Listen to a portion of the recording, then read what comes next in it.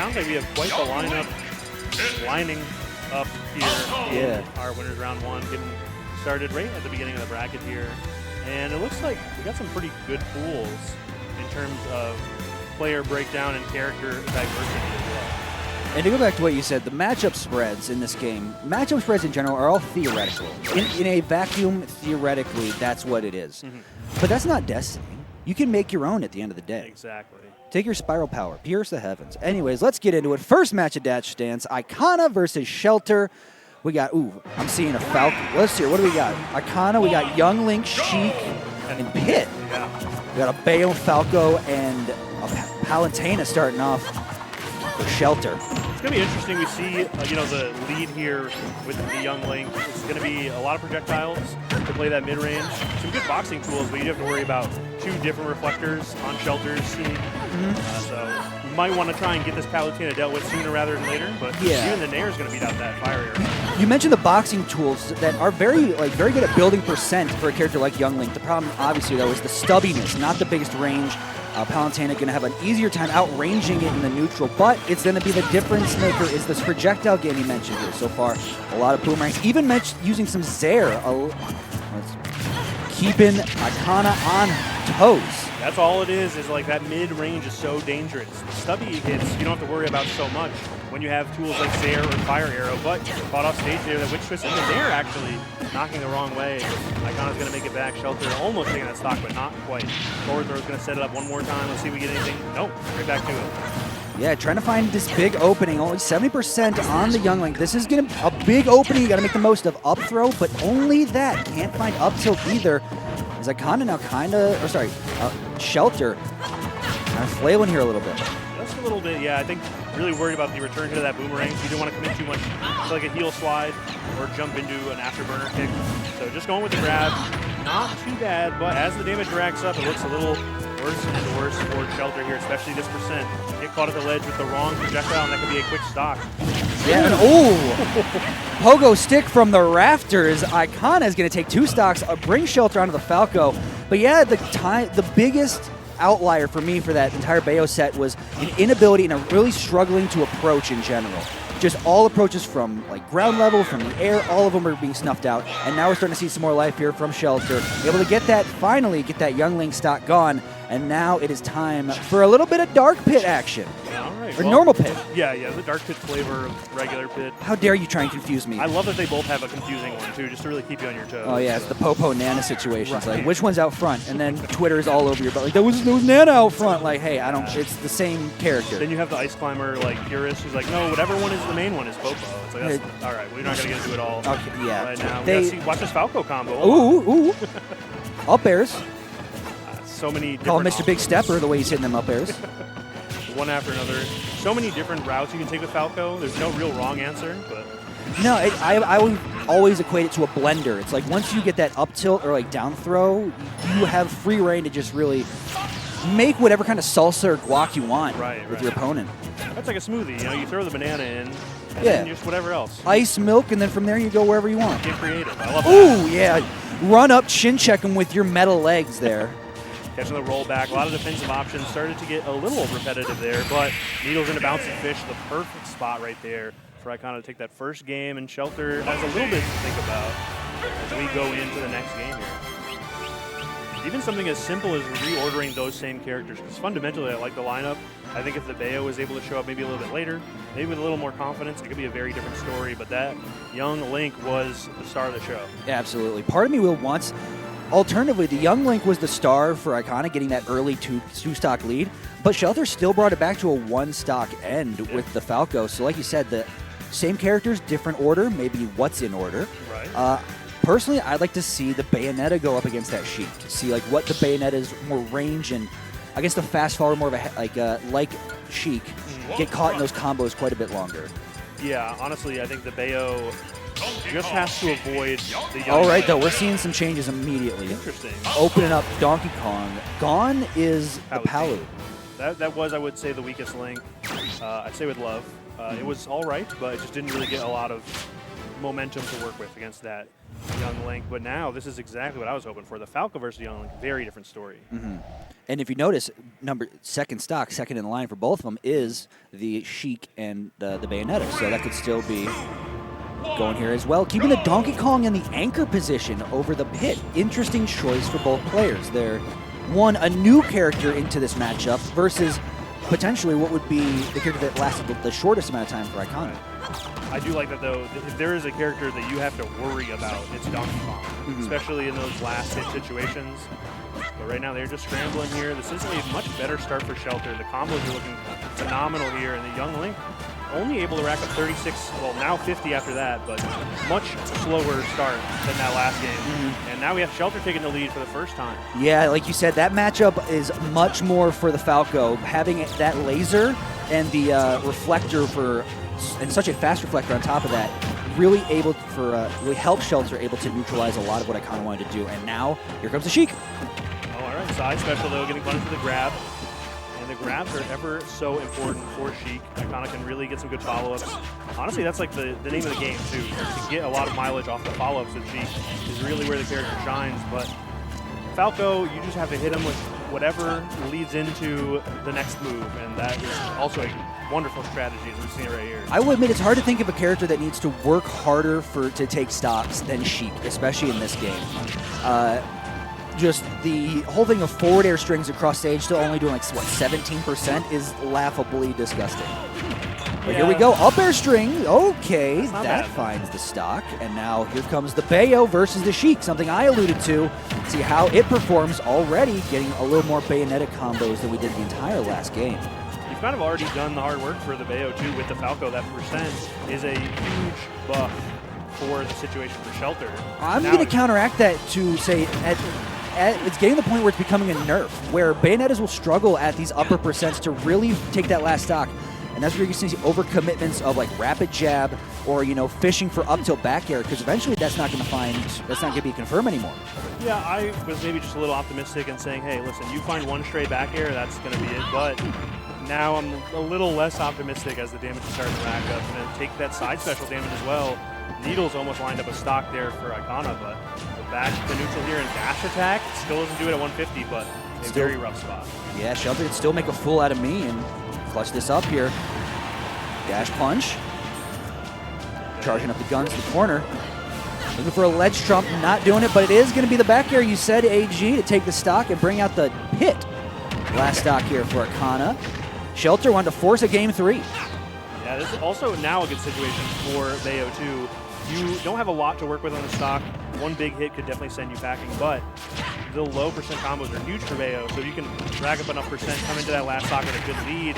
It's looking a lot better here. That Nair is not going to do it. Wow. Bats within. Oh, don't want to go too deep here. I know Bayonetta has a lot of recovery options, but they are not infinite. Just got down to the wire with that third jump there. Going to make it back to ledge one more time. Wonderful space around that back air, and I love these afterburner kicks. Shelter doing a good job of finding the openings to these Bayonetta combos, but not anything past that. Just the... Ooh, and then there's a excellently placed back air from Icona to bring out the Donkey Kong DK. And what a percent to be at. 66%. Already looking for the grab right there out of shield. You are going to take a lot of damage, but that is kind of the cost of doing business. If that down air doesn't kill, you are looking really good here as Donkey Kong. Yeah, turn around, going for down air. Looking for some big options here already. Up tilt. And good idea, but Icona could still clutch up here. Ooh. It's going to be tough, though. These up airs are looking rough. Some really good defensive options from Icona in terms of the timing on the spot dodges, but a couple more stray hits, and it's not looking too good. We might be seeing that game 3. I think Shelter had a free up B at ledge there. That was a rough landing from Icona that didn't got punished by just a simple forward air. Could have gotten more, but who's to say damage left on the table is damage that is theoretical. Back air, looks for a couple arrows. Ooh, that's going to be recovery. This is an even game here, AG. Yeah, stuck at the ledge now, though. Fighting back with the forward tilt. Shelter lining up a back air or a forward tilt. Neither are going to work, though. That defensive timing from Icona was perfect until after 7, 8, 9 correct guesses. The 10th one was the one that counted the most.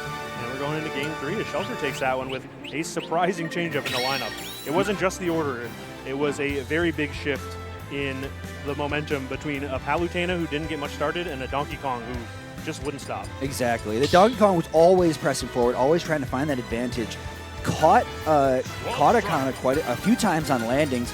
Could have potentially ended that game a bit earlier, but still was able to find the finish with a back air. And now, yeah, you're hunting for it like you're not going to your character that performs some of the best there, Shelter. Right.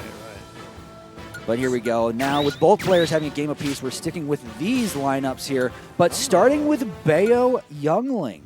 So this was something that we saw in game one just not work out. No. For Shelter, right? It was Young Link just kind of boxing out Bayo, taking a stock surprisingly early with a forward air after the mid-range fire air, I believe it was. So if there is a drastic change in that dynamic for this game, it is a great game for Shelter. But if it plays a lot like game one, we might just be seeing Icona run away with it. I like this lineup a lot more in terms of the order for Icona, as long as this one goes well. Exactly. It's all about the opening here. It's all about how this game starts so far. Bats Within not really coming into play just yet, as a very slow pogo stick. Like, I'm going to land here, and you're not going to do anything about it. It's just so dangerous. You don't even want to challenge it. You know, No. you just saw like a one little up tilt and then getting out of the way. For such a stubby sword, it just pack a punch. Yeah. Going deep for it. No bomb recovery. Doesn't need it. Instead, just reset and good air dodge through the bomb arrow. Now, so far, we're seeing Shelter manage these projectiles from Icona a whole lot better than the first time around. Down air at ledge. But now what's going to be the follow-up here? Can let Icona land? No, we reset to neutral. Yeah, no big hit after the afterburner kick. Still good damage. And does take center stage, which is huge. Now you can line up the back air or threaten the forward throw. With the bomb actually helping out a little bit there. Oh, that was such an ambitious roll. That should do it, though. Yeah, sometimes it's the simplest options. When a character has a jab, a rapid jab that just takes stocks at high enough percents, you do your best with it. Right. Sometimes it's just know that you have an inevitability there. Yeah. Okay, they're at 137. Time for punches. And if Young Link is at the ledge, you stay at the roll distance as Bayo there. What's Young Link going to do? Jump on forward air? It's too short.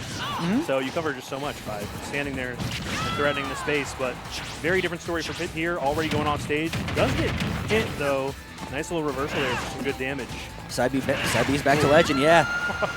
Side B's twice. They never see the second one coming, AG. No, it was such a good idea. Why not? He's going to chin check the bayonet and take another stock. But now we'll see the Falco, and immediately the Falco's off to the races with up tilt, double up air, back air, 76% and climbing. This is a blender. Yeah, it's so tough, too. Pit doesn't really have a lot of good options to get out of there. The jumps can help, too, but you don't want to jump and be wrong against Falco. It just leads into more damage. Exactly. So. Remember that old YouTube channel, Will It Blend? Yeah. This is what, Will It Blend? A pit. Most certainly in this case, as another back air is going to land. Ledge trump back air takes the stock for Shelter. To put Icona onto his last stock here in this set. Yeah, very tough. She can definitely do it, though. It's just going to be about finding those very elusive kill options, especially at this percent here. We've definitely seen them happen before. Needles being fully charged helps a lot in that regard. Going to rack up some more damage with that rapid jab.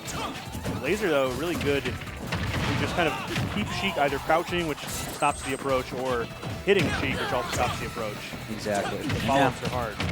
Okay, missed tech, a little follow-up there. Probably could have gotten a jab lock or something, but who's to say? There's a reason they're on the sticks. Wow. Oh, down it. Wow. What an opener, too. It just feels so hard to get hit by that. Cold Monster Hunter, it's so meaty. Yeah. All right, air dodge down here.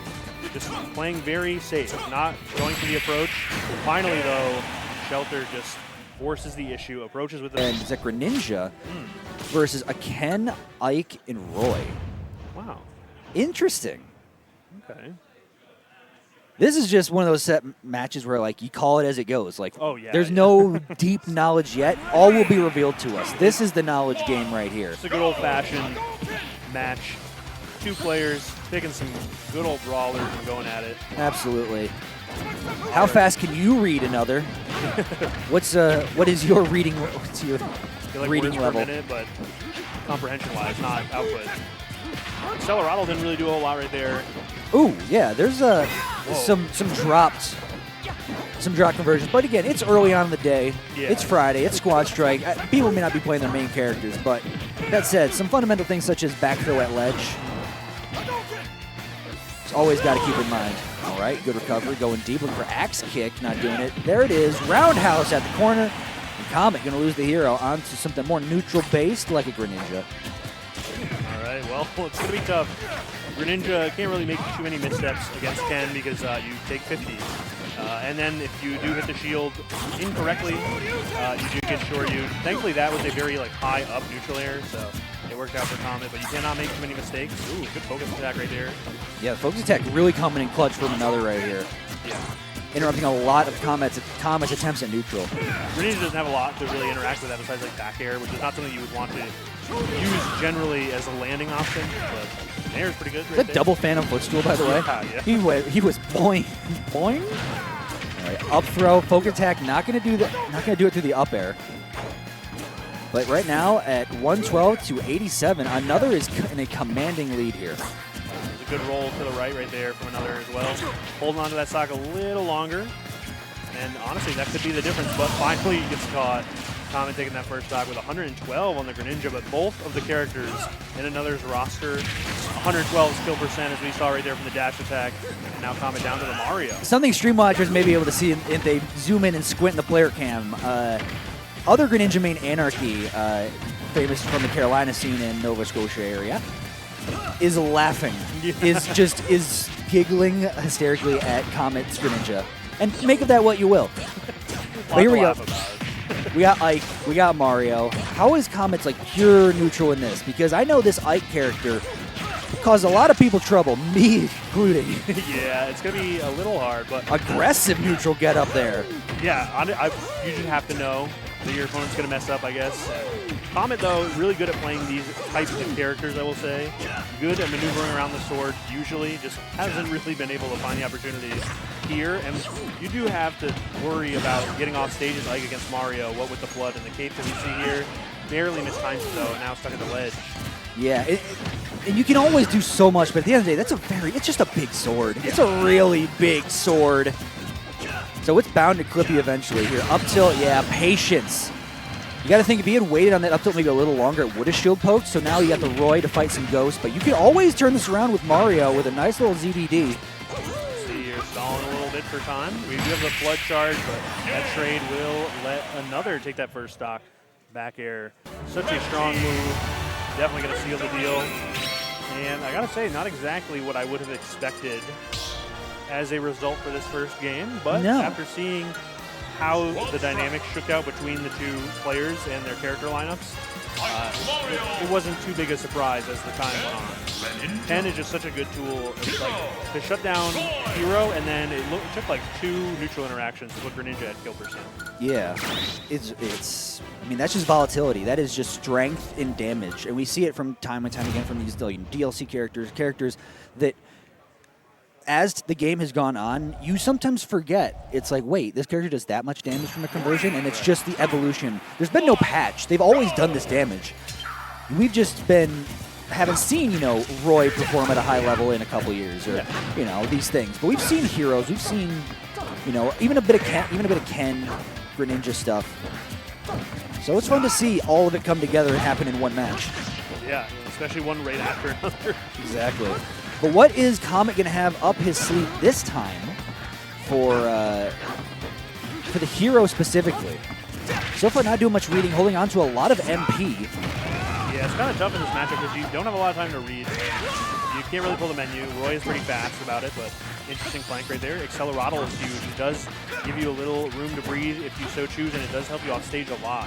Yeah. Be a difference maker. I would have thought as soon as you got Accelerado, use that as a chance to run away and get more of your buffs, like your oomph, like we're seeing right here. Forward tilt not doing it instead. It's going to be jab back air. The classic. Oh, classic. Put classic in chat if you're watching. That's just, it's been a minute since I've seen a good old Jer. And right on time, too, to make sure the oomph didn't matter. It's a really tough spot for Comet. The Mario was, I would say, the star of the show. It was, no Broadway play, but Mario definitely took the spotlight. We're looking at a one-man show, slightly off Broadway here, but it's still, he's putting his heart into it. Right. So he's giving it everything. He's giving it the sauce. He wants to make it main stage someday, but unfortunately, that is a big sword, and the critics are not kind to him. Definitely not. I just I'm a little worried about him in this middle role here. Contrived. Wow. Seen it done before. He insists upon himself. Really, just dig deep. There's more within you. You just got to find it, okay? Maybe in the next game, but for now, it is Comet finally taking that first stock with this fresh stock from the Greninja. But we said it before, too, the Ken Greninja match last game, not really Greninja favorite, so Comet's going to have to make some changes here. It's going to be really how much can another piece apart Comics Greninja here. Because a shorter character like Greninja, you can probably duck under a lot of the stuff that Ken is looking to do. Right now, though, when down smash is the finisher right there, that sweep, good golly, Miss Molly, that was some damage. Yeah. And the one thing, too, that maybe you would want to duck under is the jab starter, but you're not that short. And it does still catch you, and it leads to, so much damage. Yeah, exactly. Get up attack at ledge. Okay. Ooh, yeah, that's what you need, though. You got to hit the slip and slide. All right, there's Ike, though. One big hit. Maybe another dash attack, just like the last game. At the Great Wolf Lodge, we need another slip and slide. Yeah. Greninja fits right in. Hold on. Exactly. Big up smash, no punish. Yeah. It was a bait, simple bait. Beautiful, too. Worked out exactly as you needed it to. I love, oh my goodness, that was almost beautiful. The plan was lovely, but one missed up air traded for another, and that is... Sword Fighter is a pretty solid finisher. Yeah. Because the sword is way more deceptive for a lot of people. Okay, so we got bomb drop, we got neutral, we got missiles. We got a bit of a Samus play here. Yeah. Playing Samus without actually playing Samus, I dig it. She doesn't really fit the theme as much. No. She's too tall for this ride. We need them exactly Mii fighter size. Exactly. They got to be Mii size. Dash attack. Just a cool move, honestly. Yeah. Just full force running at you with an explosion to your face. How's this exhaust taste, bucko? Can't be good, honestly. And zeroed it so far no % on Kinjade, except for that dash attack. I'm trying to retire Commentator's Curse and turn it into Commentator's Prophecy. Oh, okay. That's the same thing either way, honestly. But one of them has a negative connotation. And that's fair, yeah. Ridley, very interesting choice here. I did like the Captain Falcon theoretically against the Gunner, but unfortunately, not really able to find a way around the projectile. Starman now stuck on the Ridley, and Ridley's gonna have a hard time in terms of avoiding projectiles with the large hurt box, but once you get in, we see how effective it can be. Oh my goodness. Oh, that's, wow. Jab 1, dash back, F smash. You are trying to be inside of your opponent's head. Listen, if Kinjade rolled, I mean, hey, that's a clip, and you put that as a clip and pin it on your blue sky or whatever. It's doing numbers. Yeah. I'm putting that on my live journal, and I'm retiring. I'm putting it on my MySpace, and Tom is saying, dude, that was sick. Yeah, that's my goal. Love me some Tom. That dude won the internet. Honestly, he won the internet before it became the internet. It's crazy. Yeah, he was like, cool, I made my money. See you, nerds. But back to this game, we still have Kinjade on the Gunner, while Starman is just slowly climbing % on this Ridley. I'm liking some of the improvisations we're seeing from Starman to get around these projectiles. We saw a side special to mix up the landing to get around one of the bomb drops. Really good stuff. But now you have to watch out for Brawler, and we talked about how interesting the dynamic of the B fighters is. It's just changed drastically. Now all of a sudden you have to worry about whatever, flip kick or uppercut. It's very funny because it just looks like the same Mii just dropped the gun and is now doing the same thing. And when he loses another stock, he's just going to pick up a sword. Wait, yeah, hold on. Maybe there's some lore to this. Yeah, I think it's just you are looking at the same Mii 3 times. You may forget for a split second which one it is. It's a good meta strategy right there. Yeah, really get inside your opponent's head. But so far, yeah, I didn't notice. This Brawler's getting pieced up. Yeah. Some good, straight hits great when we saw that fresh stock, but fortunately not able to make a lot happen. That could do it, though. Nice, strong back air. Take the stock. And now Greninja, this needs one straight hit here. Okay. Oh, back air, yeah. Not just yet. Maybe down tilt forward air. Are we high enough % for that still? Flip kick. Good recovery option. Yeah. Often the base recovery option from horizontal distance, whereas Thrupper is just your go-to for vertical. And even though it is a bad flip kick, still a good move. Oh yeah. Flip kick is just that good. Ooh, I thought forward air connected. I thought that was curtains. Nice little low profile there with the hitbox. Whoa, that would have been wild if that Thrupper hit. It's going to be Greninja taking the stock for Starman. Respawns, pick up a sword. Yeah. Tornado? Okay. Didn't know Tornado had that kind of projectile. What's the word I'm looking for? Distance range. Priority. Oh, there you go. Yeah. It's also surprising still. Yeah, Such a good move. it got rid of that big shuriken. Whoa. Okay, interesting. Really racking on the percent though. Starman's Greninja, I guess, was the sleeper pick all along. Yeah. Crazy that this is still game 1. Yeah. Players are taking their time with it. So, like, Virtue of Meat Gunner does slow down a little bit. Nice little mid-range tornado. Ooh, big forward. Oh my. Though. This would be a heck of a turnaround from Starman. Ooh, that was so smart. Using that special. I don't know about that one, though. Forward throw shouldn't do it, but it did. That's rough. Going Honestly, into the next if you're Kinjade, that's a rough game 1 because you were leading so much and so handedly, especially with, like, you almost zeroed to death the Captain Falcon. Right. And then you almost took out the Ridley, too, with your first stock, and then to fall that far behind, that's a rough one. Yeah, I was going to say, like, the Captain Falcon came and went, and then the Ridley almost lost to the Gunner. Mm-hmm. And then the Brawler just really didn't do that much. Brawler came down, landed like 2 back airs, and then just took hundreds of damage. And then, unfortunately, like, the Swordsman couldn't really do much either, so. A little rough, but, you know, actually, we've talked about it before, maybe just the order change could make a big difference. Yeah, especially with how the Greninja performed that last stock. Right. Maybe start with the Greninja and see if you can flip things around and get that 2-stock lead. How's the Greninja going to fare against the Meat Gunner, as that's a matchup that wasn't seen? The other thing I would like to see, too, is how does the Gunner act when under pressure? Like, we didn't have to see that in that first game. This time we might depend on the order, but if Gunner is the one who has to approach, like, how does that work, right? So we're going to see the Sword Fighter up first, Gunner in the middle, and Brawler up last, which I do like Brawler as the anchor just for the explosiveness that is the thrusting uppercut. Yeah. It's going to be Ridley starting out this time over on Starman's side, which I also kind of like. Ridley had a lot of momentum in that last game. Maybe we can kind of get a strong start with that instead. Yeah, it took a little bit to get the Ridley going. It had to get rid of the Meat Gunner first, but on that Meat Brawler, I blinked and all of a sudden, like, Brawler was at like 130%. Right. So really, this could be the difference maker. A good, solid opening from Starman on the Sword Fighter. Could spell curtains for Kinjade. Ooh, wow. A lot of ambitious options from Starman, and I am a little worried about how the dynamic will work between the Tornado and Ridley, but so far it's looking all right here, just about even. Nice air-to-air right there. Yeah, fantastic. There's another back air, and then you see, yeah, simple stuff. Simple stuff. Tornado at ledge. Eventually, hopefully one will hit. And if it does, they're caught in so much hit lag. Right. And if you jump, that's usually covered, as we saw with some pretty nice. Ooh, this might be. Ooh, okay. I thought so too. It's pretty nice aerials though to try and punish the jump from Starman. Kinjade wrestling backstage control, but if you hit Ridley's shield the wrong way, up smash comes out surprisingly fast when it's that first hit. Oh, it is such a quick move. Having watched Rydra perform in the state for so long, not this state, my state, Michigan, shout out. And wow, okay. Immediately we see the Meat Gunner shut me up on that tangent. We're getting right back into it. The Captain Falcon's back out, and this is how this opened up last time. It took almost 0 damage against Captain Falcon. We're gonna see if okay, already seeing a bit different.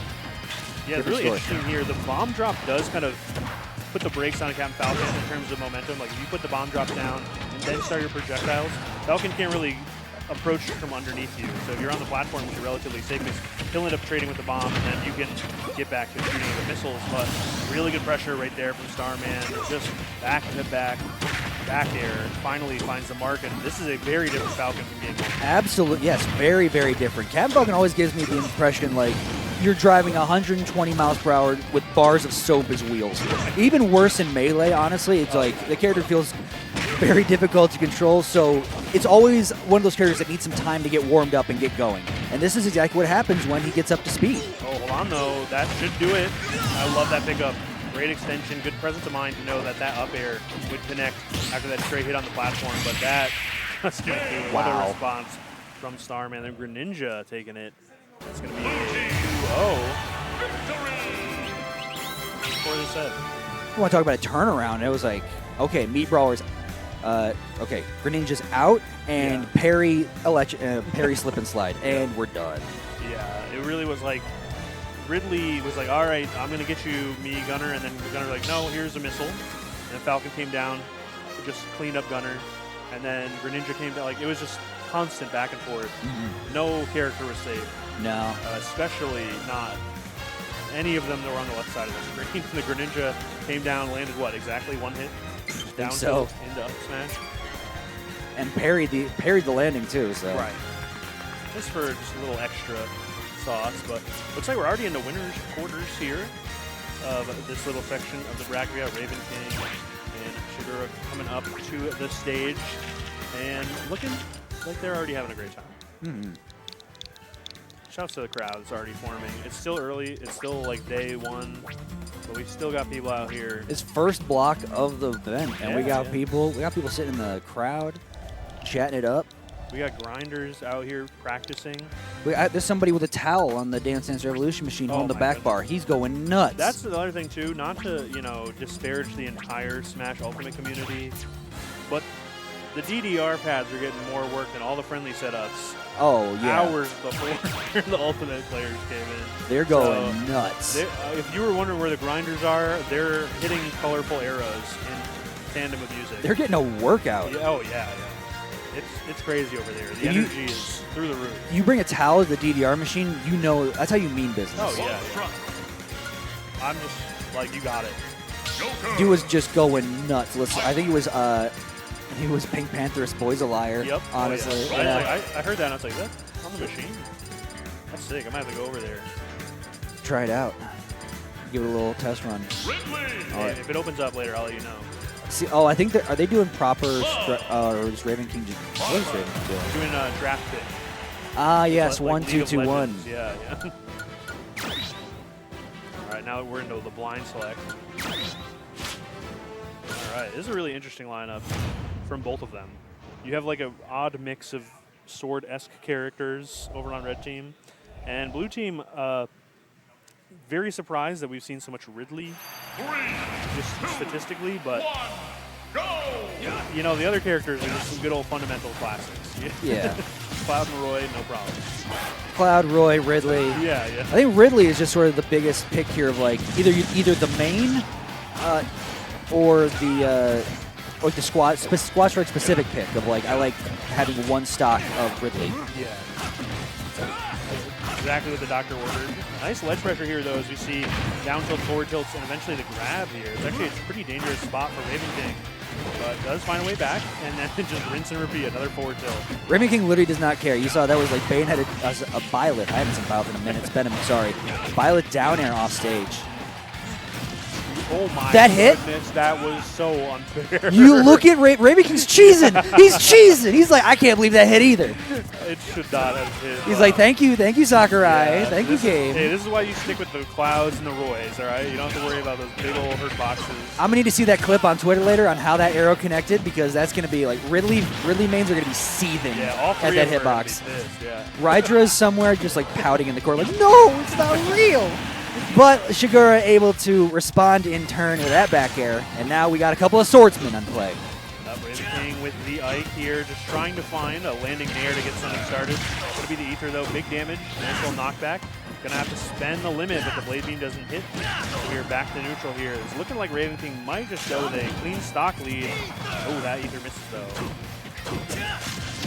Ike is becoming one of those characters that's kind of like the more interesting Lucina, which is comparing wheat toast to white toast. Right. Where just because he's bigger, has a bigger sword, the game plan is still incredibly simple. It's just nair and stuff. Yeah. It's just full hop nair. But the characters through that is just super consistent, and especially if you time it right, it's very difficult to deal with. And that's what we're seeing Shigura kind of struggle with here. There's another limits online. What are you going to do to make the most of it? Wow. Okay, interesting trade right there. Raven King going to make it back to center. Barely missing that Roy forward tilt. And nice little get out of that shield pressure situation with the Aether. But 124, any real like small hit from Roy might just do it. But let's see if Roy gets the opportunity. Gonna have to try and make it back here. It's pretty settled. Center stage, gets a little back here. 154 on the Ike, so yeah, he's gonna be, didn't charge up quick draw long enough. Yeah. Didn't want to risk overextending onto stage, but just going to fall a bit short. But now the classic, El Raven King Classico. Yeah, just about even here, too, if you ignore the percent, but okay. I was a little worried. I had no fear. I trust. He's got that. The tethers always scare me still, but big damage here. I love that counter to break it up. And Wow, Arsene that's... is coming out soon now because of that.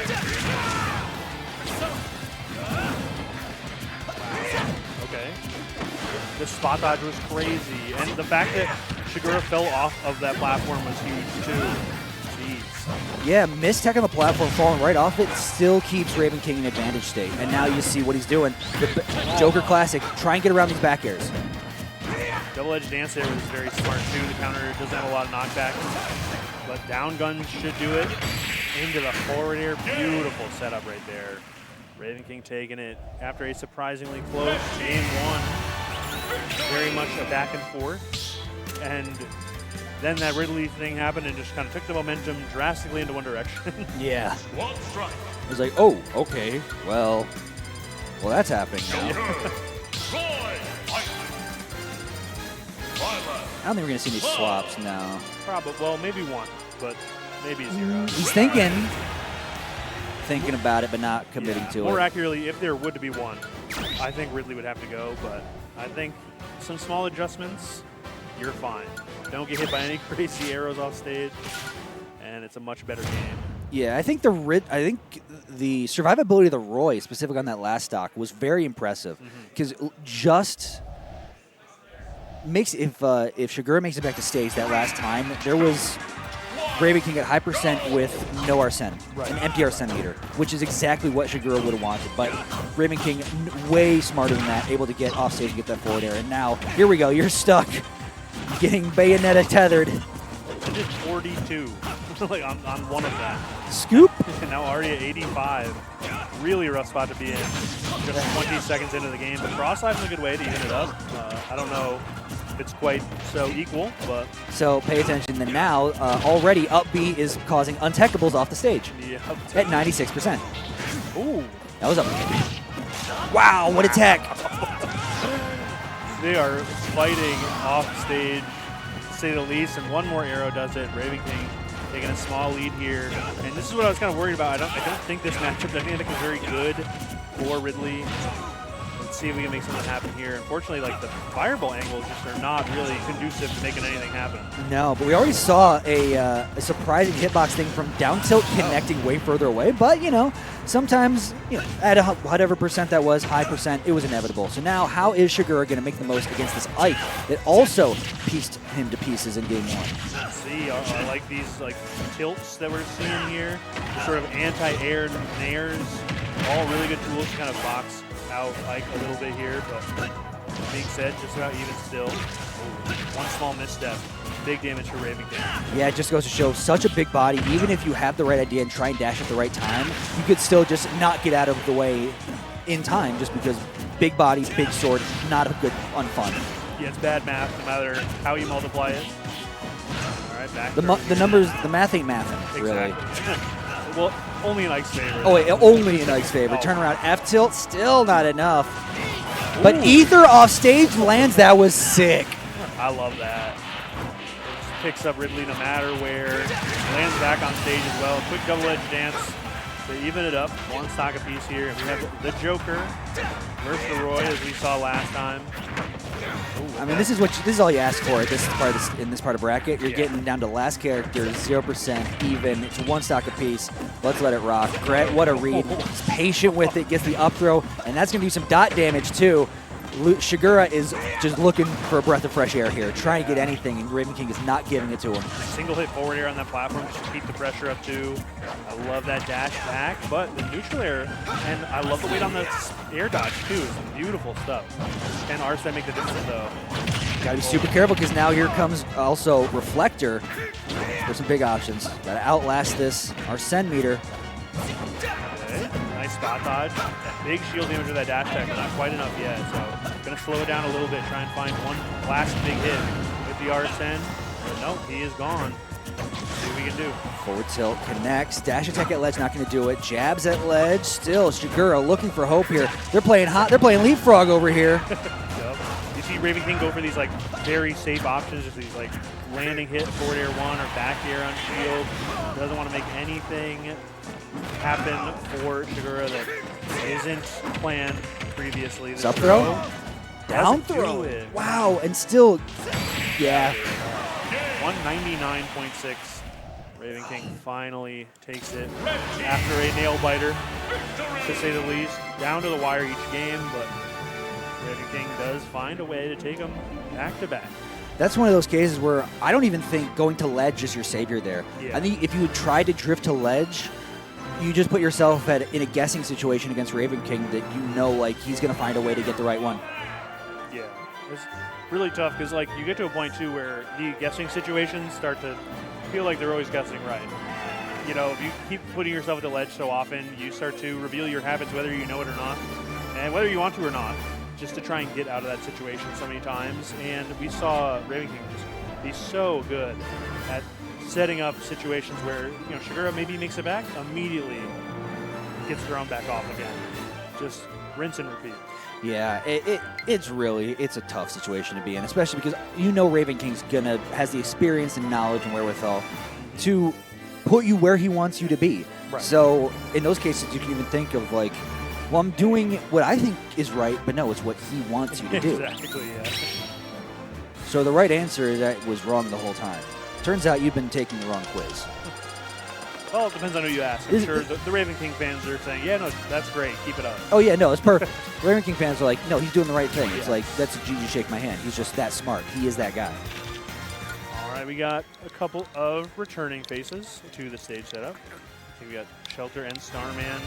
The other side of the bracket here. I think we're making some new controls, which is interesting. Maybe we got some new characters that may warrant them. I do think it's like a pretty funny oversight that Squad Strike doesn't really work with like multiple control schemes. No. So, But I mean, it's also a. do they know? Did they just go into normal? Yeah. Yeah, okay. Do they know? Are they aware? They are now. They got to figure it out. Yeah, there it is. All right. Pokemon Stadium has just kind of been the default. I wonder if we... I think a lot of times it's because players are like, stage, forget, we're doing 3 characters, dude. Yeah, I can't think of like the math behind all of the different dynamics and like, you know, I do have to do like a heat map of which maps are good for which matchups that we may or may not interact with. If you're doing that, you're doing the equivalent of like sports gambling on preseason games. Right, like, dude, you're going too deep into it. Yeah, put down the DraftKings, get back in the game. I once sat next to a dude at an AHL playoff game, Arena Hockey League, the level before the NHL, and he was cheering for the over. And I'm like, where do you find that in the app? He's like, you got to go hunting for it. And like, Yeah. I bit my tongue. I just want to say to him, you have a problem. After you lose enough, they invite you to like the second app, and that's where the overs are. You know? Exactly. You got to find, like, that's where you're betting on WNBA. You're betting on high school, baseball. You're betting on like coin flips. at the Exactly. game, yeah. Whether the timer's odd or even at the end of the game. Oh my gosh, so true. All right, so we saw a little bit of this before. Oh, Shelter was gold hat. Oh, okay, yeah, I was gonna say, it's like, I don't think it's Starman. That would explain the control change. Yes, yeah. I was just like, oh, maybe this person's holding Starman's spot, but no, it is gold hat with another young Link. We got Falco as well. Falco, Bayo, Palutena, which has been So like a pretty good lineup. The Palutena is back for Shelter. Right. Not sticking with the DK. I think that's so far paying off because he started with the Falco. But we're going to see how the Palutena performs. Obviously, I think this is a case where one game, what in the world, dude? You want to talk on that? Yeah, just the fact that you went from coast to coast, Pokemon Stadium, and then just that dash attack got beat out by a spot dodge, and Dude, there it was. I mean, Yeah. if you heard it, you heard it. I knew once I heard piece of cake, I was like, oh, that's a misinput. And then I heard pizza, and I was like, yeah, okay, that's what we're looking for. Okay, nice little recovery here. Goes high. Only takes one up air after all that other pressure. I think that's like a pretty good trade. And now just going to try and rack up some damage with the laser before you kind of have to deal with the inevitability of losing this stock to Falcon Dive. But Or do you have to lose this stock? As a down air finish from Shelter is going to look for that spike, but Gold Hat's like, no. How does size 12 taste, Birdo? Bird boy. I don't think you like that one very much. I like to think that the characters talk to each other like that in the game. Like they're just trash talking. Oh, they're like, okay, yeah. When they land big moves, like Captain Falcon's like, how's that boot taste, bird brain? Right, they're not mic'd up, so you can't hear it. No. Except for the grunts are like pre-programmed. They're Yeah. all the damage. Or Roy just actually yells that loud when he gets star KO'd. Oh, okay. Ooh, all right. Looking for an aggressive landing there, Gold Hat. Unfortunately, not finding it. But Rapid Jab at ledge is going to build a lot of percent. Finish it with 76 off the stage. And yeah, you're just kind of hoping for the best in that case. You're looking for that down air off stage to try. You got to make big bets to make big comebacks. Yeah, like that one guy at AHL. Exactly. Okay, I like the jab check into sort of run back. Didn't really work out there, but theoretically pretty good. And the down smash is beautiful. Falcon with a pretty miserable animation on the Falcon dive if you don't snap the ledge. He's got this very exaggerated kind of flop over of the flip, which got caught by the down smash there. Really good presence of mind to know that maybe Falcon was just a little too far from the ledge. Yeah. Good old down smash. Great move. So such a satisfying finish too. Are we thinking? Okay. I mean, Palutena didn't really have a chance to No, even. yeah.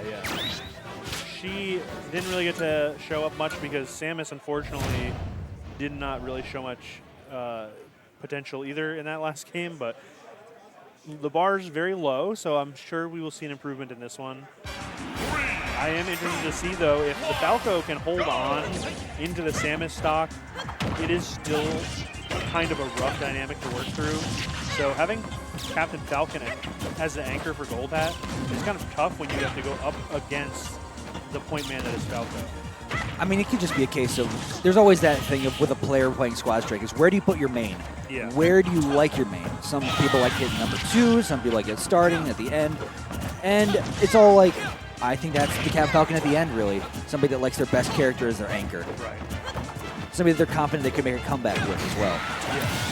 Which they're gonna have, which Gold Hat is gonna have to do for this game. Is already only 27% on the Falco. Shelter is playing hot right now. Yeah, definitely. We do see some good damage though.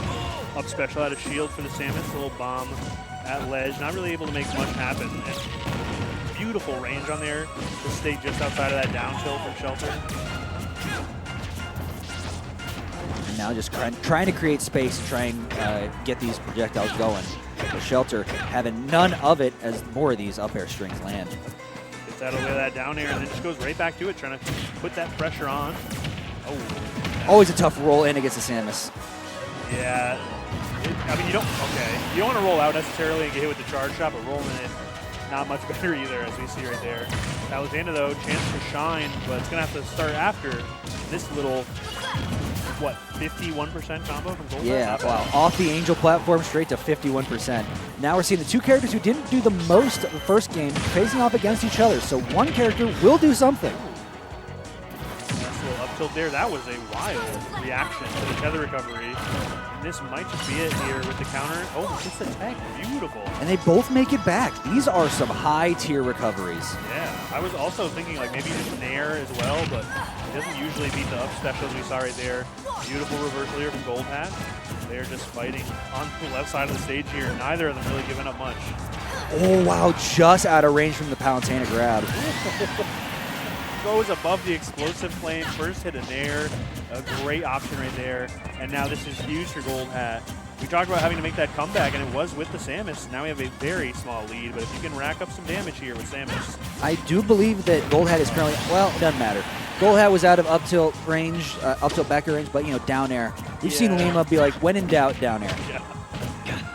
Okay. Here we go. Last stock apiece here. Captain Falcon versus Bayonetta. Ooh, good heel slide right there. Good air dodge in response to that one. It gets called out. Big damage right here. Misses that witch twist, though. Very surprising. This definitely feels like whoever gets in advantage state is going to be able to take it a mile. Yeah. So far, we're seeing that Bayonetta. We know Bayonetta can do that. But Gold Hat has to show a little bit of life here this last stock at 105. You can't be betting on Rage. Even though it's already building, you've got to find a way to get in on this Bayonetta. Open up the Witch. And take her to the blast zone. Right now we see Gold Hat trying to play reactive instead, going for Falcon dives on these small missteps in the shield pressure. Nice, I like that spot dive. Huge opportunity. Bats with. Yeah, no, that's bats within. Nothing after. Yeah, just every time when you are feeling the most confident is exactly when it happens. Same thing with Pyramithra Foresight. Ooh! 152. Catches the landing, not hitting a button. Very surprising to me. We are going to get 3. Yeah, especially after that game 1. I was thinking, ooh, this might not, this is like, how did Gold Hat winner semis? Well, you got to see something here. But we saw plenty that game 2, finishing with a nice dominant up smash and still stayed calm, stayed cool, and stayed collected, even as the Captain Falcon climbed like 157%. Yeah, that's so brave too, because like you have to think like, oh, Bayonetta's probably looking for a back air. I can't really make any mistakes if the Bayonetta is landing on me. And then goes for an up smash anyway and finds the mark. And it also killed too, which is surprising. That's the game in one move. It's like that up smash doesn't land, Bayonetta gets back air, and then that's a 2-0. So that was literally betting the game on that up smash, and it worked. Yep. Something that the guy at Arena Hockey League wishes he could do. But you're going to the next He game. did hit that. He did hit that bet, by the way. I'll give it up. Problem was he was cheering for the other team, so it would happen. And that was the biggest gripe with me. Yeah, can't have that. But here we go, starting game number 3, starting with the 2 hottest characters these players play. We got the Captain Falcon and the Falco. Bird versus Man Bird. And you see back throw off stage, down tilt, catching the flash. Now ready. Roll in, looking for up tilt again. Once you get this blender started, 45%, a lot of more damage you can get off one simple up tilt. Baits out the approach right there. Doesn't get a whole lot after that down air though. I like the weight on that, but even better patience coming in from Gold Hat. Gets the Falcon dive, looking for the knee as well. Shelter not giving it up, playing reserve. Just going for a few safe hits. But the back air catches the approach. Good stuff from Gold Hat. I think Shelter played that one too aggressive. I'm gonna say it. I think Shelter should have taken that first stock and really focused on the projectile game and keeping Gold Hat away. Especially at Captain Falcon, you don't want to be up and close boxing because that's what's gonna happen. Now, what the Palutena do? What'd it do? What she got? Right now, it's some good old-fashioned neutral airs, and this should be a little down throw back air threat. But the jump away is gonna help out. Gold Hat gets out of the situation, but right back into it on the left side. Explosive Flame's a little too close. You have to remember how fast Falcon can be, but beautiful pickup right there. That up tilt, a surprising finish from just one straight hit of the neutral air. Yeah, the up tilt catches a lot of people. I know plenty of Palutenas. Arc D, another Palutena who's in attendance today, loves drag down there up tilt as a finisher when nothing else seems to be working. So when in doubt, it seems to be the go-to to really guarantee stuff. Right now, though, Gold Hat has the Young Link online, looking to get that projectile game started. Something we saw Shelter struggle a bit before, going back to the first game today for Zakana. But how's this going to fare? Different player, different Young Link. Yeah, I think we're still seeing that same dynamic, though. It's like Palu has a bit of a hard time dealing with the projectiles. Sure, they can flank, but like Young Link just has another one ready. And then one straight hit, you have to worry about up air taking the stock, forward air taking the stock, up special, like pretty much anything will do it. Yeah, Shelter's showing very little fear here, despite being at 150 against the Young Link that at any point could land like an F-tilt or what have you. Really showing absolutely just being up close against the Young Link, and how Gold Hat is unable to find the big finish. Right here though, bomb, boomerang, forward air. 1, 2, 3, and goodbye to Palutena. From off the stage too, you think you're safe recovering, and then you get hit with just about everything. Good damage to get it started here. Was holding down center stage, but heel slide reverses the situation, doesn't get the back air. But Gold Hat holding on still at 101. Shelter looking to try and take this Young Link stock. Knows that Shelter has to approach, has to find a way in, and those heel slides are always going to be punished if you're Gold Hat, especially at this point. You got to catch them running away, but it's tough to do that when you got a boomerang in your face. Okay, I was going to say these projectiles are dangerous. Bats within does slow it down a little bit. I like that response too. Waits for the landing to get the down tilt. Big witch twist here, not getting the back air, and then it's an immediate reversal. More than anything, oh sorry. Go ahead. More than anything though, these projectiles are being consistent. They're consistently adding damage onto Shelter, whose Gold Hat though still has another stock online with 103. Here comes the Samus. That's kind of tough. 103, Samus has a lot to work with here in terms of flow charts. We can see these mid-charge shots or low-charge shots leading the stocks, and one miss space on the aerial approach. Forward air will do it, back air will do it. First hit a neutral air even. Dash attack as a jump scare can do it. Right. Very tense situation here. It feels even. The one thing you don't want though is for Gold Hat is to fumble a recovery here. Right. Oh, that'll do Oh, to the moon! Beautiful. That is another thing. Interesting lineup here. Karu with the Rob starting off, which is not a character we've seen despite his popularity. And then I just love the drastic shift in dynamic. Because it goes Rob, Kazuya, Richter. Like you're going to be running away from one character, running towards the other character. You're probably not going to have a good time during any of the stocks, to say the least. It's going to be 3 different ways to play, and each one is not going to be very fun to play against. Right. Especially if you're Starman with this Captain Falcon right now, you're already getting pieced up by the Rob. Gyro out and active, struggling to approach in any which way because of this projectile game, but you're still finding your pieces. Ooh, okay. Down throw right there, not going to get the back air. Rob always has such an easy time when you have the ability to just go high.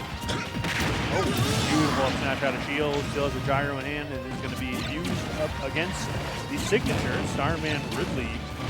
See if Ridley can get around all these projectiles, though. I mean, if Captain Falcon can't, I can't imagine Ridley is going to have a good time. And I think it seems to be the thought process behind the Rob pick is 100% 0 to deaths. It's the spin cycle finish. And that's what we're seeing a lot. Just these setups of Z drop, gyro, nair. It's all the starting pieces of that recipe. Right. All right. So we got here is going to be the side special into the down air. Side special not grabbing a ledge. It's pretty much the death sentence. It's up to Karu to miss, and Karu not one to miss historically, but Starman does finally find that first stock. We have the Kazuya coming down, and I'm scared. I'm tense. He came down from Angel Platform and just immediately started wave dashing. Turned into a devil and then shot a laser, all still while invincible. Yeah, and there's nothing you could have done about it. Good thing he was on the other side of the stage. True. Oh, wow. Snuck under that hitbox from Starman with the electric. So tough. Turnaround, not getting the direction of the laser, but still able to make it back. Okay. Makes it back with the dodge as well. Really good routes here from Karu. I like that timing, though. Starman immediately gets hit with an electric. Doesn't get hit with the spike of the nair to go for like the Furps on the platform, but then the good old dragon uppercut will take it anyway. You can't really trade with that move. You can definitely hit Kazuya while he does it, but to call it a trade would be very, very polite. No, there's no trading there. It's like, you get hit. It's more of like you die and he happens to get hit as well. Exactly. Yeah. Because dang, I thought miss the first tech. Okay, we get a little bit more neutral. Never mind, because that was I'm surprised it connected, but it was right there on the money. Oh yeah. That normal God Fister, I think. What's that? The thing that killed? Yeah. The normal God Fist, I think. Or no? No, it was the Dragon uppercut. Dragon uppercut, yeah. The hold command, which just has like surprisingly insane knockback. I mean, he needs it. I know. I've seen that move exactly hit people that hang on to ledge too long. Yes, yeah. And that's always a fun kill frame where it's like, huh? Right, they're down here and like he's punching up here. He's left the ground. The punch. It's an uppercut, so he's left the ground and still connects. Wow. He's got like a hitbox on his knee. His toesies is like, wow. Why does he punch with his feet? Hey, he's really into martial arts. It's a full body thing for him. It's a full body sport, full contact sport. Just like this is going to be, that's a chin check uppercut. And holding onto the rage drive ever so important. As I say that though, not going to be able to hold on to it much longer. You might want to try and get some use out of it while you can. Possibly from ledge here. Oh no, turn around, it's gone. Still surviving, but no rage drive. Ooh, that dodge was a little early, but it was more so the bait from Starman that worked out. Good stuff. And if you can manage or weather the storm here. That is the Rob, as you said, looking for those 0 to deaths. Off stage, you get to forward air, immediately off stage. Yeah, you know the vibes. Yeah. You're looking for spin cycle. We're spinning. It's looking a little bit better for Starman, though, especially if Kazuya is out of the equation. If the Rob doesn't run away with it, we're seeing a much better game here. Oh, wow. Really very aggressive decision there to just charge up smash instead of chasing with the forward air, up air. That still costs we could have taken a stock. If DI guesses incorrectly, but you're stuck in, we call that the meat grinder. You're in between a rock and a hard place, buddy. I didn't think the gyro would knock Ridley back so far, but it is Ridley, so it all worked out for, well, Karu specifically. It didn't work out for Starman, but, oh, fighting back. I like this. Oh, 2 jabs. Wow. Oh, finally, though, hey, if at first it don't work, try again. So now we see from the Rob to the Richter. This is the first time we're seeing the Richter as well. I'm kind of interested to see what the dynamic looks like. I mean, Greninja does have a lot of agility, but usually has to approach in some of the lanes that Richter is like very excited to shut down anyway, with like cross and forward build. Yeah, like how are you going to stay out of the Belmont zone, which I haven't said in years? My goodness. Fire, okay. Avoiding it with the forward air. But it's just a case of like, this is a small frog. This is a frog that can really get short, but wow. Shut me up real quick with that back air. Still catching him on ledge. That'll do it. What do you do? What do you do, AG? Go to the next one. A tough matchup for a lot of ways. We haven't seen the Incineroar really perform at levels for a while for reasons, but how the Incineroar performs against the Steve is a tough ask because Stubby character doesn't really have the means to get around the blocks like some other characters that can perform that well, like swords, what have you. DK probably would have been a much better matchup for this, but still making a way around and getting the grab. I think like the joy of Squad Strike though is you just have to get a couple of good hits. You only need the 1 stock of Steve. It's not so much of a slog as it is like 3 Incineroar stocks versus 3 Steve stocks. Like you could definitely get what 1 or 2 Alolan whips this percent, and you're looking great. But this is also the tough part is as soon as Atada got Diamond, you see Sir Dank just like setting up the. I'm trying to say stuff here. Set up the crafting table to immediately be destroyed. Right. But eventually, it's like he will still get the diamond, just like he will still get that anvil stock right there. Now, also, I will say it looks a lot. If you don't get that Steve stock first or soon, that's when it kind of starts to get away from you. Once Steve has a lot of resources to work with, a lot of iron, even just stone, because like you might have a hard time getting through the stone blocks. It can get a little rough. 154 though, good forward throw to do it here. Down smash certainly will. And we are keeping it even. Got caught hanging on the ledge for a bit too long. Them fingies were just prime pickings for the down smash. All right, but now we have the classic S from Okada. It's going to be, it looked like a forward air right there, but it's going to be a down smash instead. So the DK is the anchor for Atada today. That is confidence in your main. This is one of those things of you see the main play second. Right. Whereas for Sir Dank, Captain Falcon's the anchor. It's that way you approach Squad Strike that really opens up avenues for strategy and how you want to play against each individual opponent. Right. Sweet science, if you will. That's a perfect way to put it. These PK Fires for Atada have been pretty phenomenal as sort of combo starters, but the star of the show has got to be the down smash. Great tool to edgeguard Pit and a lot of other characters, but maybe we'll see more of that in this stock here. So far, little combo starter, another forward or the up air into an attempt of a forward air, but only 37%. Not too bad. Sir Dank's been here plenty of times before, and he knows if you want to succeed, you have to challenge Atada off stage. But, you know, if he had the tech, he could have lived. It wasn't untechable to my knowledge. But a great game. We did not get to see the Donkey Kong quite yet, but very close to seeing it. Like, like you said, if you got the tech, makes it back, could have been a very different game. But unfortunately, not in the cards. Going to go right to the next game instead. We got the Steve, the Donkey Kong, and the Ness from Atada. And it looks like some contemplating from Sir Dank. And they're locking it right back in. But no character swaps. Taking a sec just to think. Take every second you can when you're on stage, really. That's sort of the pro difference is some new players are just so gung-ho to be like, next game, next game, next game. But you got to give yourself a bit of time to think.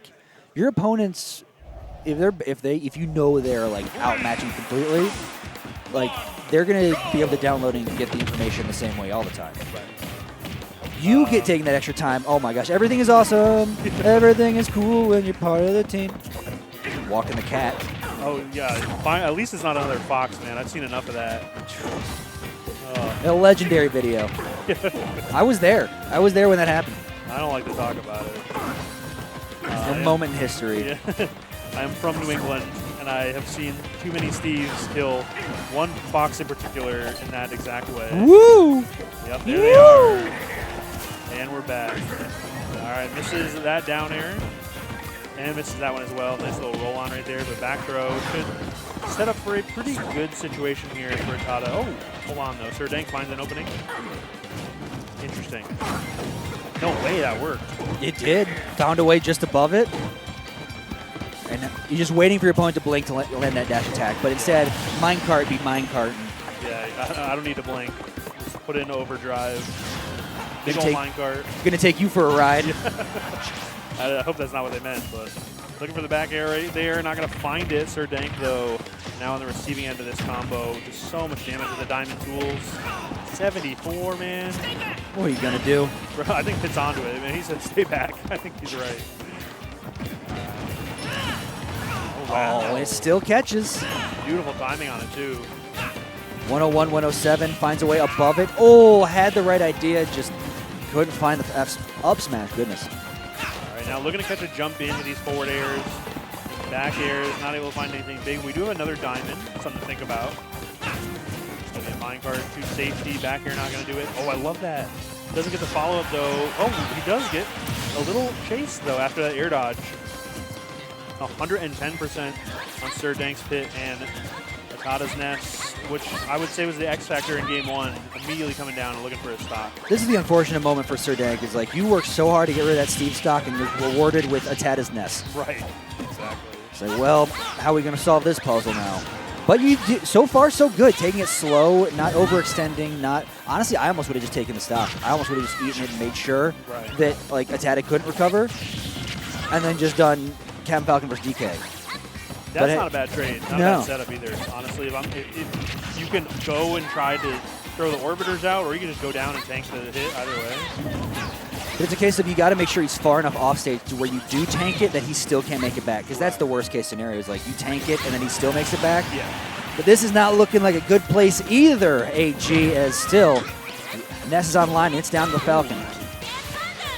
Okay, not going to get that down air. We do need a big hit for the Sir Dank fan club. Falcon Dive not going to do it. No huge punish though. It's not looking for maybe something a little more reactive.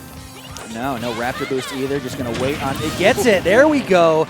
Gets the big boot. Here comes the DK. Last stock. Sir Dank has some signs of life, and this is what right when he needed it too. Yep, 22% off of that Falcon Dive. Big back air and a down air. Well timed to dodge and recovery though from Sir Dank. Still holding on. I am liking the shift that we're seeing here. Big up airs. That air dodge could have been punished drastically, but it's going to be a little cargo throw. Oh my God, get out of there. Oh my gosh, so many scary places. So many scary things could happen from there. Oh, big head. That jump was huge. Donk, donk, no grab. We just standing grab both times. Wow, the forward air. Doesn't do it. He's still holding on. Big knee, not enough. Double up air off the Donkey Kong. That's crazy. Now Sir Dank has to really dig deep. Oh my gosh, you got clipped by the money clipper. Oh my goodness, another up air. These down specials are so funny. That was like the last. The Dominator versus Raven King, a Wolf, a Joker, and a Mario. Oh, okay. It's 2019 in that character selection. And the tag, dude, so close. Oh. We get a throwback, baby. What year is it? COVID hasn't hit? Oh, my gosh. It's a different world. Take me back, please. Myra and Mithra, wake up. It's Ike versus Wolf. Steve, it'd be really funny if he was in the game, right? Yeah. Come on, we got to go to the local. We got 30 people this week. Love that counter on a special from the Wolf. The Dominator now down to the Joker. So a little confusing with the overlap, but it's going to be a Dominator now taking this little combo here from Raven King. The landing nairs lead to so much for Ike. You got to watch out for him. Raven King's, most of his brand revolves around the blue Joker, so it's pretty easy to make a distinction. But I will say the Ike is putting in the work against Dominator. Getting rid of the Wolf so fast just goes to show, like, the big sword, it doesn't have to be the flashiest. It's just got to hit hard. Right. But here we go. Raven King obviously knows what's going to be happening against this Joker. Arsene is out. Not going to quick draw into the encounter, but jab off stage. It's good. You don't need a whole lot right now. You just get a little extra room to breathe, a little less time with Arsene, which, as you can see, is very much appreciated because that guy's mean. And now we have the Byleth coming down. And the Byleth was really good at low percent damage racking combos and some stray arrows off the side. But I wonder with Joker's recovery route if we'll see as many explosive options from Raven King, or if maybe this is a good chance for Dominator to kind of run away with it, or at least just get some momentum. Exactly, because Byleth, it's been a minute since I've seen this character. I want to say so many different things. Byleth, not the fastest, but definitely still hits hard. So you got to be careful with things like down tilt, up air, up smash. You won't want to be caught in any kind of disadvantaged state, especially at 133 with the sweet spot in those forward airs and back airs. But so far, Dominator doing a great job of staying alive and surviving, letting things like Saibi to put that dot damage on all right and almost taking the stock. All right, going deep with the back air, but it's going to be the up air from the ledge as they both jump on. Dominator now on the Mario. A very great anchor here, especially while Raven King's at 113 here on the Mario. Sorry, on the Byleth. As the Mario tries to take the stock, it's going to be a couple of dash attacks instead. Fireball, and there's a little side B. Looks like they're both playing very reserved right now for very different reasons. I love that spot dodge up smash. Oh, it's so good. Like little broken ankles, and then here's the noggin. It's just so well timed too. The grab cooldown lines up perfectly with the active frame of the up smash. But there it is. That's signature blue Joker, as you mentioned, and Mario not looking too hot at 89%. No. And climbing fast too, 101. If you're Dominator, you have to find down tilt, something to get him off stage. Good for an up air, maybe to catch a jump. Oh, this is dangerous though. Down gun's very good tool to kind of break that up. Takes a little bit of the wind out of Mario's sails. Help secure yourself a safe landing. Gives yourself safe passage through the harbor. Shout out, unfortunately, we remember this weekend the wreck of the Edmund Fitzgerald. 50 years ago. In 3 days. But we got Arsene coming in just in time. 137 is basically asking for any stray hit. Forward tilt should do it just fine. The Gales of Raven King are coming early as that counter off stage takes game number 1. Yeah, I was going to say, if it does not take the stock with a forward tilt, Mario is in a miserable position. The only thing Mario can do in that situation is just recover straight up or try and fight back. And if you know that Mario isn't going to throw a move out, you can just go out there with a pretty long-lasting neutral air or something like forward air would do it. So Mario's kind of incentivized to fight back there, which also just happens to lose the counter. So yeah, really tough lose-lose there. But pick your poison situation. Right. And either way, it is poison. Raven King immediately running it back as we see Dominator think about a third character. Oh, we're big thinking here. That Wolf was so ineffective that Dominator's really thinking hard here. Yeah. Palutena still going back to it. It's what's your best option here? What else you got? Banjo. Okay, coward. It's going to be another Palutena appearance and another character that I would say has maybe not aged as well as some of the others. The game is old. The game's been around for a while.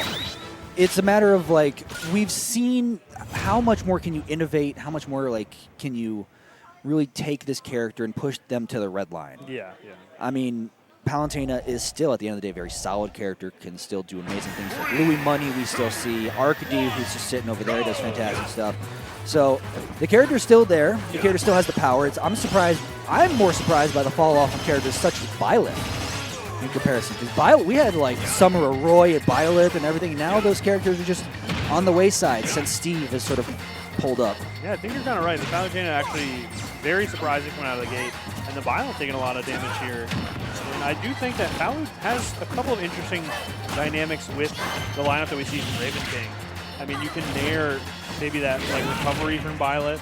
You can play this mid-range where Byleth suffers a little bit, and you do have counter and sort of wind boxes to try and mess with Ike's recovery as well. We'll see. Maybe actually that was exactly what we needed, and is already doing way better than the Wolf. I mean, you're right. So far, so good. Gets that down tilt, parries the dash attack, and all okay.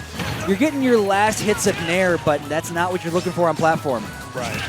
Quick draw connects, and now Raven King looking for his opening. But we're getting some platform cancels, which is always good to see from Palutena. Yeah. I love to all of that neutral air damage that we saw, a whopping like 30, and up air immediately evens up the stocks. 42%, a pretty nice little cushion for Dominator to work with, but we've seen Raven King rack it up just as fast, and honestly, probably even more percent in fewer time. That's the danger of getting clipped. You see just how big this sword is. That's a long backswing for the up air too. You got to clear a lot of space to get away from him. Yeah. Right now, again, you just see he's just sharking it, hunting for it. Quick draw lands. What a turnaround grab, back throw, okay. You don't want to get overzealous here in this because you know Raven King is super ready to just rip Aether. Right. Yeah, we saw Dominator just kind of like retreat, throw out a couple of aerials to try and find something, but not go for anything too overzealous. Good forward tilt right here. It doesn't get the counter though on the quick draw. Really tough spot to be in, but does make it back. Halfway down of Arsene, you had Raven King at ledge in disadvantage, and now you got to still find a way to take this stock. You got him again, but he just gets up and forward tilts right in your general direction, and you just got to take that like a man. The empowered side special is going to rack up some damage too, close to 200%. So up air should do it, back air certainly. And we're getting to a throw kill, but it's going to be another probably, well, now it changes actually. Now the Joker's out of it, so now we just need Mario back throw here. Somebody got caught jumping, and that super armor is super armoring through all of Mario's down air. Wow, crazy jump over that fireball. Really credit the needle. It looked like Dominator was trying to follow up on it, but instead took 43.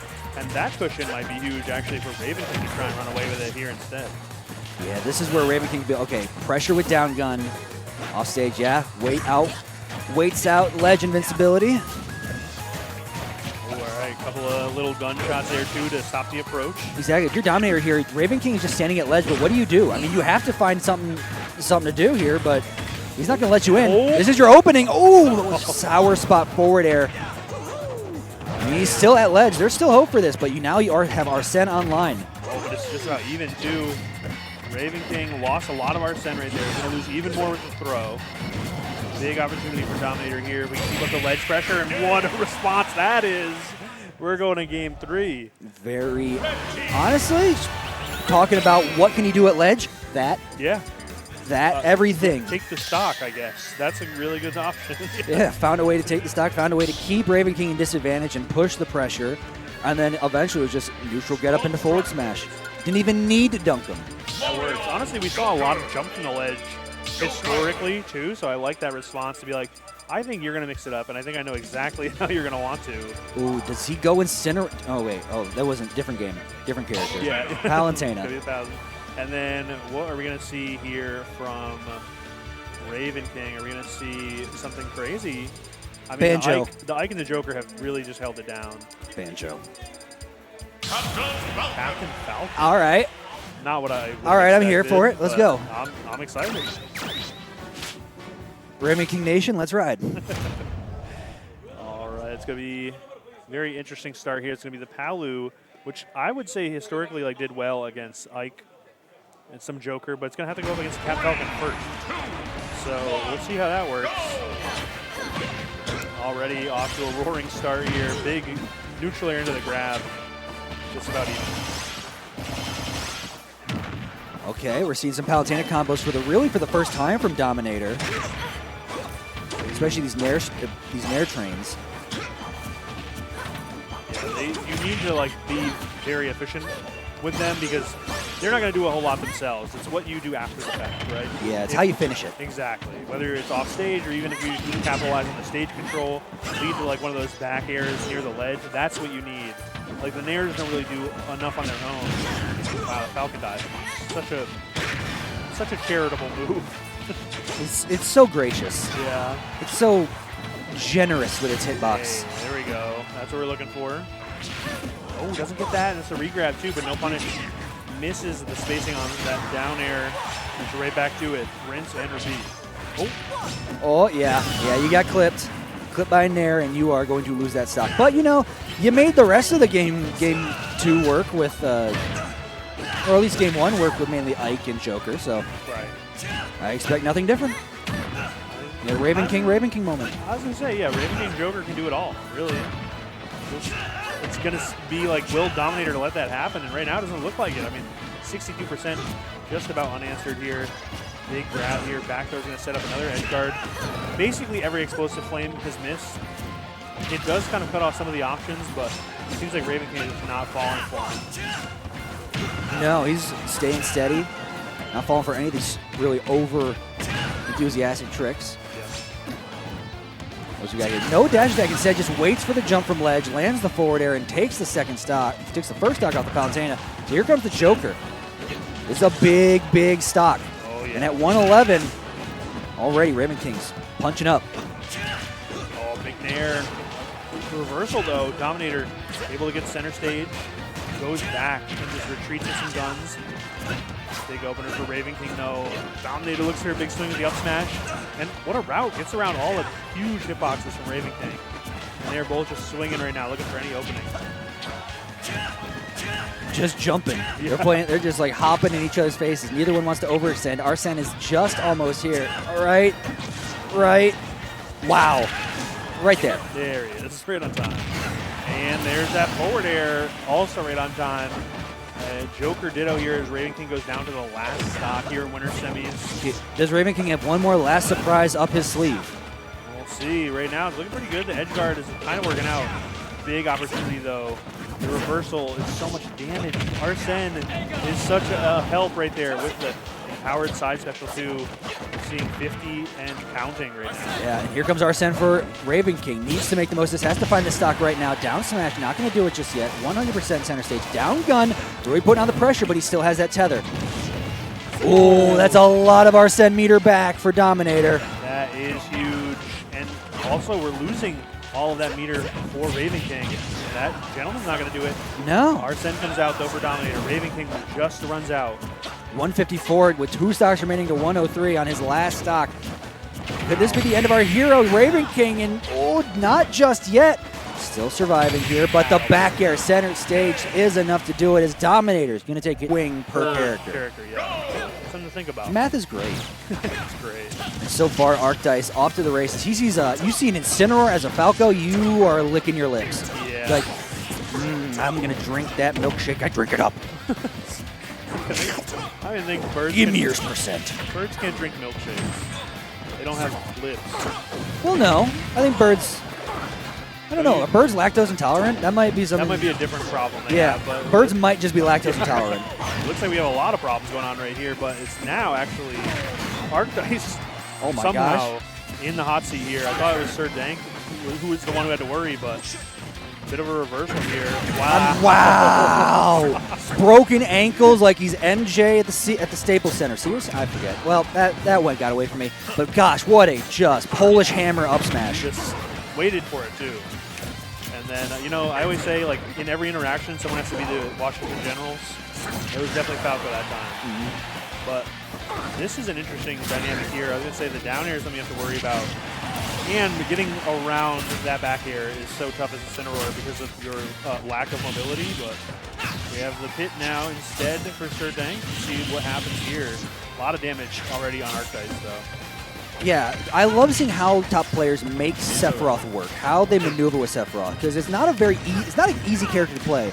Your only real good get-off-me tool is Nair, and even then, like, your jab is slow. You're always kind of fishing from this mid to long range to try and get in. And we're seeing Arcdice make great use of it right now.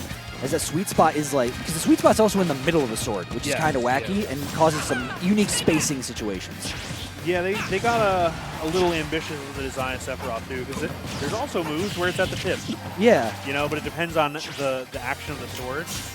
And so you kind of have to work with that. Regrab does get punished though. Octo Slash normally pretty safe, but Pit has a really fast and solid range down smash that does respond wonderfully right there. It's a shame with that character. Everybody wanted that character in Smash, and they came out and they were like, well, they're right there, but they don't have the tools to really do it. Yeah. They have a lot of really fun tools, a lot of really cool tools, and it's Sephiroth at the end of the day, but it's just people just really struggle to make that character work. But one character you don't have to worry about making work, good old Pit. The fundamentals, very sound, already 42% on Argice's Falcon here. And if you are Sir Dank, you don't really have to worry about winning, obviously. It'd be a welcome surprise, but any percent that you can get as you go into the last stock, hypothetically, with 2 Falcons, that's a warm welcome. Like, 67 is great to start out with. And still surviving at 151. Yeah. You're just getting as much extra credit as you can. You're so happy. You're like, ooh. Extra credit ends there, though. School is back in session. And here we go, folks. The moment you've been waiting for. Captain Falcon versus Captain Falcon. Arcdice with a bit of a deficit at 67, but nothing to sneeze at. Nothing to make it back, as there is already a rapid jab. Yeah, both of them are moving with a newfound confidence. It feels like they are really familiar in this particular dynamic. Going to go low right there. Not going to find that down air. Sir Dank looking for some big hits, though. It's going to be the Falcon dive. Ooh, big jab. Yeah, off the stage. No gentlemen's just yet. Got to be close to that gentleman percent. But Nair off stage, is it going to be enough for Sir Dank to take game number 1? All right. And that percent lead helped a lot. I think you have a lot more confidence coming down saying, hey, I can make 5 or 6 mistakes, you can make 1 or 2, and I'm going to make sure that we get into as many situations as possible where one of us is going to make a mistake. Exactly. And it just worked out wonderfully for Sir Dank. Like, shield pressure is normally good as Falcon because you're pretty fast. You can throw like these like cross-up aerials or retreating aerials, but Falcon Dive is just so good as an out-of-shield option that it worked out regardless. So we're getting into the last, similar situation to last game, is what I was trying to say. The Falcons will remain as the anchors. It's going to be same lineup. The same lineup, exactly, yeah. I was just imagining Falco licking his lips. Oh, yeah. Oh, I can see why, too. 44 already, but Incineroar has like a way of finding some incidental damage that keeps it even. Yeah, it's like that Nair out of shield just surprises you, and it does like, what, 14 there or something nuts? Or like 12? good, I will Yeah. say. Ooh, great air-to-air there. Calling out with the back air and gets him again. How are you going to make it back? Yeah, you're just kind of stuck going for Lariat here, but still, life finds a way. Powers through that hit right there with the Alolan Whip. Almost finds that up smash, but up tilt and shielded. Back throw is going to set up for an edge guard situation. I love that. Great coverage. I mean, what are you going to do about that? You got to try and jump over, but then you got to call it out. Interesting right there. Bit of a scramble. Carries the down tilt and then rolls in to find an up air off of the down tilt. Wow. So brave. Up tilt only connected once, fell out of it, and that was what led to Sir Dank getting the stock. So up tilt give and up tilt taketh away. Yeah. Definitely more often than not gives, but yeah, it does take away sometimes. To play here. We talked about how rough it is to be Incineroar in this spot, and you can kind of see why right here. Yeah. That's it. Let's see here. Back to this. The Pit, the Sephiroth. Is Arcdice going to have the capabilities to keep the Pit away? Because, I mean, right now, it's just like, I want to be in, I want to be on top of you, throwing nairs. You know, 33% of the characters in this entire lineup are angels as well. Makes you think. Really does. Religious imagery in my game? How could you? And on average, they have 1.5 wings. Exactly. Oh, all right. Nice reversal here. And now Sephiroth on the back foot. Arcdice, though, gets a huge grab. And that is a big opportunity here. You're going to have to side special the ledge. No big follow-up, though. Just wrestling through center stage here. Oh. What is going on? It's a scramble. Welcome to the Thunderdome. Mad Max, Fury Road looking matchup here as these two are scrambling. I'll tell you, Kang, we got a slobber knocker on our hands here. bit of a blockbuster, but it turns out Pit does find the kill after all of that. So we have Arcdice on the Falcon again. Pretty much exactly the same dynamic that we had going into the last game, which was good for third dank, but all things considered pretty close. If Arcdice can take this stock, as I was going to say, just about to see if that forward air did connect. Yeah, stomp knee, stomp, stomp knee. Not finding home just yet. Okay. I find some here though, up throw, and still headhunt for that knee. Yeah, we saw right there too, trying to get Nair 1. Falling Nair 1 into forward air is not going to do it. Oh, wow. Falcon kick, though. Whipple knew a phenomenal job of taking that stock out of the shield right there. And we have 98%. And kind of Arcdice on the back foot here. That small misstep, though, is a big opportunity to try and find something here. Yeah, so Sir Dank still in the driver's seat, gets Falcon kick at ledge, going deep, soft knee. Is that going to be enough to make it back? Yes, just barely. And there's a Falcon dive we have to worry about, too. At 138, you cannot hit Sir Dank's shield with anything but the utmost confidence. Gets the air dodge, misses the grab follow-up. The Raptor Boost connecting might be the biggest move of the game so far. Oh my gosh, missed Omps attack. The momentum on that was wild, too. First game. And we're starting off with Wolf versus Captain Falcon, leaving both of these players' mains in the back. And instead of Ike, we're actually seeing a switch to Cloud. Ike hasn't been doing the most work for Raven King in some of these last sets that we've seen on stream. Yeah. And so switching to Cloud is just a bit of a safer bet, especially against Spaceys, and not bad against Hero either. Yeah, I was going to say, in a lineup like Comets, they're just going to be cutting through Ike. But speaking of cutting through Raven King, a Comet from the sky to send Comet down low. Oh my god. Starting off very quickly, very explosively. Yeah, it could be turned around quickly, but you can't top deck your way into a and first stock. that is the inexperienced Wolf Flash. You know what I mean? Like, that is the side B that not Wolf mains do, you know what I mean? It's already tough enough to snap ledge without like being It's hard susceptible with that to a full 2-frame or further. That was not even close to being that. Yeah, right. And Raven King was almost able to get another reversal to take a second stock off of Comet, but Comet's able to find center stage, plant his feet in the middle of that Pokeball and start reading through his menu, but he cannot read fast enough as Raven King's pressure is unrelenting. Finds the backer to send Raven King off stage. 93%, quite a rack up. The Falcon kick continues that off stage. Zoom does come out. Not going to be able to catch that one. I like going for the hard read, but you can still jump out of it even before you can reach the up smash. Yeah, you usually want to try and jump all the way up there and catch it before he has the chance to jump out of it.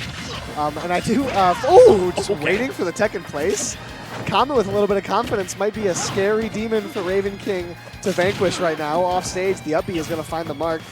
But just barely, the up tilt sends Comet back into the disadvantage. Not a great place you want to be as Hero, but eventually able to find his way back down. The shield grab doesn't connect, but a back air sends Cloud off stage. Do we have a recovery? We're in the side of the stage still. Raven King's stage control has been superb, but he hasn't been able to make the most out of it. Magic Burst just barely misses. What a recovery from Raven King. That was gorgeous. That was incredible. I thought for sure he was a goner. There was no way he's making it back off of that one. But, you know, as much as we are lauding Raven King, Comet has made this comeback. This is a dead even game. Sure has. Finally the stock being closed out, but that is a massive gap closed by Comet. Now it's a matter of can Comet find this kill at a reasonable percent to get a basically fair 1v1 up against the Raven King Joker. That was almost a great way to do it, but Raven King was frames away from danger. Remains safe. All right. I like the turnaround grab right there. Got all that option there for Comet. But A limit on deck, still holding it too. Yeah, it just hasn't been enough for Comet. You got to find a connection, and there it is. It's going to be an up smash out of shield up. About max spacing as you can get on that Cloud up smash, or on that Fox up smash, by the way. Yeah, and the issue was that you could have spaced further with the back air, or you could have hit it lower, and either way would have been safe against up smash. Yeah. And so it's a really risky up smash for Comet to go for it. But understanding that Raven King did not properly space that out, as he is not primarily a Cloud player, and was not ready for that one. That was an important stock close right here. You do have potential to bring this one back, but getting back against Joker, so difficult between edge guarding and ledge trapping both. Yeah, I was going to say we have a decent opportunity with no Arsene Joker for Comet to bring this all the way back to what is essentially an even game, but Joker has Arsene, you know? So really, if Comet can get one opening, that could be all she wrote, but Raven King is just looking dominant in the neutral. I like the side B into Rising Fair that Comet does twice. He just rinses and repeats. It works the second time. Raven King's edge trapping is just too strong. Early jump there from Comet, but he's able to find his way back.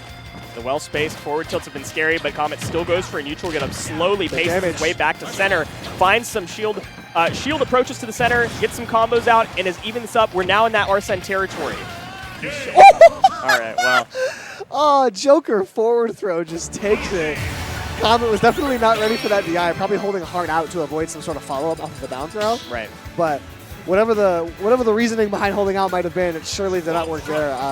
That's one of the situations. Do you think Raven King had that in mind, that the forward throw might kill on the DI mix-up, or do you think he was just trying to send off stage and was like, oh, we did this? I would imagine the latter, just because one of the win conditions against Fox is, of course, edge guarding. So I do think that it probably was just, hey, I can set up a good position here. Yeah, I have Arsene right now. Like, I can probably get a really great edge guarding situation. Exactly, and so Comet just wasn't prepared for what I guess was the right choice in that moment. It was expecting more of a kill pressure.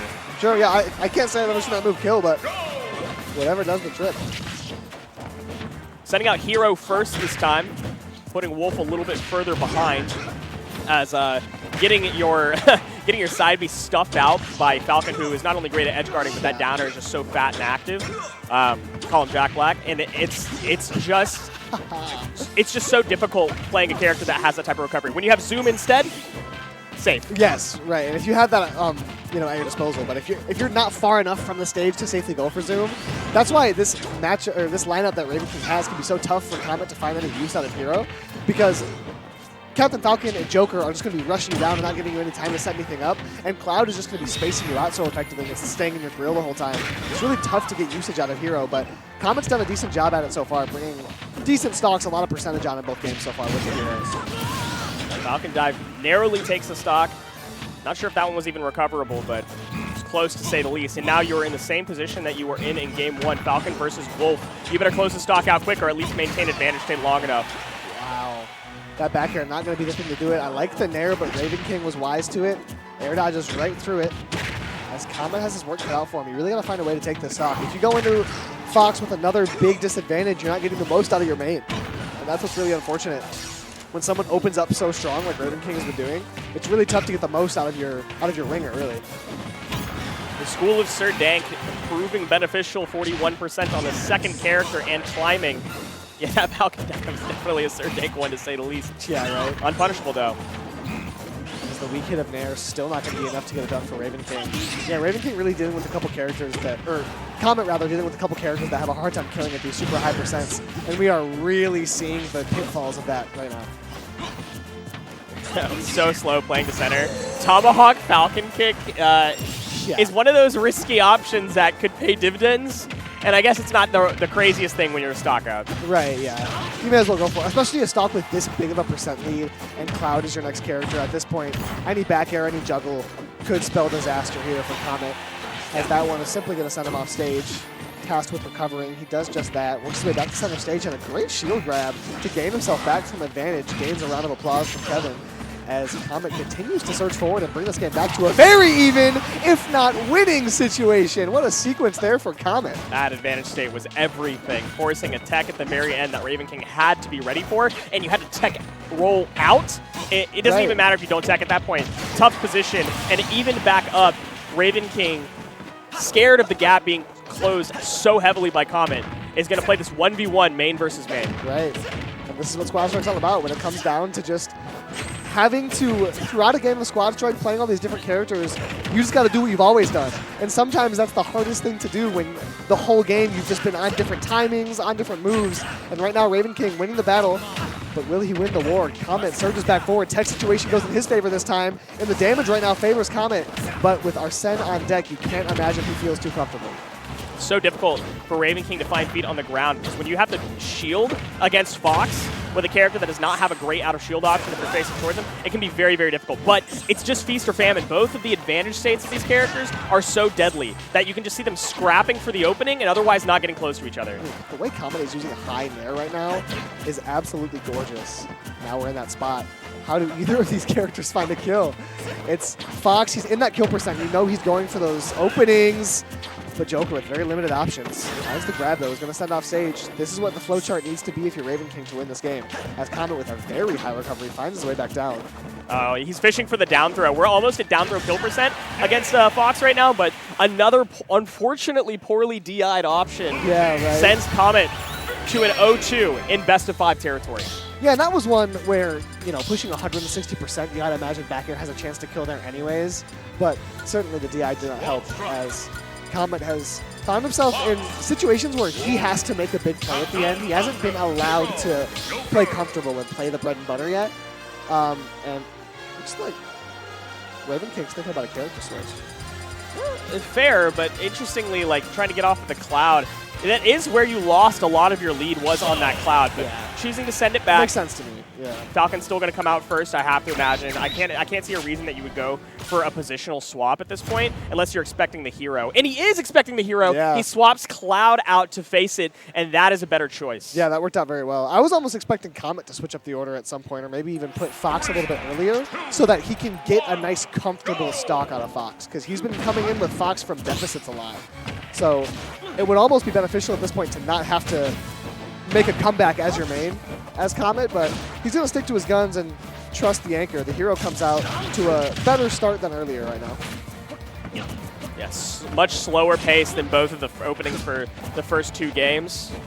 And you can see them a little bit uncomfortable with that, trying to force openings. Raven King on the cloud, looking for grabs, fishing for aggressive options, going so unbelievably deep.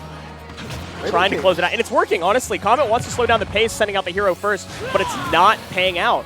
Yeah, it just hasn't quite yet. He hasn't been able to really find his footing as, again, Raven King's advantage has been so sweet. He's been a couple frames away from a couple really cool frame traps. Zoom is able to get it back, and that's the up air I was talking about earlier. That's the one you got to go for. It almost connects. Now off stage against Hero. Hero can take a stock whenever. Cloud with no, oh, he did have his jump actually. I was going to say no jump, but the jump blade beam is going to get him out scot-free. Kaboom at the edge. Great timing from Raven King, and Comet's grabs have just been special. Narrowly makes it back, avoiding the down air. And yep, that dash attack covers a few options, but roll being the primary one. With how long it takes for your next character to spawn in and squad strike, you do get to charge limit up a little bit, and that's a little bit of switch 1 tech for you. Yeah, right. A little buff that you see is that some of these characters get. Ooh, and that definitely should have been the stock there from Comet, as Raven King fully committed to a side B in the wrong direction. That could have been something special. Comet stays very patient though. I love the awareness to parry the first hit of cross slash and then hold shield for the rest of it. It's not an easy thing to do. Okay, finds a dash attack return. That early hit sends straight up. Very difficult to DI when the hit of the dash attack is so ambiguous like that. You don't know if that's going to be the other hit because of how close it is to being that kind of middle hit. So sends Raven King to the second character as quickly as Comet loses his second. And we've got Falcon versus Fox. And that's why I was calling attention to the fact that you might want to be able to take a lead as Fox, because you were in a spot last time where you were demanding a magical advantage state out of your Wolf, right? And we did get it eventually, but hey, Comet's Fox is just as capable of that. Nice frame traps going on, but any damage rack down here from Raven King is very solid, because if you can get to a spot where you guarantee that Comet is at kill percent when our send is out, it's just brutal. And Falcon Dive is going to do it from what, like 90% center stage? The top seed of our tournament for Squad Strike. In the loser side, Sir Dank against Starman. Opening up with the point character being Sir Dank's namesake of Captain Falcon. We got Ridley and Greninja in the back. Yeah, and you gotta imagine Sir Dank liking to see another Captain Falcon in the opponent's name slot, but maybe not when you see up smashes like that coming through, just catching him slipping the littlest bit. Yeah, Incineroar's poorer physics means that the aerial drift is so bad that you can't really like effectively mix up against Captain Falcon by just drifting. You have to mix in. I wasn't even done talking about Incineroar. What are we doing? Starman's Captain Falcon is putting Sir Dank through the ringer. He's looking like the better Falcon right now. Gets the grab. F-tilt on the tech chase. Starman is looking to clear this up in utter dominance. It's crazy because Sir Dank is fresh off of the last set playing against another Captain Falcon mate. You should be pretty comfortable in this matchup right now. But Sir Dank has just not been able to find the openings. Eventually, he's able to find the stock. And now we got Captain Falcon versus Ridley. This could be an even matchup in 20 seconds right now, Kevin. It really does depend on how effectively we play the ledge trapping game. It really does. Oh, but find yourself at disadvantage. That was scary. If you teched on the platform there, gone, baby, gone. But the Falcon Dive provides a little bit more pressure, just swinging back from the ledge every time. Hey, the Ridley is really putting the hands onto Sir Dank right now. It just needs a bit of damage, and even if you lose your stock right here, which you won't, a nice reversal from Starman. And I was just about to call attention to the Ridley has done its job in getting Captain Falcon to Greninja kill confirm percentage.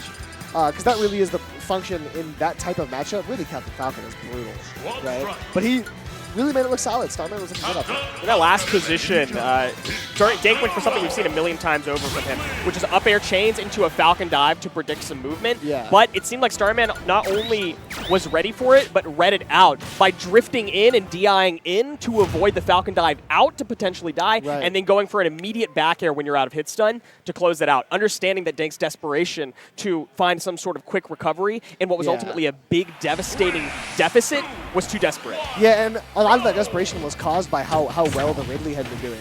So Starman's ability to scrap and win neutral as Ridley against Falcon was huge for him. Okay, okay. Was that zero? Yes, that killed him at 0%. Sir Oh Dank my rolls his God. eyes, said, I was ready, I had reset my mental, Jeez. and suddenly I'm in the same position as before. Sir Dank with not just a taste of his own medicine, but a whole meal of it. Oh my god. Swallowing pills left and right as this Starman Captain Falcon is looking to be the truth. Yeah, but look at all this percentage. Still to this point, by the way, Starman has not touched Sir Dank. Still, Yeah, on character 2. Starman has hit Sir Dank once, and we are at an even game with 2 stocks apiece.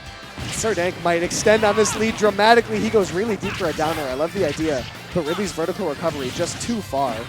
I do respect it.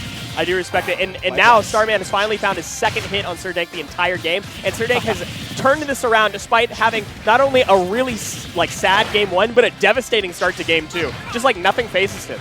Yeah, the ability to immediately reverse that momentum like that is actually very impressive. That is impeccable spacing on that nair from Starman, who predicts the neutral air dodge but can't quite connect on a punish. Ooh. Okay, up smash. I mean, I didn't expect it to hit, and I can't imagine Starman did either. Yeah, right? Certainly didn't expect it to kill as Starman now on the patented Greninja. The up airs on the platform. See if Greninja can find any type of consistency with kills. I think that's a big thing that dictates the success of a lot of Squad Strike games is how early are you getting kills. Greninja's not really known for super high kill consistency, so we'll see what Starman has for us. Starman not able to find any hits on Sir Dank throughout almost this entire game.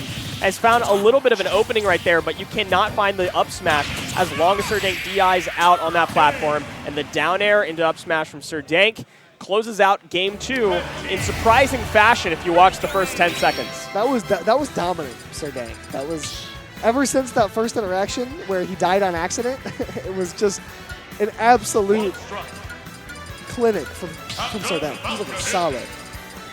I don't think we've been watching this set for more than 5 minutes of game time, and we're on Yeah, game right? 3 already. We sure are. This is insane. The pace at which these two are playing at, keeping with the same characters, I can't imagine an order swap at this point, right? Like, there's no particular reason to swap the order of your characters. The games have not been going in a way that the order of the characters matters at all. It has not felt strategic. There hasn't been a lot of things that have happened where I think, good choice. You know? I mean, you're not wrong. I've been, okay, he exploded there. That's unfortunate, you know what I mean? We've seen a lot of just 2 unstoppable forces ramming into each other relentlessly and with strength. And so far, neither one has been able to come on top super strong. Because really, in game 1, it was a dominant performance from Starman. And in game 2, Sir Dank opens up with dominance. Neither one of them got lucky and won because of luck. It's just been pure dominance whenever the wins come through. And right now, Sir Dank is starting on the winning end of that, as the forward air is not going to do it quite yet. The dash attack also doesn't get it done. Sir Dank with a litany of options at his disposal to clear up that stock and not able to do it. 150% is still like, nair at the ledge will kill, back throw will kill, and it's gone. Yeah, that's actually just at the percent for back throw to kill. I thought that was going to be a little bit safer, but Yeah, in I any thought it was case. going to kill for sure at that percent. But Sir Dank still goes up the stock regardless, continuing to find openings. Is this the first we've kind of gotten to see Incineroar gameplay like this? Yeah, yes. Yes, because we saw Incineroar die at 0% earlier and then get absolutely walloped by the Starman Captain Falcon in the first game. Nice little sneak up there from Starman to get that grab. Wow. And the roll read on the F smash. Sir Dank now tasked with some disadvantage. Starman's going to stay patient, try and catch an F tilt on a drop ledge. Doesn't quite get the timing though. Playing that spacing game, but catching the landing, a Alolan Whip starts an advantage state. You can't keep reversing off a ledge, Starman, and Sir Dank waiting for the right options at the right times. Starman right now almost being hurt by the fact that he's killed Incineroar so quickly. He doesn't know what to do against neutral anymore because he hasn't had to play neutral against Incineroar. He's played 2 neutral sequences against Incineroar in the first 2 games. and both of them ended stocks. And now Starman trying to find an opening, a way to connect to kill, but Serdank just has the read on him. He's looking strong in this game 3. Okay, approaching the Q reversal option here. Finally seeing some value off the Greninja. Potentially too little too late in this game 3. Could be, as the forward throw close to killing at this point. The frame traps aren't going to get it done. Starman trying to chase out. The pivot grab is massive. Up throw isn't doing it just yet. Serdank able to air dodge back to the ground, and this could be a 3-stock here for Dank. The down air. What's the follow-up? Tries to catch an air dodge, but weaves the wrong way. Yeah, just about any throw I think will kill at this point. Yeah, up throw does connect, but we still have 2 characters in the back, fresh ones. Pit against Greninja.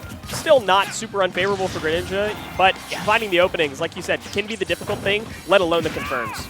Yeah, and at this point it would take just a miracle from Starman. It's going to have to be the best 2 minutes of gameplay you've seen in your life, and he is not going to get that, as Serdank down air up smash is as right as rain no matter who he's playing.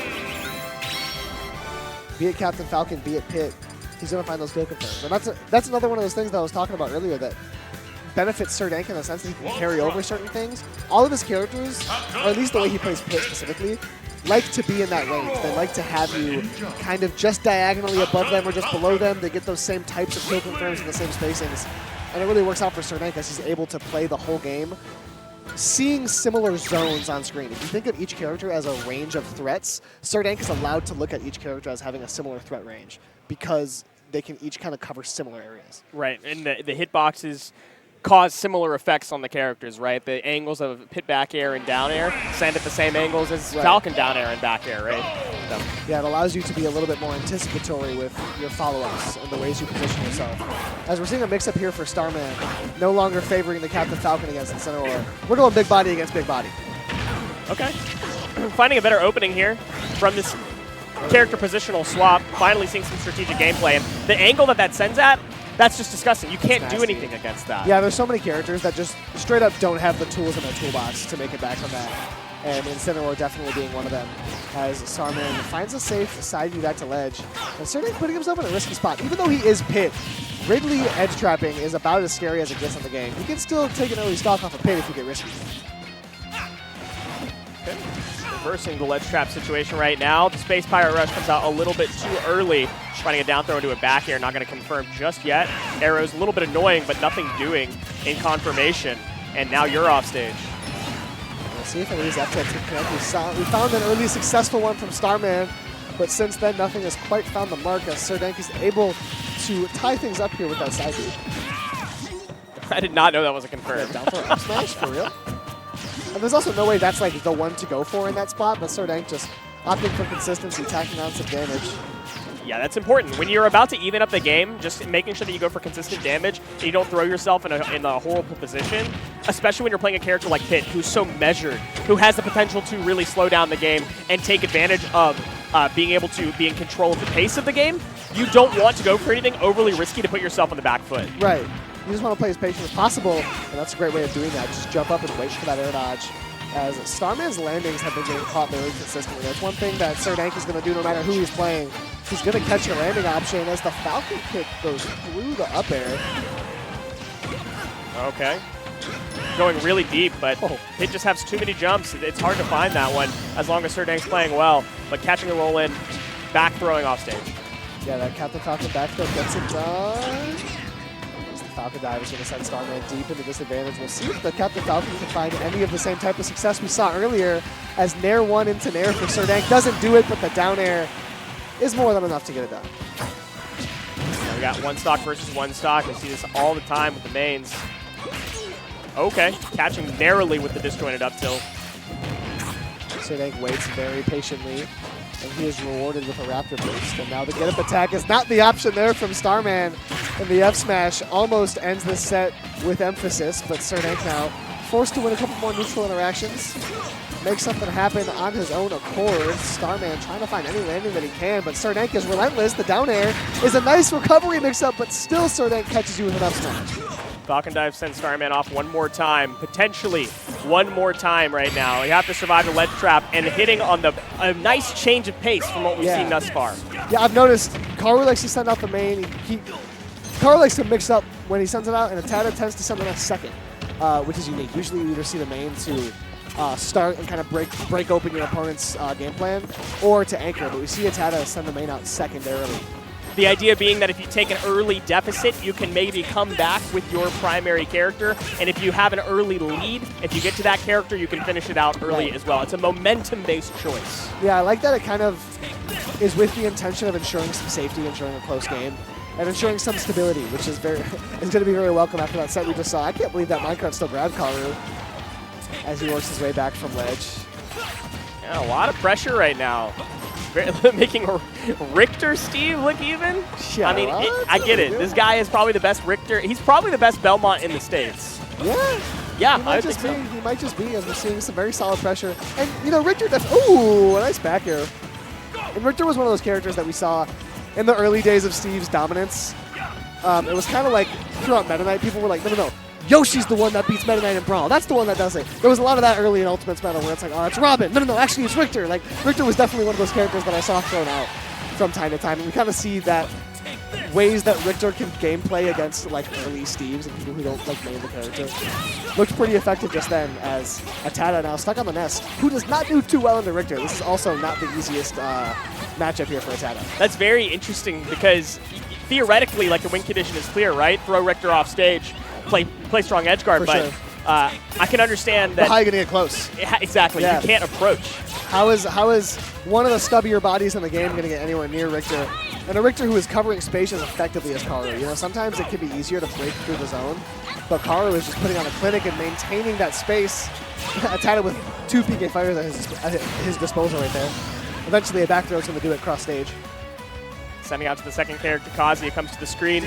We've got a smattering of very different, well, theoretically different characters, I suppose, but they all share some similarities here and there. Kazuya and Rob both, you know, relying on zero to death combos, having a decent projectile from screen, similar to Richter in that regard too. But ultimately, like, the idea of what you're looking for is wildly different. Yeah, right. Richter is going to opt to stay as far away from you as possible and break zone, where Kazuya is always going to want to be as close as possible, and that sometimes looks like dashing back to get a read and kind of feel your opponent out a little bit, but ultimately he wants to be as close as he can possibly be whenever possible. And this is also a very favorable matchup for Ness, especially against a non-Kazuya main. Nesses love a good mid-level Kazuya. Champ having evened up the percentages in a heavy way after that early deficit. Oh, are we not able to connect there with an up B? Potentially. Could be strange. I thought that's what was coming as well, but didn't come through from Karu regardless, as we see some planking coming through from Atada, and I do love that. Just trying to wait out an impatient option, waste Karu's rage drive. See the champ again playing very patient from below the stage. Atada, one of the best, if not the best Nesses at playing that corner, but eventually Karu was going to see through the disguise and just chop him right down. Caught him with the rage drive, got some nice early percent down. Early up, he should be punished, but thinking that you're going to land on the platform, still able to follow up. These electrics are strong. And that's a final one into the up B. Donkey Kong's a bit too heavy, even on the platform. Yeah, and with Atada's character lineup, if you don't clean up that Kazuya as Ness, you are in a world of hurt. Hey, there you go. Deep edge guard with the Donkey Kong back air. We've got Rob on the screen, and I mean, you can only take so many grabs from Rob at this point before it's curtains. Hey, the big body's got to be careful against the DK. As that grab's going to come through, you got to imagine Atada's going to find his way out of this one. And he does just that. Finding the mash between the up tilts was crucial there. Yeah, I like that timing there from Atada. As we have a nice opening. I thought that was a grab for sure, but a down throw comes through yet again. Great DI, keeps him alive, this big DK, but the air dodge misguided. And Atada reacted like he heard gunshots. He said,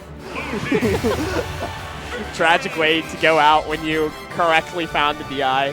On the up air, which, I mean, at that percentage on a heavyweight character, maybe not, but finding the correct DI is, you know, feels good, and then just throwing it all away on the downfall. And Atada and Donkey Kong did the same thing. Atada went, that's what DK does when he air dodges. He did the exact same hand motion as, yeah, that's not how you want to see the ending, especially, you know, you fought it all the way back, you took the stock off Kazuya, and you're like, okay, now I got a chance, let me run this. I killed myself. Well. I have to imagine we'll see a character swap off of Donkey Kong. There's not a lot of work that character really put in, and you might want to send out a different character in front to deal with the Richter. But it looks like we are going to stick with the Donkey Kong for the moment, thinking that Donkey Kong did not really get a chance to shine. Actually, did enough work on the back side of things. Yeah. But are you really going to send out Steve versus Richter again? Yeah, and I was wondering who Atada was going to send versus Richter. because Atana doesn't really have a character that can comfortably cut through the wall that Richter puts up. You know, Ness can, but I feel like that's one of those things that's harder in Squad Strike because you're not as comfortable with the cadence of either your main or the Richter that you're facing against. So it makes it all the more difficult. So I do like the DK pick because when you get in, the Belmont should never be able to get out of the DK advantage state, you know? We find our way to Hollow Bastion, sending out the DK first. A lot more claustrophobic this stage is, but allowing Karu to plank under the platform with projectiles in hand. Donkey Kong does not have the best approaches from above, so you have to hold on to the advantage state as long as you can. You gotta imagine this in the stock eventually here, but Atana kind of full sends on the nair. That could have been a solid up smash. Atana continues to chase, and it was a solid up air. Yeah, that's it. Directional air dodge going to be followed up very nicely. We've got a percentage lead with the Donkey Kong in front. Sending, by the way, the Ness all the way in anchor position. That's a little bit too low. Doesn't matter. 17%, I guess, is something for your trouble. Sure. Yeah, I may as well tack it on. I figured Atana was going that low because he was going to try and trade with the down air or something, go for something super risky. It's going to be a big opening. Atana, what do you know about Steve combos? What is the answer is not much. That's an insane follow-up. It had to have up been air, a up air, misinput. up B. What No are one we doesn't like doing? the chant, baby. Oh, yes. I bet you he missed input the nil and tried to place the Probably, block into an yeah. up tilt, and it was just a little bit of a misinput. Yeah, he's definitely not looking for the Elytra there, I can tell you that much. So he's able to push back forward and get some wood onto this big body of Rob. That back air is going to send off stage, shielding on the F smash. Good stuff for the champ. Ooh, the block off stage into F smash. Karu shaking his head. Nobody likes to die to that one. Yeah, right? I was kind of Anin-esque. I see you, Atana. Might be the next young prodigy. As we see, he can plank off stage with Litany of characters, be it Steve, be it Ness, but the Kazuya is going to even that right up, and this is the matchup that Atana wanted. Karu stalled as long, or sorry, excuse me, Atana stalled as long as he could against Karu, but Karu just patiently found the way through, sends it to a last character versus last character, but you're not on your main anymore. That was phenomenal awareness there from Atana. Only the last hit a fair hit, so he didn't have enough percent for a second fair to be true, so he immediately fast fell and grabbed. That was very good reaction time from Atana, seeing the situation. And now the PK Fire off stage, tries to down air, and the amount of options that Ness has to scare you off stage, you may as well just do that air dodge and lose your stock that way. Because even if the air dodge does make it far back enough and Atana decides to yo-yo, you're dead. But Atana goes for the down air, which also would have covered the air dodge should it have been angled correctly. Karu's options were really cut down there, that's for sure. We saw kind of a big shift in the momentum of that game because of the order of the character selection. Yes. And I have to imagine this is where we're going to see a thing that we also haven't seen thus far in the top 8, where we have mind games and character selections actually mattering. We saw it a little bit with Raven King, but I think that was just kind of a little bit of a skill difference once he got comfortable with his roster. Now we're seeing the importance of where you send your main. Right. Yeah, because right now we know Karu's thinking, okay, the Richter beats the Steve, it doesn't do great against the Ness, it loses to the Donkey Kong, right? And that's going to be the big matchup, is who is Atana drawing against the Richter? And yes, we are indeed dealing with a rock, paper, scissors situation. Quartz, Parchment, Shears, as we are going to get the DK against the Rob, and the Richter winds up getting matched up against the Steve, which is a decent draw here for Karu, but the Ness Kazuya is just ugly. It's brutal. It's just ugly. It's tough. I like sending out Rob first because it can cover so many different choices. It's not bad against a single character that Atana's got out on the field. Yeah. Donkey Kong might be one of the worst draws, which is crazy to say. Yeah, I think you're right. But it's still like not bad. It's a safe pick. The gyro combo from Atana, as he was trying to put the apron on and get in the kitchen, but he wasn't able to bring us a meal just yet. The dash attacks coming through. A nice grab there from Karu. I do like that. And yeah, I do think that the matchup that Karu needs to avoid is Kazuya Ness. Yeah. Because I think if he draws Kazuya Ness, his Kazuya will be useless. I think his other two characters can put in work against the Ness. I don't think the Kazuya will. And the difficulty thing is, oh my god, especially if you go down this stock, the uphill battle you have to climb with your main. The goal is to have your main still on the field when Ness comes through. And if you are already down a character, that's a tall order. Yeah, and that's one of those things where, again, the draw was pretty good for Karu. I think he did want the DK Rob, but it just did not work out. Okay, playing the spacing game, the tether range, not that dissimilar actually to Kazuya's tether range, it's just the movement options and the aerial choices are different. Karu's ability to always have a hitbox out must be so frustrating, especially as a big body, as you have to sit there as a barrage of projectiles and whips and chains come at you. Oh my that god, that's crazy. That's narrowly, just barely catching with the down smash is nuts. And now you're in the worst position possible. Yeah, you can close the stock out instantaneously. And I'm going to downplay that. Yeah, no, I'm not. That was crazy. Yeah, that was a very nice sequence there from Karu to bring it back to even. But again, this is the matchup that I was saying he really wanted to avoid. It's the Ness, it's the Kazuya, and Ness can blow Kazuya up in advantage state, looking very strong in that just now, but I was able to reverse it. It wasn't going to be the string of dominance that I expected to see. We're going to see a bit of planking here from Atada, I do imagine.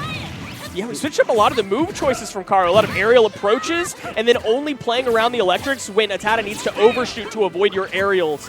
And it's proving successful for Karu right now. Atada right now missing a lot of things by inches, too. These PK fires are giving Kazuya haircuts, but nothing is quite connecting. Oh, the timing on that magnet was so smart from Atada. The platform into the... Atada on a platform is one of the scariest players in the world.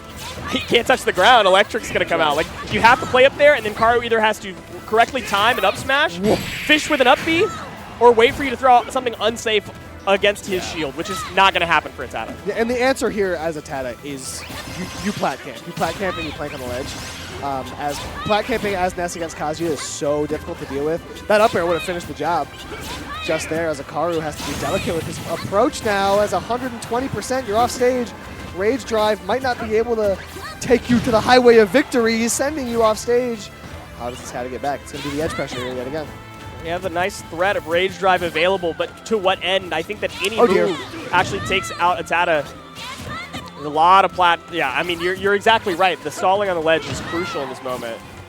And that was an unfortunate situation because on the regrab there, Karu could just react to when Atada grabs the ledge and hit him for it. But was not able to get it done, and now, again, we see Atada playing super patient from this ledge. Kazuya not with the best range of options to hit him for it, but Atada forces himself to land in the corner, and Karu just plays patient enough to cut through it and dash attack it. Can only grab the ledge so many times. And the one time he had to land on the ground, Karu was ready for it. Yeah, he sure was. He sure was. That was big. That was important, too, because we were talking about how terrible of a position that was and how you don't want the Kazuya versus the Ness in the back foot. And I think if Atada started playing the plat camping earlier, if he started playing the ledge camping earlier, yeah, just think of that. It was probably going to work out for him long term. But he had already taken 90% by the time he made the decision. Right. Yeah, I'll give it up. Karu proved us wrong very quickly, as that should have been a terrible matchup. that should be exactly what Atada wants, is the Ness versus a Kazuya that doesn't mean Kazuya. But just didn't work out for him. And yeah, I like what you said about, like, if Atada sticks to that game plan right away, it does work. But Donkey Kong and Steve aren't really plat camping Kazuya. That's not really what you're doing. So it's hard to find that adjustment. That's, you know, the trials and tribulations of Squad Strike. Setting about the same roster. A little bit more mind games here. Doesn't seem to matter as much. And the only... actually, we're seeing the exact same send-out. Yeah. Karu's comfortable with it. And I think that Atada figured out that if he's left character to character at the very end, what the game plan is, it's going to function. Yeah, and I think Atada right now is picking the exact same characters is the admission that it wasn't a strategic thing. It was just he pressed the wrong buttons. Like, he had the right strategy, it just wasn't able to capitalize on the matchup that he wanted. So Atada is going to run it back exactly as it was. As a gyro in the hands of a Dirty DK, it's going to be a Z-drop fair. Atada was ready for it. It's a simple thing. I understand that it's not a hard thing to execute, but I do like that he was ready for it. Yes, I like to see it. It's one of those things like when someone who doesn't play Peach starts like doing basic float cancel stuff. It's like, not super difficult, but oh, he knows how to do it. He knows how to do the thing. That's what we just saw there from Atada, who tries to air dodge through the holy water. Not holier than thou right now, as Atada just... Donkey Kong can never, ever get back to stage against Richter. Yeah, there's no shot. You will never see it happen. Sending out to the next character. Steve versus Richter. Comfortable position for Karu. The deficit was heavier for Karu in the last game that he won. And oh my god, Jesus robs him of the Christ. stock early as hell. Down there to the up B. As Atada there was in such a rough spot, he immediately found himself in disadvantage against Richter. And it just did not work out. Atada now having to find the approach here against Richter. Tries to use the bat to reflect. Not the most consistent option. That frame 20 F smash is not going to be the best reflector. And this is primo position for Karu. This is what he wants. He wants his main versus Ness, rack up the damage before you even have to bring out the Kazuya. Then you're basically in the same position as the last game. But you don't even need it. Quick to the draw. 3-1. I said Red Hat. Gold Hat rocking the Red Hat Falcon. Yes, we are calling him Red Hat today. That is who he is. Young Lincoln Samus. Is Don't fun. wear the wrong hat next time, pal.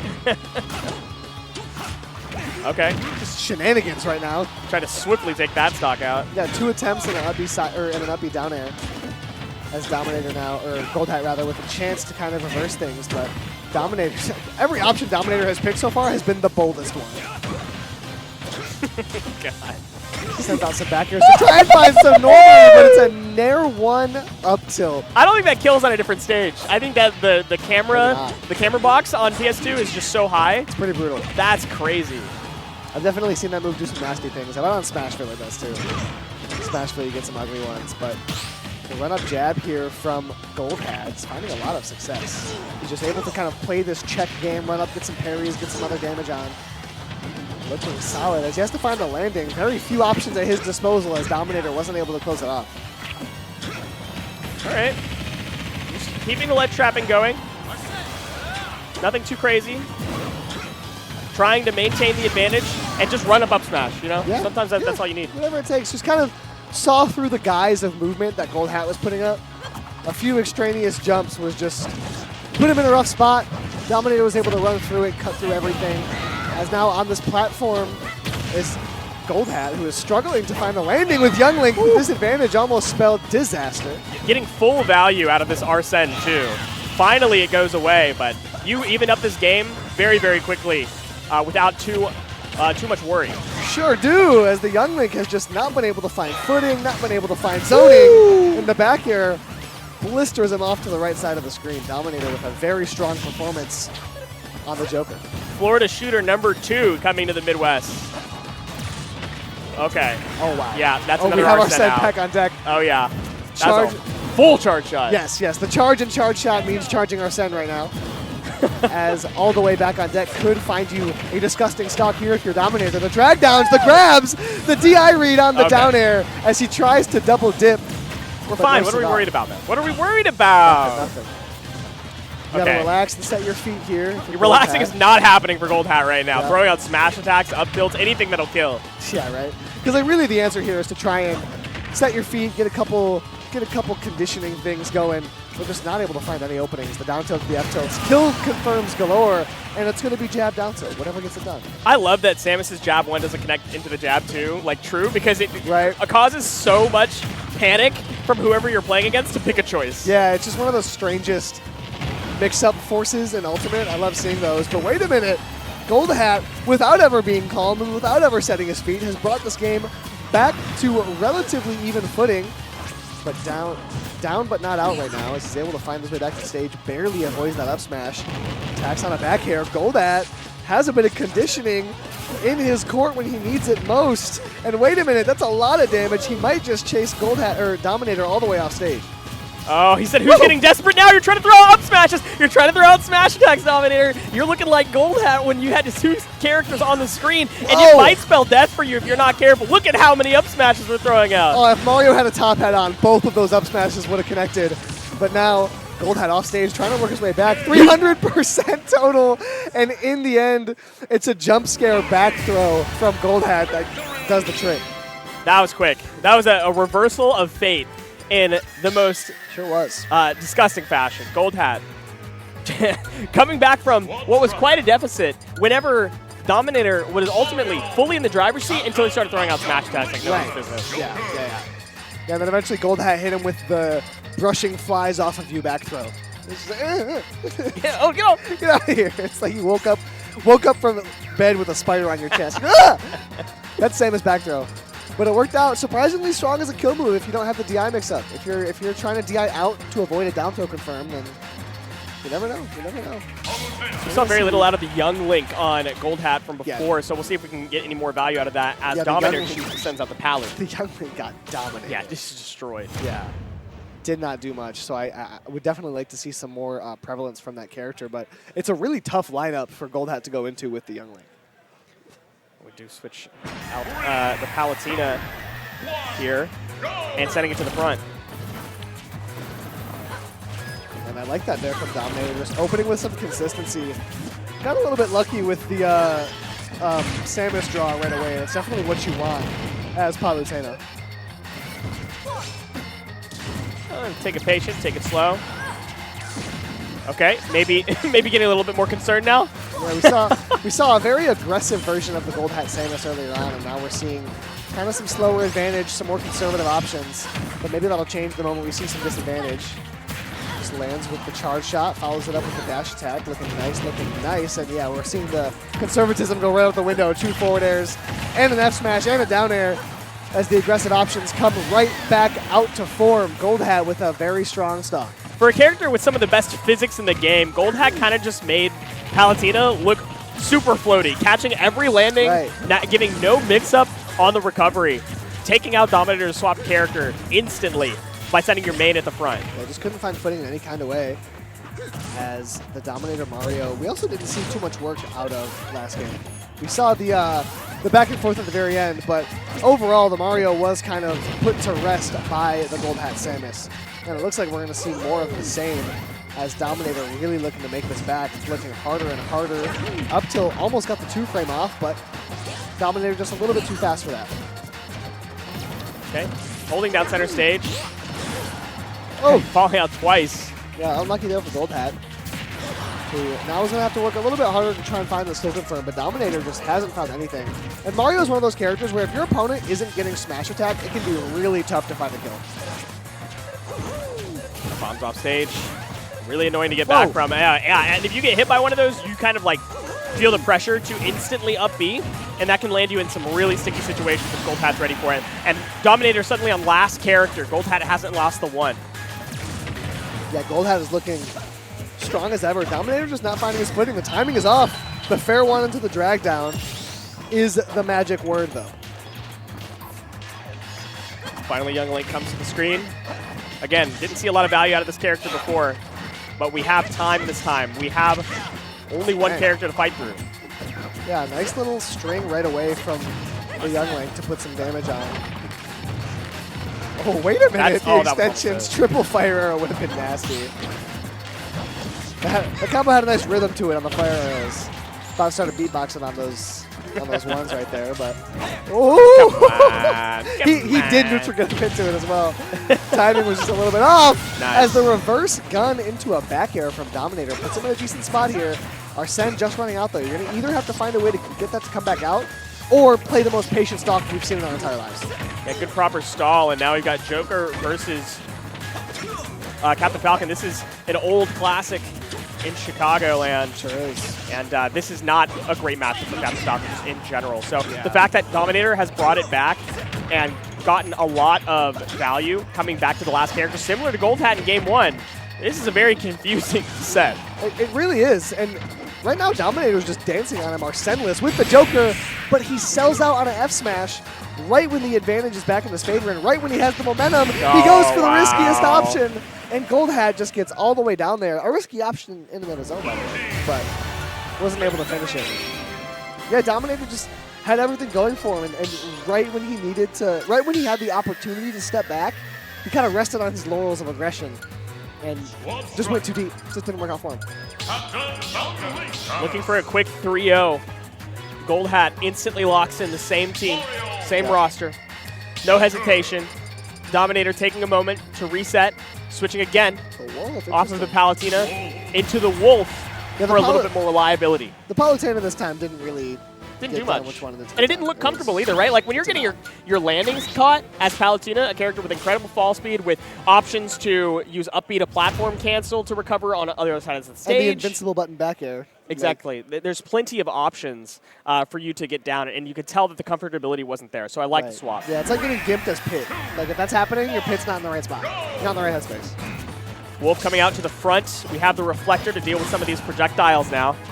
Samus notoriously having a tough time dealing with some of the spacies, but Wolf is not as bad as something like Falco. Yeah, I do like the Wolf option as just like, okay, this guy counterpicks 2 of my opponent's characters.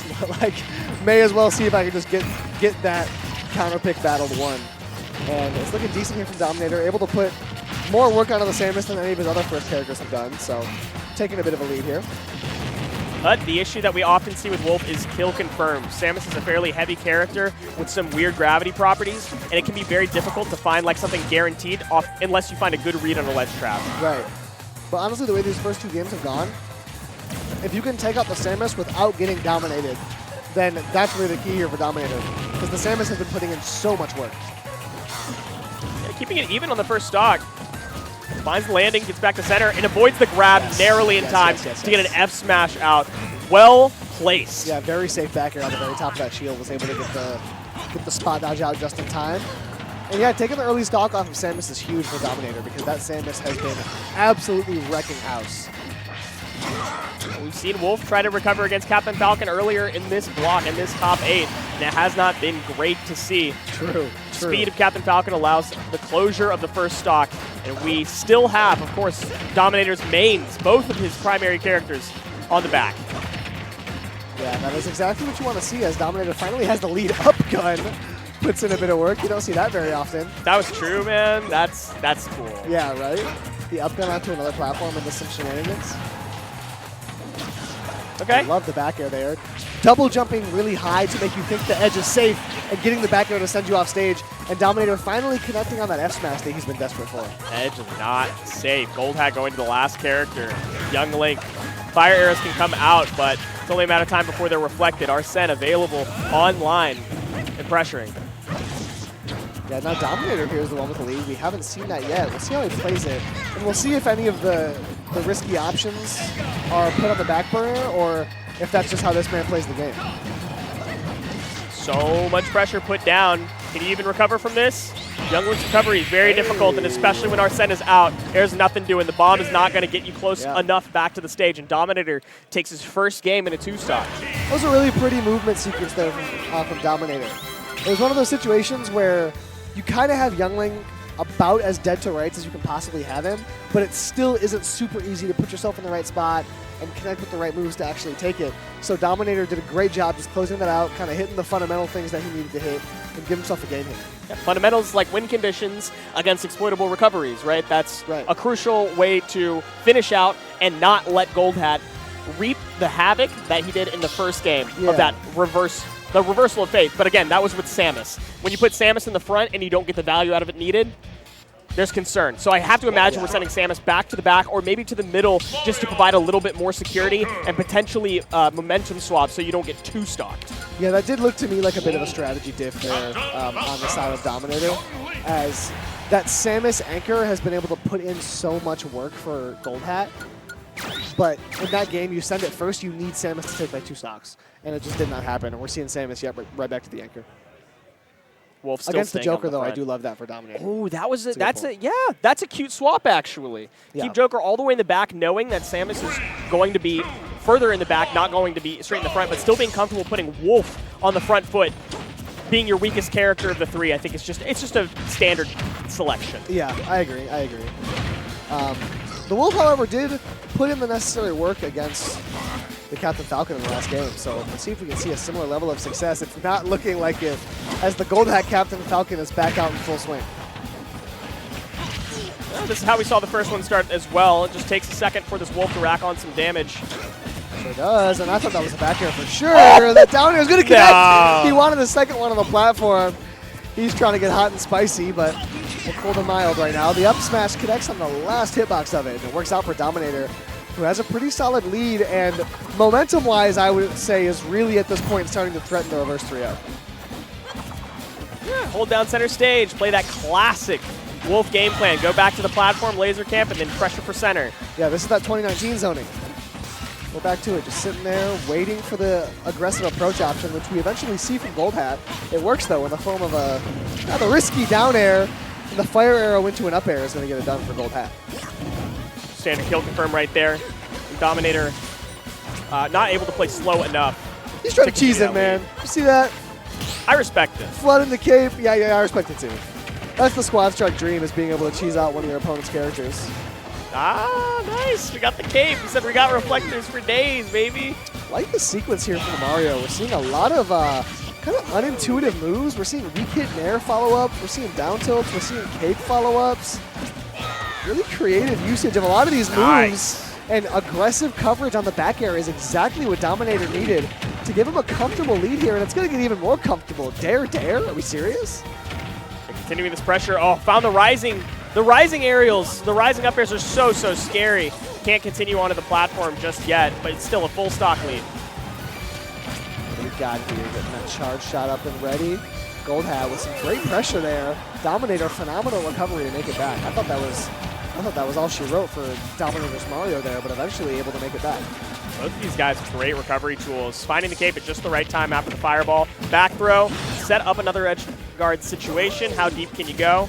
Waiting it out, understanding that Goldhat likes to go for those aggressive reversals when he's feeling the fate's turn. This movement right now on Mario is some good eats. He's just barely weaving in and out of Goldhat's threat range, and it's looking really good, and 3 smash attacks in neutral gets the job done, but the movement was just, it's tasty, it's satiating. I like watching that. Dominator's looking more and more confident as this set goes on. He's aging like fine wine, and we're going into a game 5. Samus in the anchor position, still not able to do more work than the ending of that third game, right? We still see a 2-stock come out for Dominator, even with the Samus positional swap. And right. I don't think that there's going to be any pressure for Dominator to swap out the position of his characters. Wolf still in the front is totally fine, and then whatever order you want to put your back to in doesn't seem to matter. Yeah, and that's all it took for Dominator for Dominator to start finding some momentum in this set was finding a steady third. He was having a hard time with the Palutena wasn't working. The character he had before Palutena wasn't working. But eventually he was able to find steadiness with the Wolf, and now he's been able to kind of start to settle into a routine, right? The Wolf versus Captain Falcon has worked twice in a row. I'm surprised Goldhat ran it back. Goldhat decided to put Samus in the center position this time, though. This is a momentum choice like we talked about before. If you put Samus in the middle, if you go down to an early deficit, or if you go up in an early advantage, it only is exacerbated for the advantage, or you can potentially reverse the fate of the momentum, slow it down with that character that you're so strong with. And I think that is the right choice. You have to try something different. And I think at this point what Goldhat would really like is a strong sequence from the Captain Falcon. That's what we saw really rip the second game away from Dominator, but we just haven't really seen like a solid Captain Falcon stretch ever since then. And I think that's what it's going to take if Goldhat wants the momentum required to turn this around from a reverse 3-0. Oh, that knee. Slapping the shield in place. These aerials are just fighting out back and forth. Calling out the land on the platform. Dominator maintains another advantage in Game 5.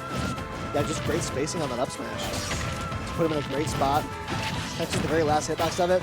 And now the Samus is tasked with taking this stock, and the Samus has not been what it was in the first 2 games. Look at Dominator overshoot, though, to find a crucial opening. And then waiting, getting just a down smash off of a hard read. Goldhat is in dire straits. Yeah, there were 2 things for Dominator that weren't connecting in the first 2 games that changed and really has made this a dominating performance from him so far. His movement wasn't looking good. He was making Palutena look slow. And his reads weren't connected. He was throwing out a lot of smash attacks, and they just weren't landing. But ever since those first 2 games, the movement has been crisp. The reads have been consistent. He started shooting about 50-50 on them, which is really all you need. And now you have a full 2-stock lead at the back end of a reverse 3-0. Okay. Waiting out pressure. Now we're in the position where we're up 2 stocks and we're holding shield and using out of shield options. That's when you know that you have your opponent in the corner. Yeah, he's very much settled in, just playing so patient. Up B's galore. Coins are getting tacked up. Dominator's making money, and he's making moves in this tournament. He's going to move on in reverse 3-0 fashion. We've got both of our Floridians in the winners finals of Squad Strike. I didn't even see that. See the Ganondorf coming out. That's disrespectful. And he's going to open with it against the Byleth. I can't see this going well. The Raven King Byleth moving well earlier. I can't see it going well either. I saw Raven King's Byleth land 4 up Bs in a row earlier, just kept getting reads. But right away, Atana finds a down smash. Do not find yourself getting hit by that Nair, Raven King. The Ike coming back out for Raven King. We put it back away in the pocket against some of these other players, but it's just so decent against characters like Ness. What an up air from Atana. I love that. Charging the up smash. Careful where you step, Raven King. There's landmines everywhere.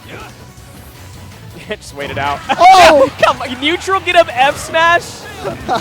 Oh, wow. Yes. We're hitting those? We're hitting those those witch kicks, or what, I don't even remember what the name of the thing is called, but canceling it on the ledge, that was Yes. cute. That's cute. Yes, I love that ledge slip, jumping right out of it. Atada's Ganondorf knows a thing or two. He's playing patient from the ledge. Eventually, Raven King is able to rip through it. We couldn't see it going well, but we just did, Kevin. Now we got a position that I think Raven King wanted. Ike versus Ness is probably, well, I mean, Ike versus Donkey Kong is not the worst, but Ike versus Ness is not bad. This is like an okay position to be in. Yeah, it definitely is. As long as you're on stage, am I right? Yeah, right. Uh-oh. Big time.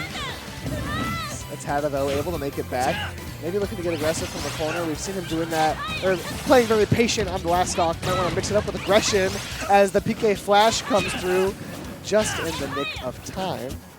Raven King now opting for that platform movement that Atada is often so fond of. A nice couple of parries there for Atada.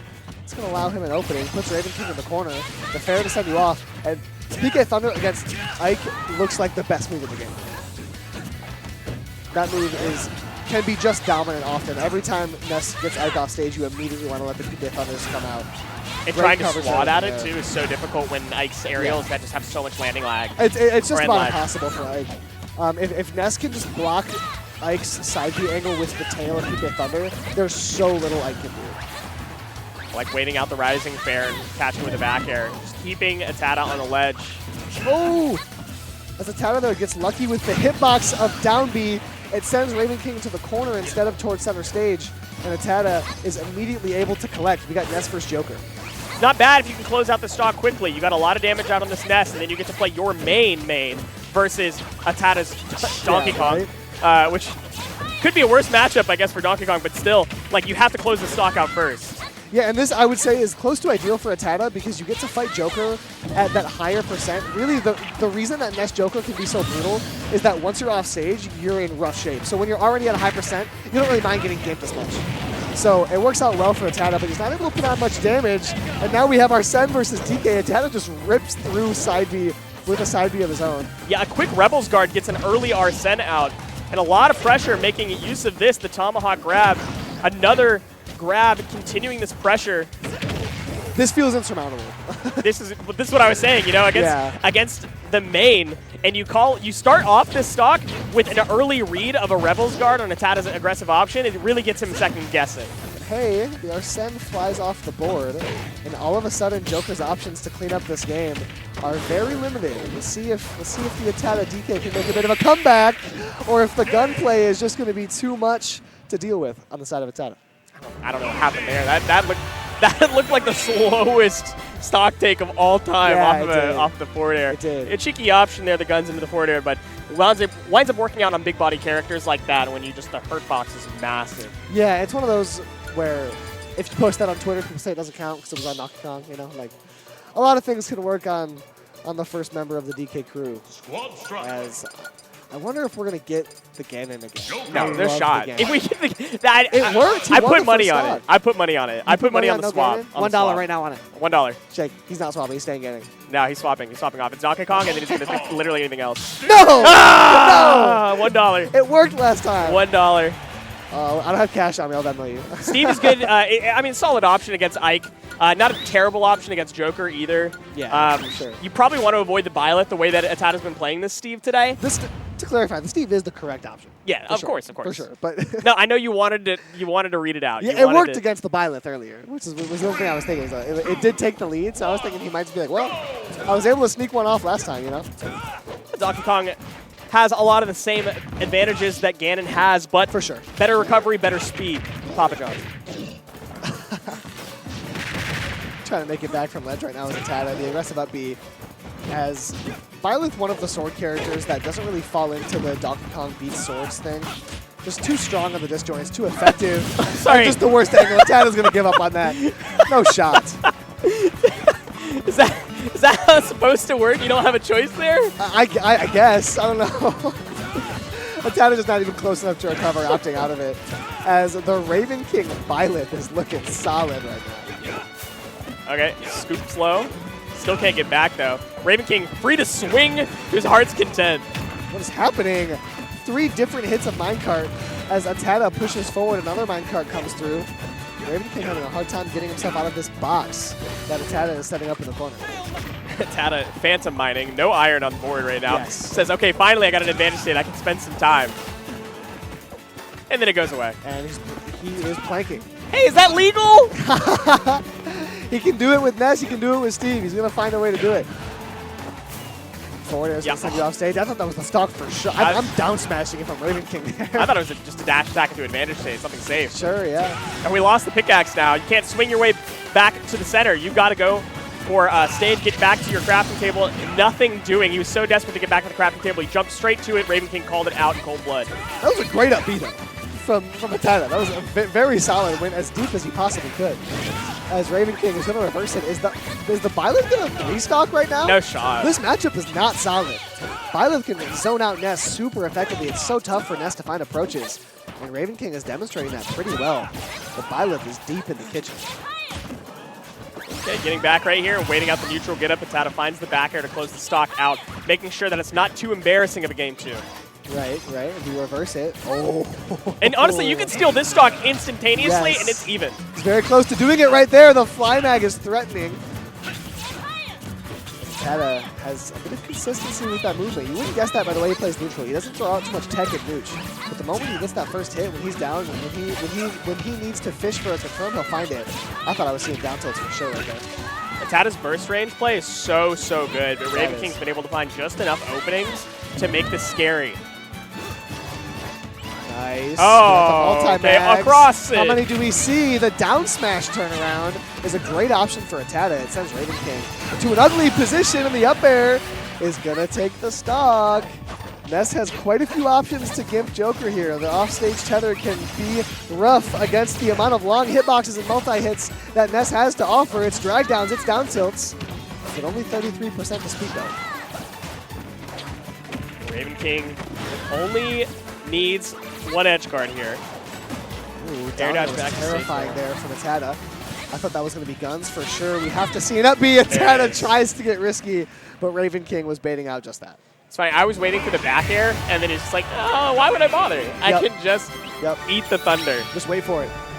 Raven Wait, King. and it worked out. He's up 2-0. Now, do we see a swap off the Donkey Kong? That's my question. Ooh.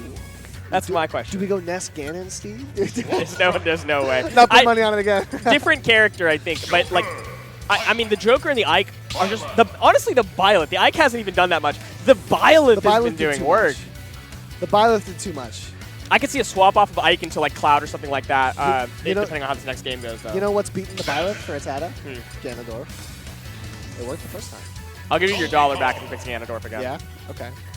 I'm not going to give you another $1. That's fine. I'm that confident that he's not going back to Ganondorf. Is he really considering Pikachu? I don't know. I think he just wants anything that's going to do well against Byleth, which would be the Pika. But, you know, has he played Pika ever? A lot of consideration here. Like, Yeah. The hand on the Sheik is chin. not a bad choice. I don't know what he's got in his pocket, if I'm going to be real with you. Yeah, I have no idea what Atata has in the bag. He does. Okay. Even Steven Seagal. All right. There we go. I love that. And I'm excited. I'm excited to see if we can get it back together. And now I'm wondering if Raven King's thinking about the Byleth Ganon matchup. No, he's going to run it right back. Yeah, He's going to run it right back. You're down 2-0. The onus is on you to show me that there's something that I have to be worried about. Yeah. Prove to me that it matters if your Ganondorf beats my Byleth again. Right. I don't think it does. I'd like to see you try, says Raven King. And Atata's going to do just that. Tries to land with a fair grab immediately. Okay. Hello. We just kick it again. Another one. Sure. Neutral get up down B. Oh, neutral get up down smash. That scoops with what hilt? Sure it does. Trying to land with back airs as the Ganondorf has already proved a better option against the Byleth than the Steve ever could be. I don't like that you're right there, man. I don't like it. Oh man, the fair doesn't work. Eventually Raven King finds a grab to get himself out of harm's way, but you're never fully out of harm's way when the that King really of Darkness is on your screen. Surely there's a better choice right there, but in Yeah, any case, right. oh, and it hits the weak back air. That could have led to something really strong if you sent it that right angle, but the weak hit unfortunately allows Atata to get back to the stage, rack up some damage. Atata has done neutral get up strong option every time he's been at ledge. Can't find the spacing on that. A turnaround grab. Just get the grab release, sure, if you want. Atata now working from a distance, just going to fully run back in there, get That's himself too back far. in range. Surely yeah, that's too far, yeah.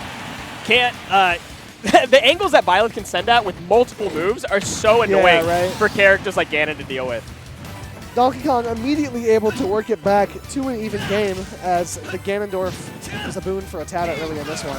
We've seen some catastrophic Donkey Kong performances. It'd be nice to avoid that if you're Atata. The up B is not going to be the way to do that, though.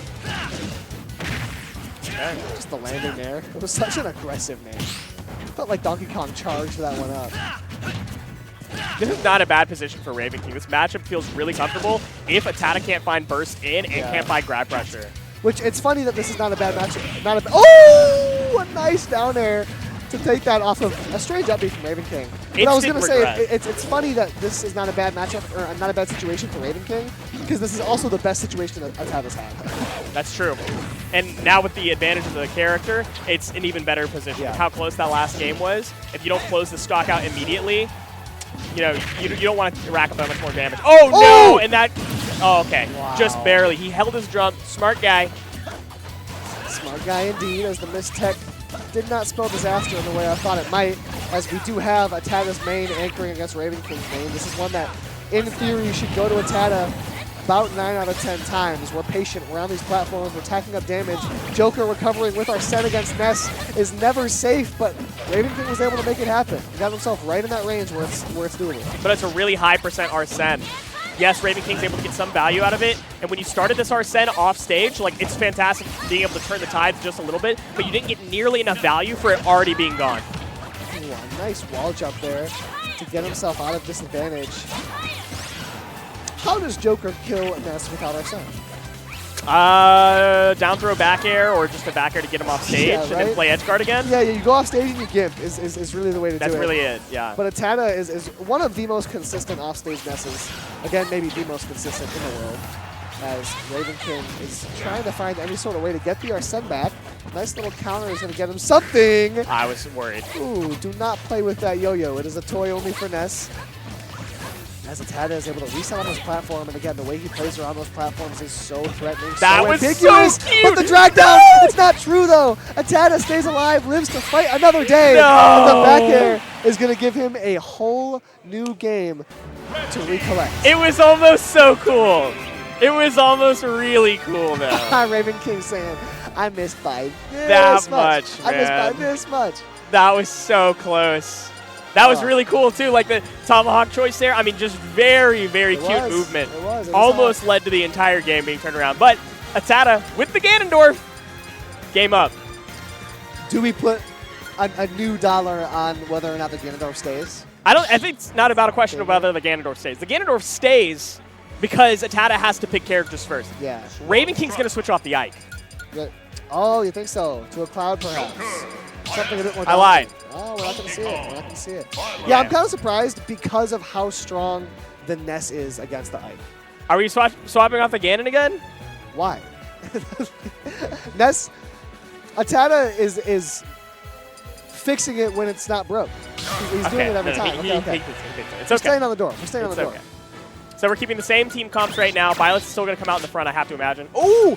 Ike sending out in the front. Much better against the Ganondorf, too. Yes, far more consistent. Sweeping hitboxes are going to hit slow characters all the time. Yeah.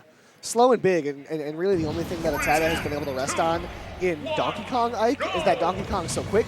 He can be a little shifty, but I really don't see how he's going to get in against Ike as Ganondorf, but right away he's finding a way to get an opening off dash attack. Hello. Okay. Big damage. Okay. Okay, he's just swinging, though. Raven King's got to find these very measured nair openings and a really boring play style, but off stage already. Dude. And catching the platform lane. He went for the platform cancel, slide off, I believe, but caught right out by Atata. The Ganon shenanigans strike yet again. Gananigan. Yeah, the Gananigans are looking really solid here. From, Atata with the side B. No, it doesn't do it. It doesn't do it. I don't think I've ever seen somebody mash out of that. It's a good match there from Raven King. The reason is that I don't watch a lot of Ganondorf, to clarify. you never see Ganondorf. The reason is because nobody plays Ganondorf. Yes. That's to clarify. Exactly. I'm glad Atata went for that, though. That is what you have to go for in this. A lot of damage getting put on. He gets the back air down air he wanted earlier, and the up air is almost enough to do it. Raven King, be careful. The Byleth is not looking as dominant as it was earlier. It is but a wee mouse against the monkey of Atata. Hello! Oh, armor straight through with the headbutt, mashes out, and air dodges just in time. Does not read the tech. Atata swung with a back air, misses, and Raven King gets back to center stage. Okay, a couple pairs coming out. I like the jab there from Raven King. Work his way out of a scramble situation with some success for just about the first time we've seen in this game. And now patience coming through from Atata. He's just getting right under it. You threw away your whole advantage state looking for a down air, brother. Why? For a Byleth down air. Of all things, the back throw is going to get it done. And now we're in the same spot we were in both in Game 1 and in Game 3. Let's see if Atata can make more out of it this time. He wasn't able to develop big leads, but he catches the Rebel Guard. He knows how much Raven King wants Arsene. Monkey Punch not able to do it, still chasing his Atata. Said you want Arsene, you got it. I'll give it right to you at 100%, an incredibly high percent Arsene, and this is going to be a big edge guard. That's all she wrote. The Nair low, Atata 2 stocks to send it to a Game 5. Did Donkey Kong put in work? Of all the things to be the Game 4 savior for Atata, the Donkey Kong was it. Well, okay, the Ganondorf put in the work too, but That's true, that's true. what a strong opening Ganondorf allows for Squad Strike. It's like you're doing all this thinking in between games, like, okay, how am I going to counter that? The Ness has been solid, Donkey Kong's doing all this, okay, my Byleth could come out, and then Ganondorf just obliterates your stock. In 20, I don't think Atata's Ganondorf has been on screen for more than 30 seconds, and it's taken a stock every time. And there's no justification for either player to swap out the characters at this point. The games have come so close up until this last one. Right. There have been like explosive openings on both sides. Yeah, and even if you're Raven King, you're thinking, why would I switch? Let me not get up smashed next time, Exactly. and I'll be fine. And let me not throw away advantage states. Like that. Yeah, that's the big things that have nothing to do with character selection or matchups. Yeah, let me not fast fall off stage my Byleth down there, you know. As Raven King looking for, again, another risky option off stage. Atata's able to land and get a lot of damage on, collecting more and more, avoids the get-up attack, tries to get a grab out of it. A bit aggressive, though, as that angle is DIS disgusting. Able to take a very early one off Atata. Out of the air, sending the Donkey Kong out early. 46% is not enough, and this matchup is annoying. Oh man, the Raven King Byleth is back. Atata having a hard time getting close. We get the trip off of the down tilt though. Ding dong, but nobody's home. It's Atata going off stage. Reverse Monkey Punch. Atata knows the movement with Donkey Kong. I like seeing this. This is fun. Parry into an F tilt. Now, what do we have for the edge guarding here? Atata stays patient, gets the grab. Is the forward throw going to do it? Raven King with the mash. What? He reverses it with the down air. Raven King strong as ever. That mash was crazy at 135%, only being held for 2 seconds, maybe 3. Atata is able to close out another stock, but you have to fight through 2 characters. We've seen it before. Atata has to obliterate this Ike right now. And it is not working. A bad up B angle is forced early on. And Raven King collects accordingly. And as Ness, that is one of the hardest up B angles to get, is not directly parallel with the stage, but just above it. It's in his set loss. But we're going to come back to it. We're going to try and run it back against Gold Hat in the red hat. And Younglink out in the front. And the Incineroar can have a hard time approaching this character who loves to stay at this mid-range. But he can get a lot of revenge really quickly. So Gold Hat has to be really good about mixing up his timings. And Sir Dank, one thing about him, no matter who he's playing, he's going to do that down air. He's going to send that down air in the exact same spot. And he finds so much success with it, why wouldn't you? You know? Expected the jump after the boomerang, nothing doing there. Sends him off stage deep.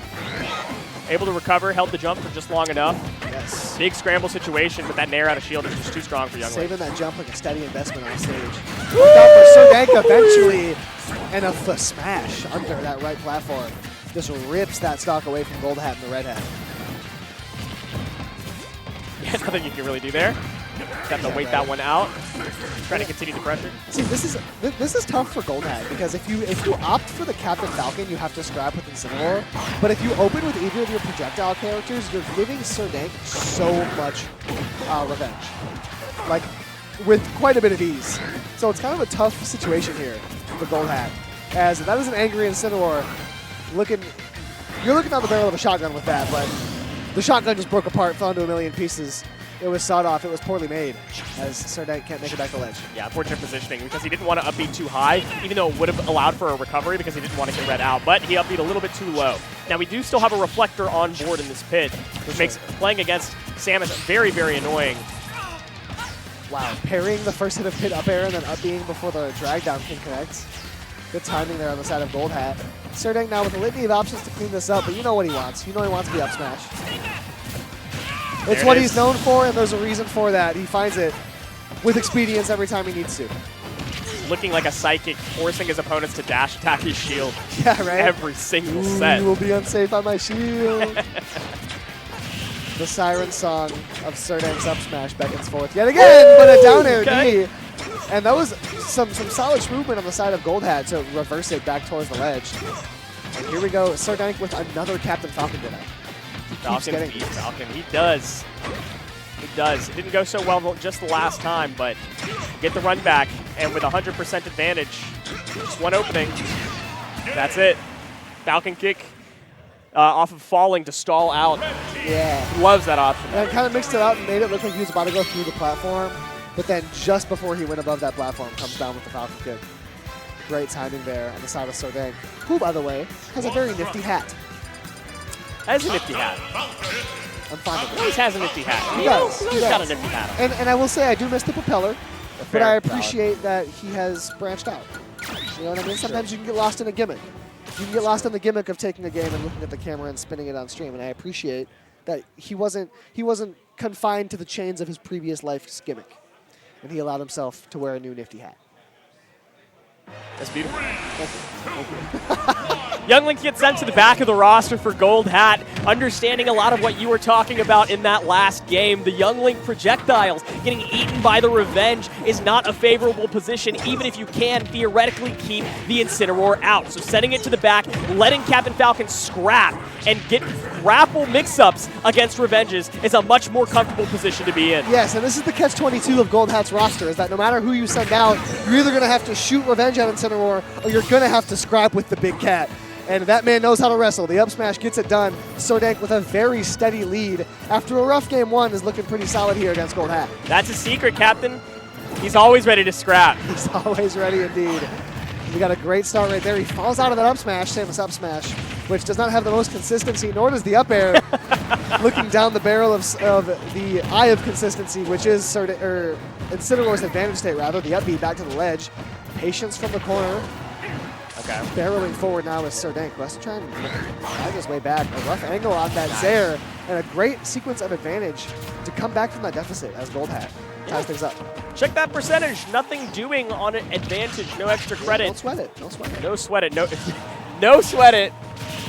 No sweat it indeed, baby. No sweat it. The back air sends deep. This is a disgusting back air, too. Yeah, sure is.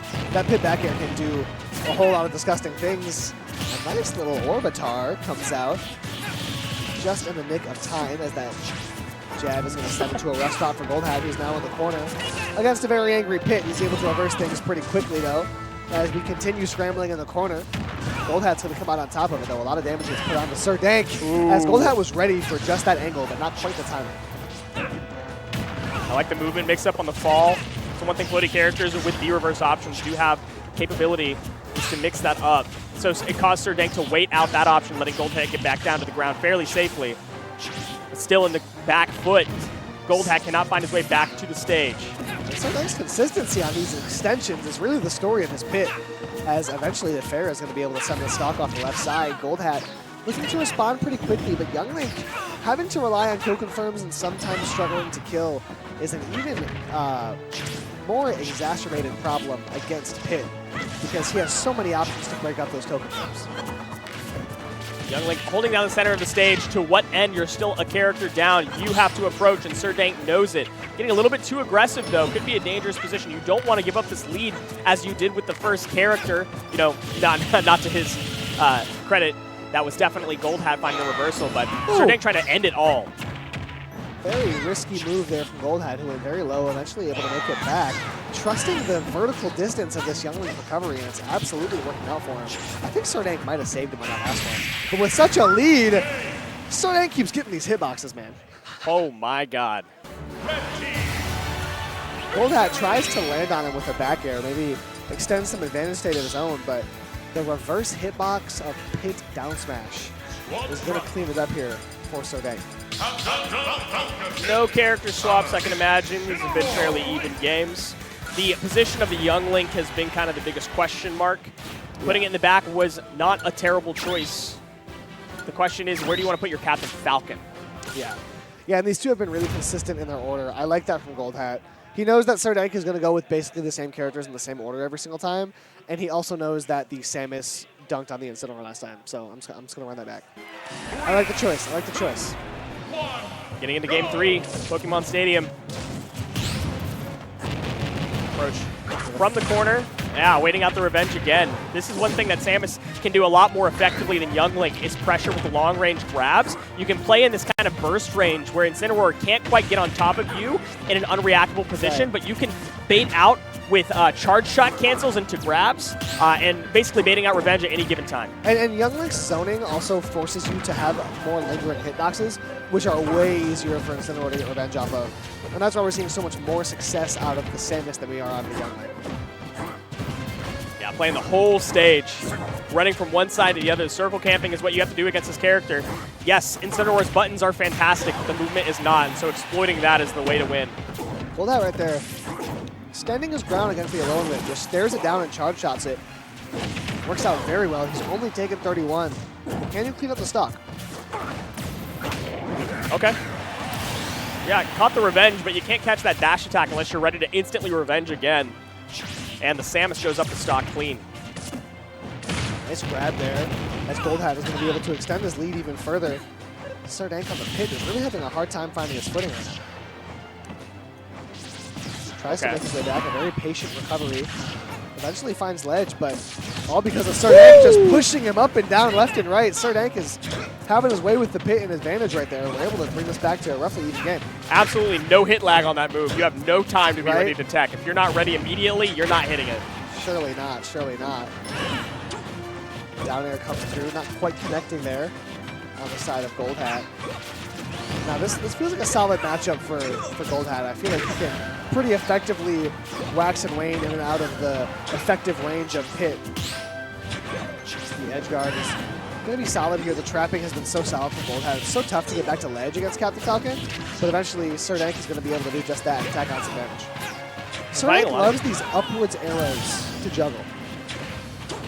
Unfortunately, though, getting sent off stage and down to the last character, Serdank's main still has to fight through 2 stocks. Ooh, that could have been terrifying. It still is off the platform. What? Down air, up smash. Again, no matter who he's playing, Serdank is going to find it. That was early, and now you get to play your main versus Young Link.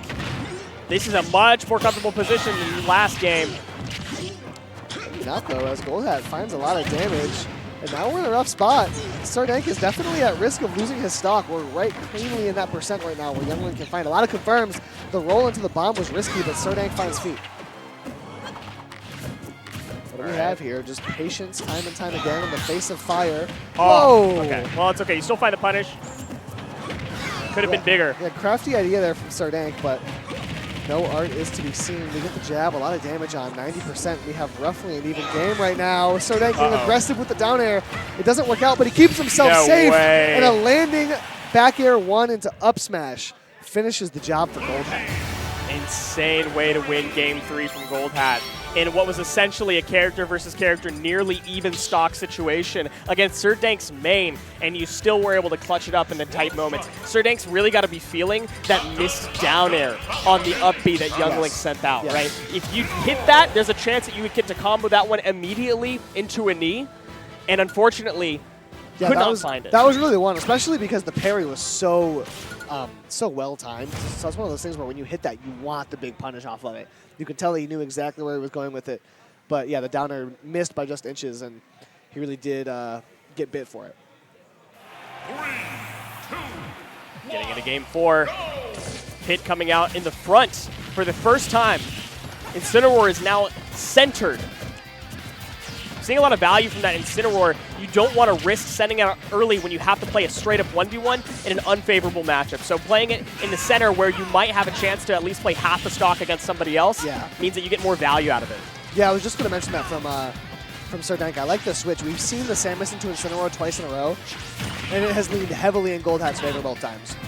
So the pit mix-up is exactly what Serdank needed. and he collects very early on as the down air into F smash. It gets it done. Okay, approaching with projectiles, finds a falling Nair. Does not want to give SirDank any extra credit on this test. I do love the prospect of this game ending with a Captain Falcon 1v1 and Gold Hat taking it against SirDank's main. That would be quite the story if Gold Hat can make it there. Maybe distracted by the temptation, is having a rough time against the pit right now. Okay. The There we fair is go. just a little risky, misguided. SirDank is not falling for it. The footstool. It's a just little cute. crafty. I know it doesn't do It's a anything little against a crafty. character with 5 jumps, but it's cute. It's a fun sound. You like hearing it. Well, A lot of work being done by SirDank's pit right now with some decent range available. If you hit that up air, Yikes. oh man, I thought that was curtains. yeah, this pit is sending Gold Hat down into a deep bottomless hell right now. A large, large lead. Full 2 stocks for the Captain Falcon to overcome here. Gold Hat's Captain Falcon is really, really good. It has Hey. beaten out SirDank's Captain Falcon in one-on-one situations. Can it fight through the Incineroar? It was a very dominating 1v1 in Game 3.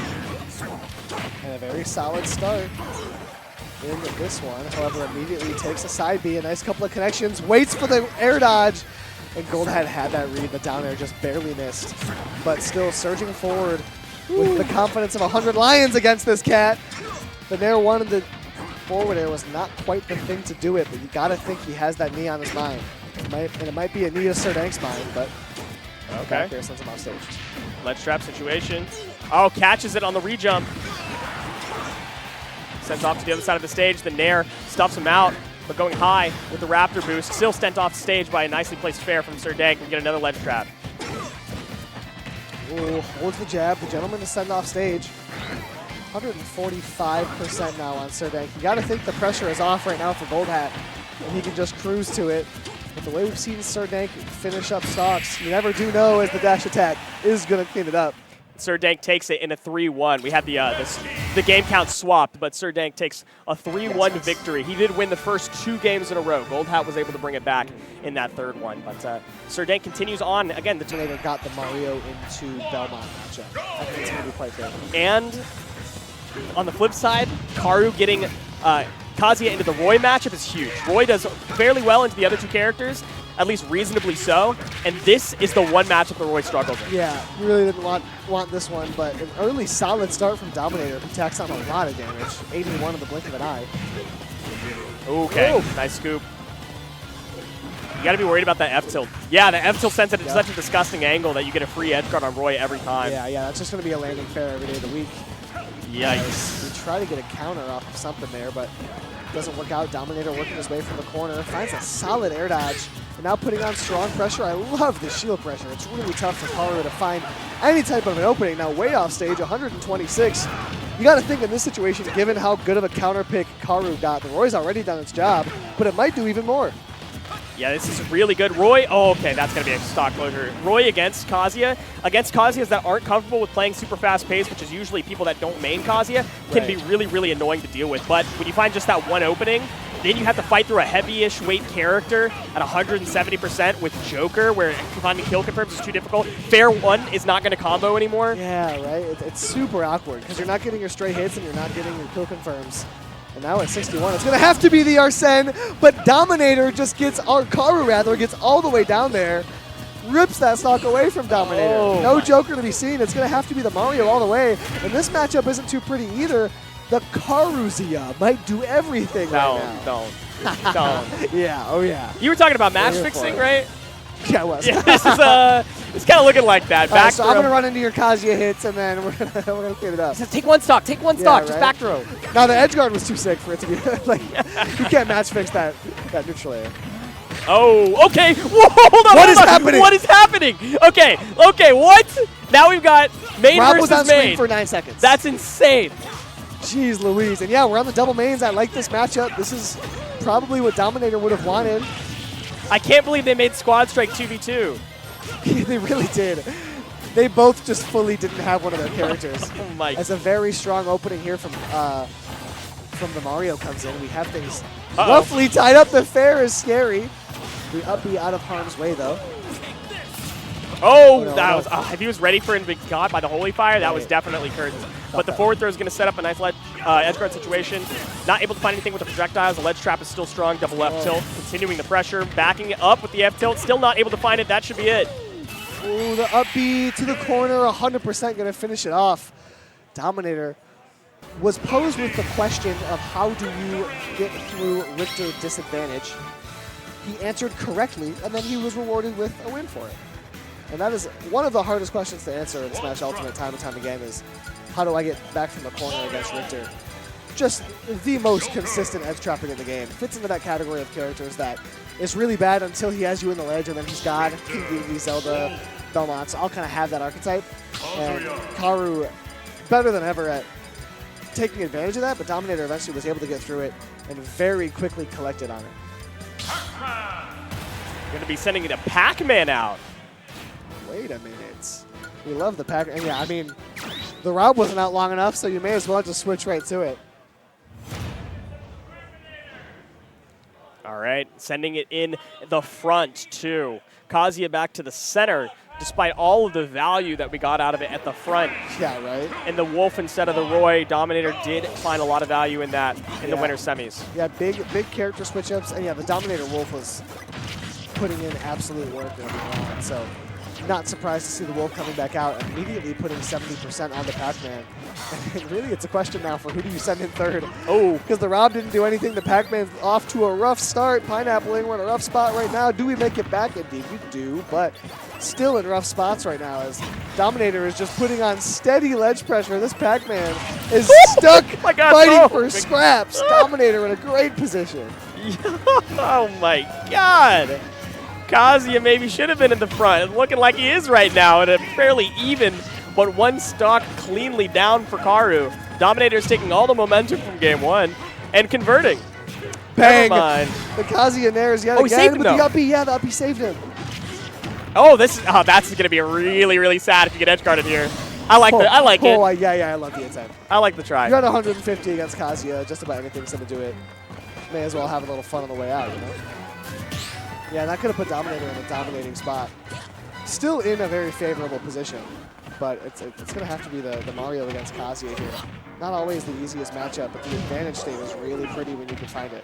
Dominator couldn't find much out of it though. He's rising up airs, which is so annoying as well, and finding a nice edge guard with the back air, cleaning up the stock again, and keeping the one stock advantage. Nicely so. Dominator threatening to take this in pretty easy fashion. If Karu's Richter can't put out a dominant performance, how do we get back from the corner with a cape? That's how you do it as Mario. You cape the Holy Water, and it gives you a much more consistent way to get back from that pressure. I love that. Okay, crossing up the back air, trying to scrap, but Richter's scrapping options are not that good. They really are not. And Dominator is really making Karu pay for it. We get a down air into an up B, which is looking like the most consistent combo of all time, the way Dominator's using it. Yeah, Karu's finding that every single time, every day of the week. Okay, try to go for a hard read to just like send him off and end it already. Yeah, it's crazy. wanted to get rid of it right here and there, as a couple of down tilts put Dominator into a threatening range. And it's a risky spot here where you can give Joker Arsene really easily on accident here as Karu, but Dominator might not even need it, might not even gonna need it. Sends him right back off stage, chases him with the back air. That would have been it for sure. Missing by just a hair and giving Karu a chance at this game too still. I like that Dominator is not fishing for Rebel's Guard on these projectiles and instead maintaining the pressure, not giving Karu an inch. Right, just not letting him throw out a single projectile for free or play the bait game. I would cry. We almost get something sick off of that cross. Okay. Dominator working from a weak position.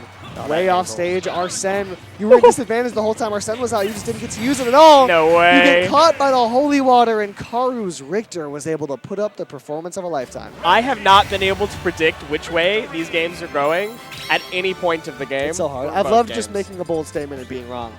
Just seeing which way it's going to go. I mean, at this point, I think that at this point, it doesn't matter what I say, I'm going to be wrong. Yeah, That's right? crazy. You never know. You never know. As Karu puts together a very solid comeback. I thought it was looking for a moment like Dominator was just going to walk away with the set. Yeah. He was looking way too good.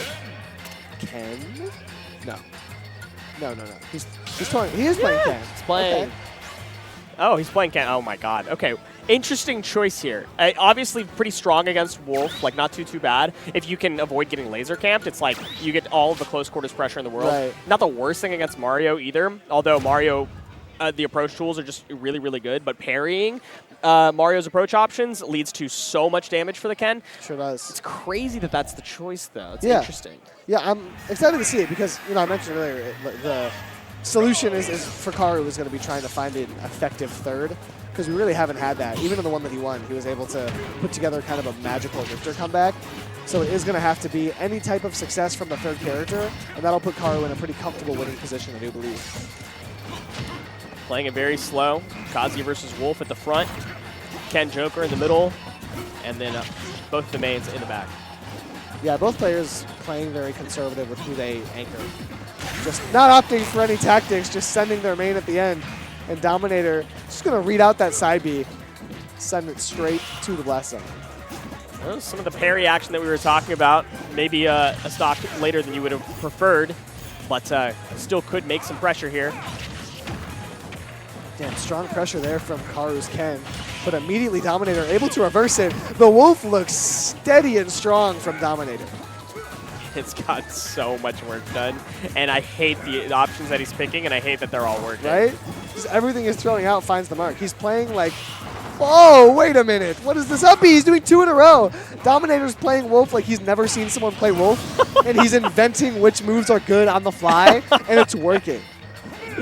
Not enough, though. Gets spiked by Ken off stage. High percentage for this Ken can be very annoying when playing against Joker, and I think we still are in fair one, like drag down percentage here. But he might just look for like a free opening. Oh no, he's still looking for it. Yeah, we sure were, but we didn't see the proper DI read coming through on the side of Dominator. Tracking doesn't do what it needs to do, as the Ken from Karu has a chance here to even things up. With this high rage, you never know when something might connect. Sure, you can take things really early, but the up smash from Dominator, who is one of the best players I've seen at just ripping smash attacks and finding connections on it. He loves looking for those. And so he goes up the stock for it. Now this is the same position that we saw game 2. This is absolutely no different. Karu's going to find a down air up B confirmed to take the stock, and then they're going to scrap for the last. Yeah, that's been the copy and paste here so far. Let's see if Karu can find it yet again, or if the Joker is going to be just too elusive this time. We have our Sen disadvantage, though. That's what's been big. so tough for Dominator to deal with, is that he gets our Sen when he needs it least, and Karu just will not let him land. Oh, Damn. very nice edge guard right there. Going for the that's actually really funny to go for that against Joker. Going for the tether cancel back air, the thing that Joker loves to do, and then taking him out with it. That's funny. Very solid stuff from Karu, who again is looking like he might just, he's not playing Squad Strike, he's playing Richter, but I have to reverse 3-stock my opponent. Like that's the game that Karu's playing, and it's working so far, as a landing back air into an F tilt on shield is going to work out for Dominator. Send Karu off stage, that's where he really needs to be, holds on to it, doesn't get hit by the returning cross, tries to chase with the back air. That's a little risky though, as Karu finds his opening. Seen Dominator lose some of the most winnable positions by spamming smash attacks at inopportune times. So I wonder what he's going to do. Why do I wonder, man? Yeah, Why do I even bother wondering? I guess okay. they work sometimes, though. All you needed to do is work once. Right, That's right, it. and that's the thing about when he sends those out, is that he sends out 20, you need a 5% success rate. That's true. When he sends out so many of them. And when you That's put it all like need. that, that's pretty good. Right? It sounds like phenomenal odds. It really does. But then Going in up practice- 2-1, Dominator over Karu. Yeah, it sure has. It sure has. And again, a lack of success on Karu's third. We'll see what he's thinking about right now. Putting some thought into it. I have loved the Dominator Wolf. But we see a cloud pick coming through from Karu. I think at this point, just trying to keep Dominator on his toes, not really give him any sort of consistency or anything to get a read on or get steady, hold on to. Because this third character has been different every time, you can't just super comfortably walk over it. You kind of have to feel out a new character from Karu.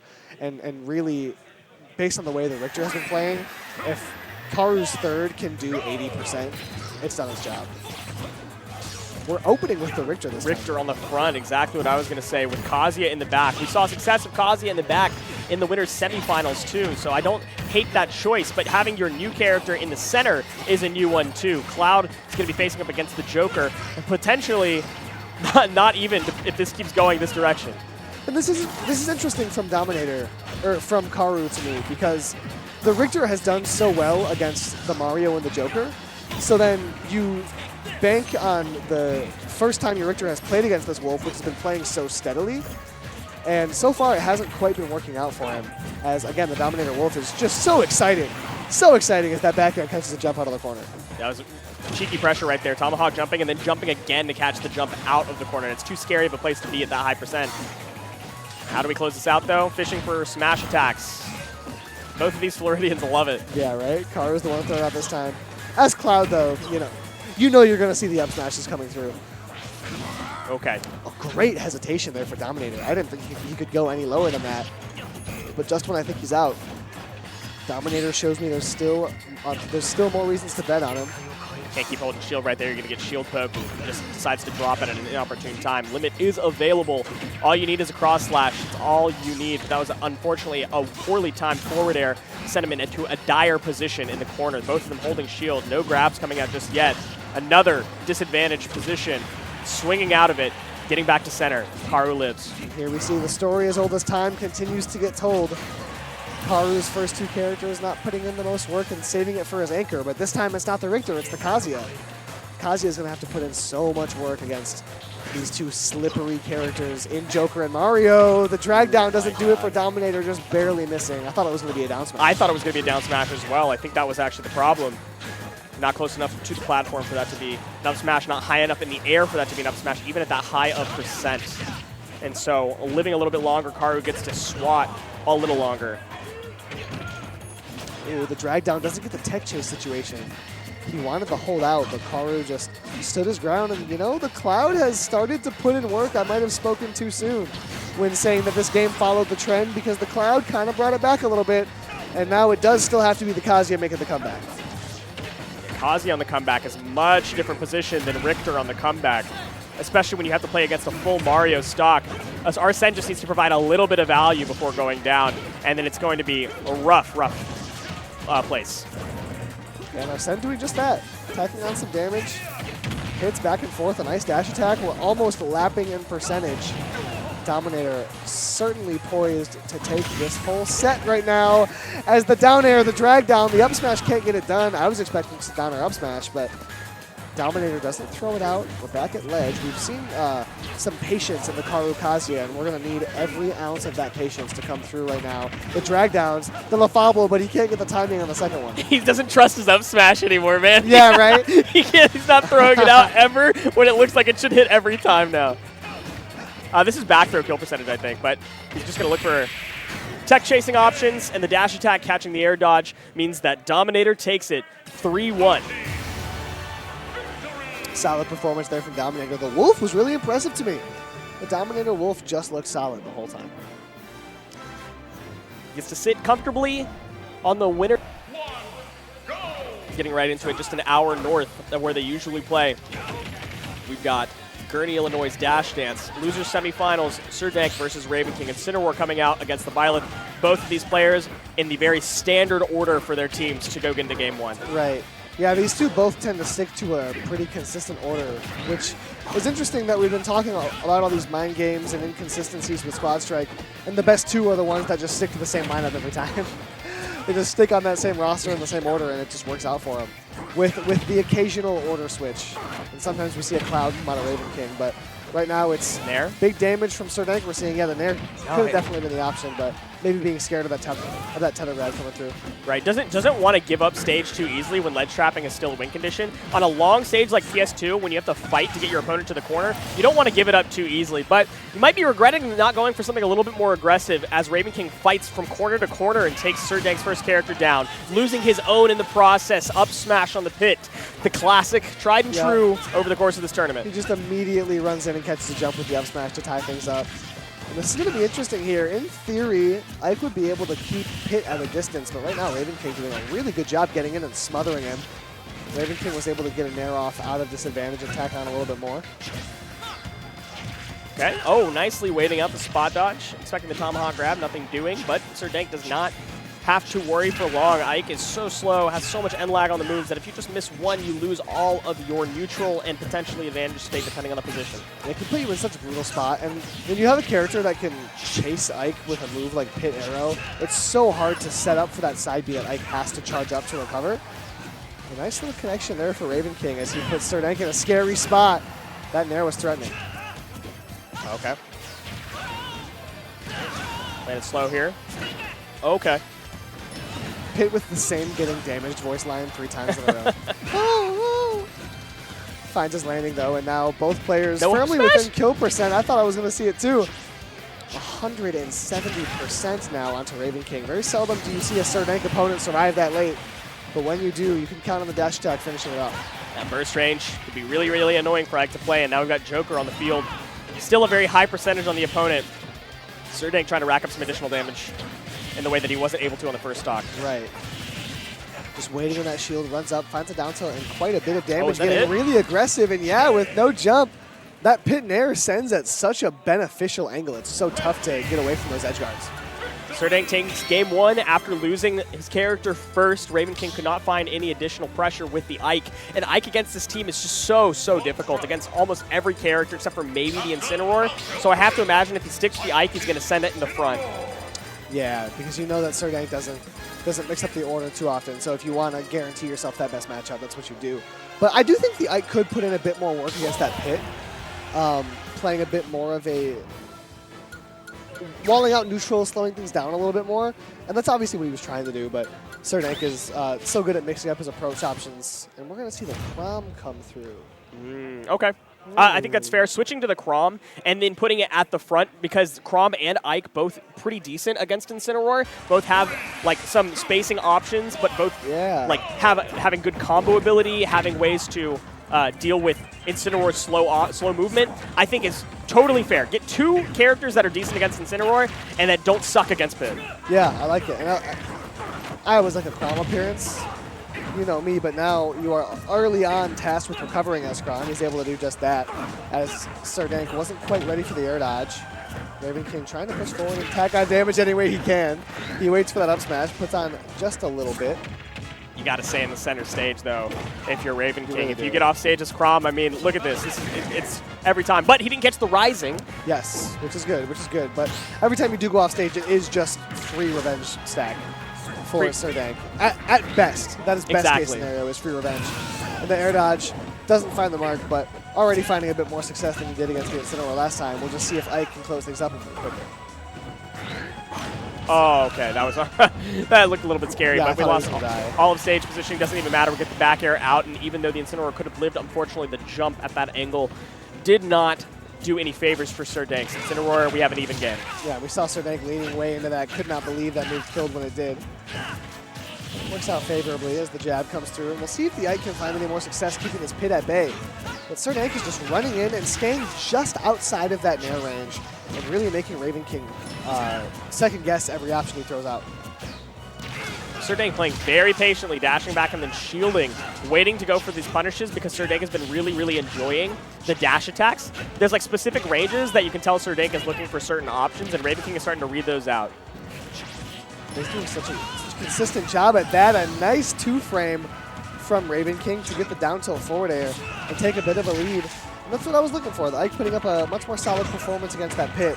And now it's Serdank with his main, tasking his Captain Falcon with making his comeback. Oh, how deep does Raven King want to go? Do Yeah, you I want thought to he was risk gonna it all? If you add some percentage, it's not so risky to go for it all. Right? It's not the worst option, as these up-Bs are very solid from Raven King. We've seen him clean up quite a few games like that, and the Ike is looking solid against the Captain Falcon right now. Okay, off stage, Ike. It's so patient. Oh, I love that. Walks left. Slowly walking backwards and getting up damage. And if you're Serdank, you really wanted that to take the stock, as the dash attack also doesn't do it. 160% on Raven King, that's max rage. Oh, that's going to be a big punish, and that should be the game. Raven King takes the second one, and it is even up, 1-1.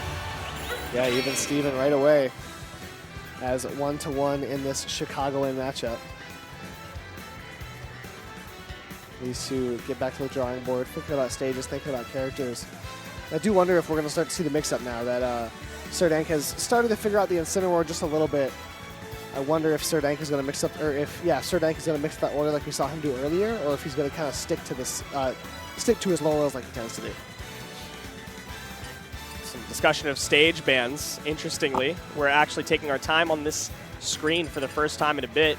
Yeah, I think it's the first time in our whole block so far that we've seen some real thought get put into the stage picks.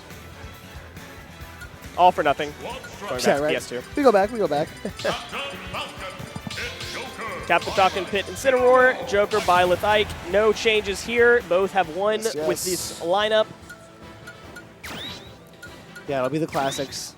The Chrom didn't do too much, you know. It just added some damage down to the Incineroar, and I think just going back to the Byleth, it's been Yeah. working. Yeah, and I think with how consistent Raven King's Byleth has been and how comfortable he's probably feeling with it, I definitely like that better than trying to counterpick, especially with maybe the least consistent character in the game. Definitely like opting for some consistency in Byleth. Man, Serdank is playing in this range that's just so frustrating for Byleth, who needs a little bit more distance to set up some of these slow aerials. They're just running in and so effectively playing the RPS when he's close to your shield and when he's in that burst range, which he's so used to doing with Captain Falcon that he can switch to that pretty effectively as Incineroar and just tack on so much damage. Oh man, look at this movement from Serdank. It's so frustrating because you can't stuff out the approach from Serdank as Raven King with Byleth's Right. options. And the second that you pick wrong, a Alolan Whip catch. Yeah, exactly. And like the moment you don't have a forward air in the exact correct spot, but the Ike is immediately able to even things back up. Serdank not happy about that. Nair, up air. Old combo. New game though. Raven King's Ike putting in a little bit more work. Continuing to tack on damage.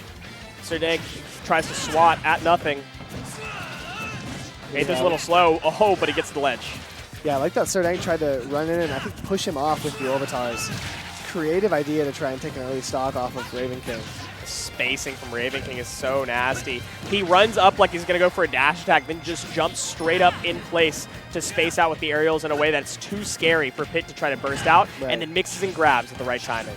We're seeing a bit more of the success that I was kind of expecting from the Ike on Raven King's side. Spacing out Serdank a little bit more effectively and keeping him at a distance. Loving this, and it's going to be the dash attack to take it. Serdank, again, tasking his Captain Falcon with quite a bit of work, and he's able to just charge that F smash all the way up. No hesitation, saw it come out and decided to charge the up smash, knowing that Raven King's not going to be able to hit him no matter what drift he does, and now we get a 1v1 of the mains. Yeah, and a low percent 1v1 of the mains at that, so basically as normal as a stock can be in Squad Strike. This is so standard gameplay I was not expecting to see. Not a lot of crazy options right. coming out, just both going for reliable shield pressure and finding the right option at the right time. Serdank's down air into knee closes out that game. It's the classic. It's the classic. It just looks so good every time, that down air knee. It just makes me feel good. It's like one of those extensions where to get there, technically, in terms of how difficult the option is, it's not that hard, but the opponent knows that. The opponent knows to watch out for Captain Falcon down air. So seeing it connect has a level of satisfaction to it that comes with everyone in the venue except the opponent knowing that Captain Falcon wants that down air. You know what I mean? It's true. It's true. In the moment, it's so hard to like be prepared for the for the option that you know will kill you. Yes. Yes, and it kills so early and it kills so consistency. And Captain Falcons have been looking for it since Melee. And it still comes through. Nice opening from Raven King right now, but again, these delayed Alolan Whips off of the hop are just too difficult to like get around. Yeah, it's the timing mix-ups that have really done Raven King in. He's having a really hard time swatting the Alolan Whip out of the air. That's a good choice, though. That covers so much of that space in that burst range where Serdank loves to hover in the air. If you just keep swatting him out with that, it's not super easily punishable if it's well spaced. Yeah, the side beam might just be the one to do it. How many more chances are you going to get, though? Yeah, right? As Raven King's third character has not been able to find success at all. And if he can find any, he'd be in a great spot. The Alolan Whip comes through again. Not able to take the stock, though. Waits it out. Up throw. Every throw is a kill throw with Incineroar. Ike comes back out. Can you close it out as fast as you did the first time around? That's pretty much what he's going to need. Revenge on deck. It's going to do 37 off of a back air. Good gravy. You are not Captain Falcon. That down air is punishable. Yeah, it surely is. Good call out right there. If you want to recover low as Incineroar, then it forces Raven King to time it a little bit better. But recovering high means that he just gets to rip it. Yeah, you got a big window to time that. Especially because even landing on top of it is going to be such a strong hitbox. I like the pressure here from Serdank, making it really hard for Raven King to find an option. But he does just that. The drag down. Close but no cigar. We got a down throw back here to stack on damage. Okay, big nair. Starts an opening right now. Again, Serdank swatting at nothing. That's where Raven King was able to close the stock out last time. Ike Nair is the mid% version of that cap. Oh, that killed! Such an early stock take there for Raven King, and that's exactly what he needed. As for the 4th time in this set, the Captain Falcon is tasked with quite a bit. Oh, that's not the grab. 3rd hit of Gentleman. That down tilt tells us at a nasty angle. I love the air dodge there, and it is going to take the stock. I love that from Serdank. I was mentioning earlier that, or I love that from Raven King, rather. I was going to say. Yeah, my fault. But I was mentioning earlier, the Ike Nair at mid% is the mid% equivalent of that Captain Falcon down air that I was talking about earlier, where both players know exactly what the other person wants. It is the option that the player is going for. So the few and far between players that have managed to find the creativity to still land an Ike Nair at 50% in the Big 2025, I commend them for it. Something that an old Ike main knows too well. Sending out the same squad, the same order for both teams as we send it all the way to the Game 5. Back to PS2. Yeah, these two players are back to the tried and true old reliable in Game 5, which I love to see. Love to see both players just slowly figuring each other out, really getting the most out of the squad strike format in the sense of just like, we're going to try to play this as close to a singles tournament as possible. It is just the 3 characters matching up into each other over and over, and Serdank was able to find the approach. Oh, a nice 2-frame on that down air, catching the high tether, or down tilt rather. Actually gets the Alolan Whip, but that's twice now that Raven King has gone for a way too risky option for the sake of, I think it's looking cool. Giving up advantage that positions that he might come to regret. But right now, doing okay, that should be all she wrote. But going high, Serdank lives a little longer. That's a great high recovery on that. We've seen Serdank kind of miss that angle on the high recovery a couple times, but not losing any confidence in going for it anyways. These dash-up shields for Serdank coming through with just a great option to get close to Byleth and force Raven King to scrap. There it is, well spaced. We take out the stock finally off of that Incineroar. But for how long? Both of these guys have been incredibly adept at closing out the return stock and making it even 1-for-1 every single game. Right. Yeah, and it has not been a lot of leads, as you've mentioned, and neither player has been really able to work with anything like that. And pit down smash coming through so quick, taking the stock off the left side. And yeah, just like you mentioned, you called attention to it, we are evened up right away.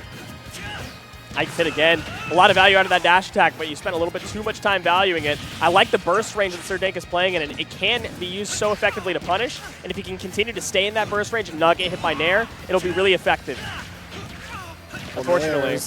Raven King able to find an up air as well. It's going to be an up throw, trying to mix up the DI. Finds the reverse landing Nair to get a back air. As the Serdank pit against Ike has become more and more of a rough matchup here. F-tilt just narrowly missing that. Definitely would have taken that stock down.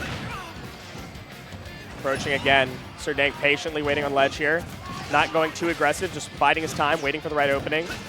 Now this is a scramble position. Ike does not win scramble positions. Get back to the range that you like, Raven King.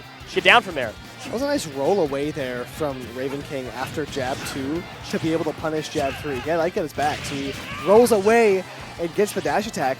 And now Serdank doing a great job converting this, as the pit was able to bring it all the way back around. It's going to have to be the Raven King Joker, who we really have not seen too much productivity from.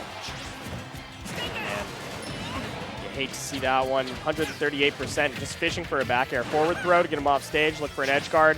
Multiple jumps makes it difficult. Down gun is nice, but not for long. Did not shield for long enough to punish that get up attack, and now Serdank's in the driver's seat. trying to push forward with whatever he can. The arrow's coming out. The grab doesn't connect. It's going to be fair one back air to send Serdank deep into disadvantage. You got to take the stock somehow. Down Raven throw. King comes up. Yeah, down throw might just do it, but not going to go for it. 192. Now down throw certainly does it. Yeah, you have to be careful for the next grab, and back throw is another good There it option is. right There there. it is. Running to the ledge, slowly turning around, finding the back throw. You didn't take too much on the back end right there, 37%. This is a doable 1v1. Yeah, there's just going to be a straight-up mains 1v1. We keep seeing this matchup boil down to that as these two players have found a way to bring some consistency to Squad Strike. Ooh, up being past the ledge. Can't imagine that's what Serdank would have wanted, but he gets out scot-free as the approaching there. Can't open Raven King up too much. He's able to swing right back. Okay. Oh, gets caught, unfortunately, jumping right there. But Arsene is out, massive. You have gotten a good amount of damage down onto Serdank for this Arsene to actually potentially close out the stock, but the down air into up smash, that perfect percent just catches at the tip, and Serdank continues his run back to get to his placed seed. Yes, yes, he's trying to get all the way back there. As yeah, you mentioned that perfect percent window. He hit that down air at like 65%. And when you're right in that window, you can lose the stock really, really early, and Serdank hunkering down. Orthodox to Yeah. keep Incineroar from just stealing all of your Yeah, damage. you have to find some strange mix sometimes, as the consistent issue has been Karu's third character. And the Rob, you know, off to a decent start, a nice grab to get off stage. That's got to be the game plan here for Karu, is try to get off stage and force some type of early stock shenanigans against Serdank. Got nice even percentage up, catching it out with the revenge right there. Gyro is a little bit too much of a burst option to actually revenge it if it's not already standing on the ground. Right. But up tilt is not. Eating that up tilt, still living a little bit. One more and you'll probably be a goner. The Alolan Whip actually catches with revenge. That is massive, even percentage, and you have an advantage state option now. But how high can you actually go with this character? Not enough. Yeah, it's going to tie damage right up. As Karu now trying to pressure with that edge trapping. We should see Rob be pretty successful at this against the likes of Incineroar, but Serdank stands right back up and chops through all of it. Kazuya comes out, 161%. Basically, any hit from Kazuya will take this one down, except for that one, apparently. Yeah, right. It's a weak one. 177%. Yeah, just keep throwing out that forward air, buddy. It'll do some work Yeah, at some right. point. There we go. Finally finds it. And yeah, we can sometimes find Kazuya in a situation where it's not super easy to close out stocks beyond like 140%, where you're not really getting your confirms. You can see that happen quite a bit with Kazuyas that kind of play the neutral game too much and don't just try to close things up right away. Okay. Swatting back right there. They're playing in crazy close quarters. Oh, yeah. And Kazuya, of course, likes it. Auto turnaround feels good. Electric feels good. But Serdank does not exactly like have a choice to play from further at the moment. Right. Yeah, the main event in this set for me is going to be able to... he thinks he's playing Captain Falcon. He is not playing Captain Falcon. Karu just can't get the punish. Waits onto the platform. Still, Serdank loses his stock immediately thereafter. See if Serdank can come to collect, because for me, the main event in this set is going to be, can Karu keep Serdank even an inch away as Belmont? I Two know top you're kicks in a row. Serdank. You don't have to show me again and again. Forward throw finally takes a stock. No, okay, it's No. Never mind. He's a heavy character. Yeah, He's actually a heavy not quite character. close. I wasn't even phased. I wasn't even- Kazuya, a big fella. Serdank tries to get as many pummels online as he can, but still unable to collect. And now having a hard time putting the hands on this Kazuya. Eventually, though, the dash attack does the trick. Now this I feel a little bit more comfortable about, of course. If you can approach and stay on top of this Richter, off stage is a nightmare. Surely is, but now how do you get back from the corner? We've ledge seen so trapping. many people struggle to do it, but Serdank was able to do it. And really losing that one ledge trapping situation feels like the game for Karu. That felt like the one you need to convert on, as Serdank now is only tasked with winning neutral against the Belmont, which a speedy character the likes of Captain Falcon should be able to do, but Karu is just looking steady and strong. Okay, finally finding the opening. You know, Raptor boosted Falcon kicks will eventually get you there, I suppose. First offstage position, went really deep for it, but the early tether, oh, almost. Wow, wow. The spot dodge, well-timed, well-placed. Rolling in again, the up smash thrown out at an inopportune time. Ledge trapping again, how do you get past it all? Oh no, it has to be low recoveries, and there's just no consistent way to do it. Eventually, Serdank is going to have to jump into the holy water, and he loses that stock to Karu, who's able to take a lead and threaten a Floridian Grand Final. You know, I often see Holy Water into F tilt or F smash, but it's usually after the fire has already come out. They just got hit with the right? bottle. The flying hit of Holy Water is not what you often see. In the true combo right there.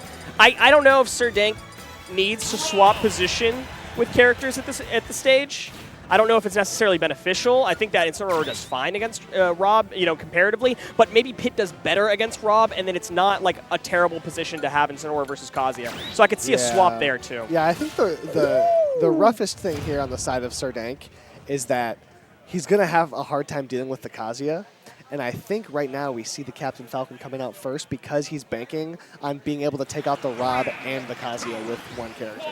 That's valid. Start momentum in your favor with your main character. You know, play comfortably, play like you were playing just a brand new single set, and then mentally you'll be able to start off strong. And I think that is totally valid methodology, leaving Incineroar in the back as a good comeback character, and that is what he can do. Right. Because we know that Karu should not feel comfortable with a big body against Sir Dank, but he's looking very good right now. Sir Dank's strategy is not paying off at all. Yeah, taking a lot of percentage early on, but Hello. that stomp knee against it, Rob kills it. What? At who? Yeah, I have seen the light. I cannot believe that stomp. The kill confirms out of stomp killed just ungodly early percents. Rob died so early there. Finds the roll in, able to shield the electric and get back to center, but the Raptor Boost whiffs. Karu finding a well-timed roll away to get another ledge trap. Caught. The electric into the up B is going to connect. Karu's Kazuya has really been tough to deal with for so many opponents time and time again. We'll see if the Sir Dank Pit can be the thing to take it down. We do have a nice advantage here that we didn't have before. Sending the Captain Falcon out wasn't necessarily a bad choice, but you do have to remember that's the best character that you've got, and then Karu's main is still on the back. Incineroar versus Richter does not feel good. Yeah, it surely does not. That's a really ugly matchup to see. Because even if you get revenge, how are you going to approach anyways? Yeah. Like, it really doesn't matter. So you would like to be able to see Sir Dank really put the moves on right now, as down throw up air is pretty close to doing just that. The down tilts put on a lot of pressure. Karu has not been able to find safety for a long time. Yeah, Sir Dank desperate to take the stock with Pit. Thank God you do so, because you've got to put some damage down on the Richter with Pit before you are put into dire straits at basically every position on this long stage with Incineroar. So Right. use the movement, use the combo ability, use the Use burst the range. Orbitars. The Orbitars, yes. Any opportunity that you have to get some sort of advantage before losing the stock. We're seeing Sir Dank do a decent job at that. 21%, but off stage. As ooh, wow. See, that's what's so crazy about Richter edgeguard flow charting, is that even when he misses the spacing on his down B, that is not where that Holy Water was supposed to go. Sir Dank still jumps into a down smash. It just messes with your head. Okay, ledge trapping sequence, but you throw out Guardian Orbiters so early you just give it up, and then down smash takes down the Pit. That's a really unfortunate sequence that it was entirely in Sir Dank's hands to lose. Finding, though, the crucial Alolan Rip in the corner, and that's why you rack up the percent with Pit. Because Yeah. if you didn't get to rack up the percent with Pit, and you miss that Alolan Whip, or that Alolan Whip hits, and that's the only one you hit, curtains. Yes, because really as the Incineroar, you might have one chance to win neutral. You Right. might have one opening. You might have one advantage state, and Sir Dank was able to make the most of it and bring us to 1-1 here in this set. Big opening, starting with the Captain Falcon, was a great choice. I don't see any reason to not continue with that one. But were we going to see a character swap from Karu? The Rob did not do a whole lot of work against that Captain Falcon. We got some percentage up, but we did not get the stock, and you need to have a stronger option. I mean, what stronger option is there? Right? The options don't get much stronger. Have we seen the Karu Steve come out yet? Not on stream as far as I know. Yeah, not to my memory. But sending it out first, I mean, that's where you have to send it. It's good against every character. Yeah, Pit is the right. only one that you only slightly have to worry about, and Sir Dank is too comfortable with Pit in the middle. Yeah, and Sir Dank is also too comfortable against Steve as Captain Falcon. So you just gotta, bank that he's not gonna send the Captain Falcon first, again, which he doesn't. And the pick works out for Karu. So you have strategized properly, you've gotten the pick that you wanted, but can you make it work out for you? Double dash attack, a little whip deep. That was risky, but Sir Karu's- Dank able to make it back. He just wants to mine, though. Like, he doesn't seem to be pressured at all to actually continue to force. He wants to mine, get his resources out, and then start playing the game. Which is probably the way to go. Against as- Incineroar, for sure. Yeah, right. Just swatting Incineroar away and trying to mine in between has successfully given Karu quite the lead here. Yeah, can't approach with that TNT, not with your slow physics on this Incineroar. God, this looks so difficult. Yeah, this match was brutal. It's really tough for Stardank to do it. I cannot believe the back air that down smash didn't hit. Yeah, we got the cheat code online. Up, down, left, right, A, B, A, B, start. We surely do, as the diamond tools are going to come back out early on. Yeah, that is early diamond, actually. 45% diamond. You got to mine quick. Yeah, and really the runaway and swat away and approaching Incineroar really worked out for Karu as he was able to get the diamonds up really quickly. Yeah, that's trouble. You got to close out the stock on the Steve ASAP. I mean, you still have Captain Falcon in the back, which is fantastic, but your Incineroar didn't get to do almost anything. You're spending so much value on your secondary pick. Right. Now the up tilt's coming through, a lot of damage on right away. Back air to send off stage. Ooh, just patience there from Karu. Runs away with the back air, lands, finds an F smash. And the Karu Steve is looking to be the effective third that we've been looking for all day. We have not found any sort of efficiency out of Karu's third character, but right now, able to take 2 stocks right away and give himself a lead here. All right. Fighting 1 versus 2. Stardank, he's really great at finding cheesy options to close things out early, but Karu seems to have some sort of read on this guy, calling out every defensive option, making him not look like the creative genius that he usually does look like. Yeah. Yeah, and Stardank is always like a couple creative finds away from looking like an absolute flailing freak. You know what I mean? When he's not able to make those consistent options work, he just does not look like the player we know him to be. And the throw from Kazuya finishes it up as Karu takes a dominant game 3 rather. Disappointing, man. I feel like, for sure. You know, it takes a special player to make Stardank look like his options are predictable. Yes, it really does. It really does. And Karu is doing as good of a job at that as I've ever seen. Because even when Stardank is getting rolled, he's hitting at least 1 or 2 random up smashes or random Falcon dives that I just had never seen before. But yeah, right now Karu is just, I think really the key is trying to play reactionary. He's not letting Stardank get the burst range effectiveness that we see, and he's just kind of waiting for Stardank to throw out a commitment. We are sending out the Pit in the front. This is kind of what I was alluding to in the last game, is you'd like to have Pit against the Steve if possible. It's the only matchup that isn't like just super duper annoying to deal with. Yes, there is some comfortability for Captain Falcon against Steve in general, but it's not something that you want to expend like straight up 1 versus 1 on. You would rather keep your Captain Falcon to potentially deal with Kazuya, to potentially deal with your Richter. So if you can send out this character, immediately deal with the Steve, it's the better choice. Yeah, I almost think at what point as Stardank do you start trying to strategize for Pit into Richter? Because we've seen moments of the Pit thriving against Richter, but if it works against this Steve, then I think we've seen Stardank make the right choice, as we're off to a solid start, kind of scrapping back and forth. And really, I think the key here is that moves like that arrow are going to make it really hard for Karu to just run away and get diamonds like he did last time. And it clearly makes it difficult for him to recover with Minecart too. And taking a nice, quick, less than a minute stock, the down air into up smash proves that this order swap is everything. It's worked out really well for Stardank, but the Kazuya immediately putting the beat down on him. Where are you teching? Yeah, right? Just wait on it. I'll stare at you, and immediately Karu is able to run up and collect. Doesn't matter. Value was given at this point. Incineroar versus Kazuya doesn't feel great, but you got the Steve out. That was all you needed. That's something that the Incineroar couldn't do before, and now you have the potential to get the Incineroar to do something else. And that's really what you need is, can Incineroar do, please, something else? Yeah, just anything else at this point. Sent back, the tech in place is going to do what it needs to do for Stardank as he tries to find the landing. A down air into a grab, into a whole lot of damage, 64% now. Oh, nice. The Stardank Incineroar is doing what it needs to do. Playing in the center right now, just trying to play the burst range. It'd be difficult because Kazuya's burst range is the same and better. But yeah, right? if you can bait shield, that's what you need to do. Yeah, baiting that shield would be fantabulous. Or a misspaced electric, B, too. Right? That works too. Yeah. Whiff punishing right now is just Big. what's getting it done for Stardank. As 2 alone whips in a row are going to give him the stock advantage here. It's going to be a mains battle for Stardank to threaten us with a game 5. Yeah, we talked about this before. Fighting your way in with Incineroar against this character is so, so difficult. Look at just how far away Karu is willing to run all the time. And if you get hit by anything, you are put in like the worst disadvantaged position. Expecting to land onto the platform, Karu does not take Stardank down. He gets another chance to add a little bit more damage down. Stardank narrowly surviving so many options in a row. and just pushing Karu back against the wall. This is almost definitely going to go to a game 5 the way Serdank is playing. It's gonna require a miracle out of Karu. Okay, barely hits right there. Almost got the jump out timing, but that was important because Incineroar with Rage, one more Alolan Whip and you were gone. So sending it to the last character is important. Back throw. Going to start an edge guard sequence, and all you need is one. The Nair. He sends it to a game 5. Serdank, game 4, dominating with the pit swap. And Karu looked like he was in pain there.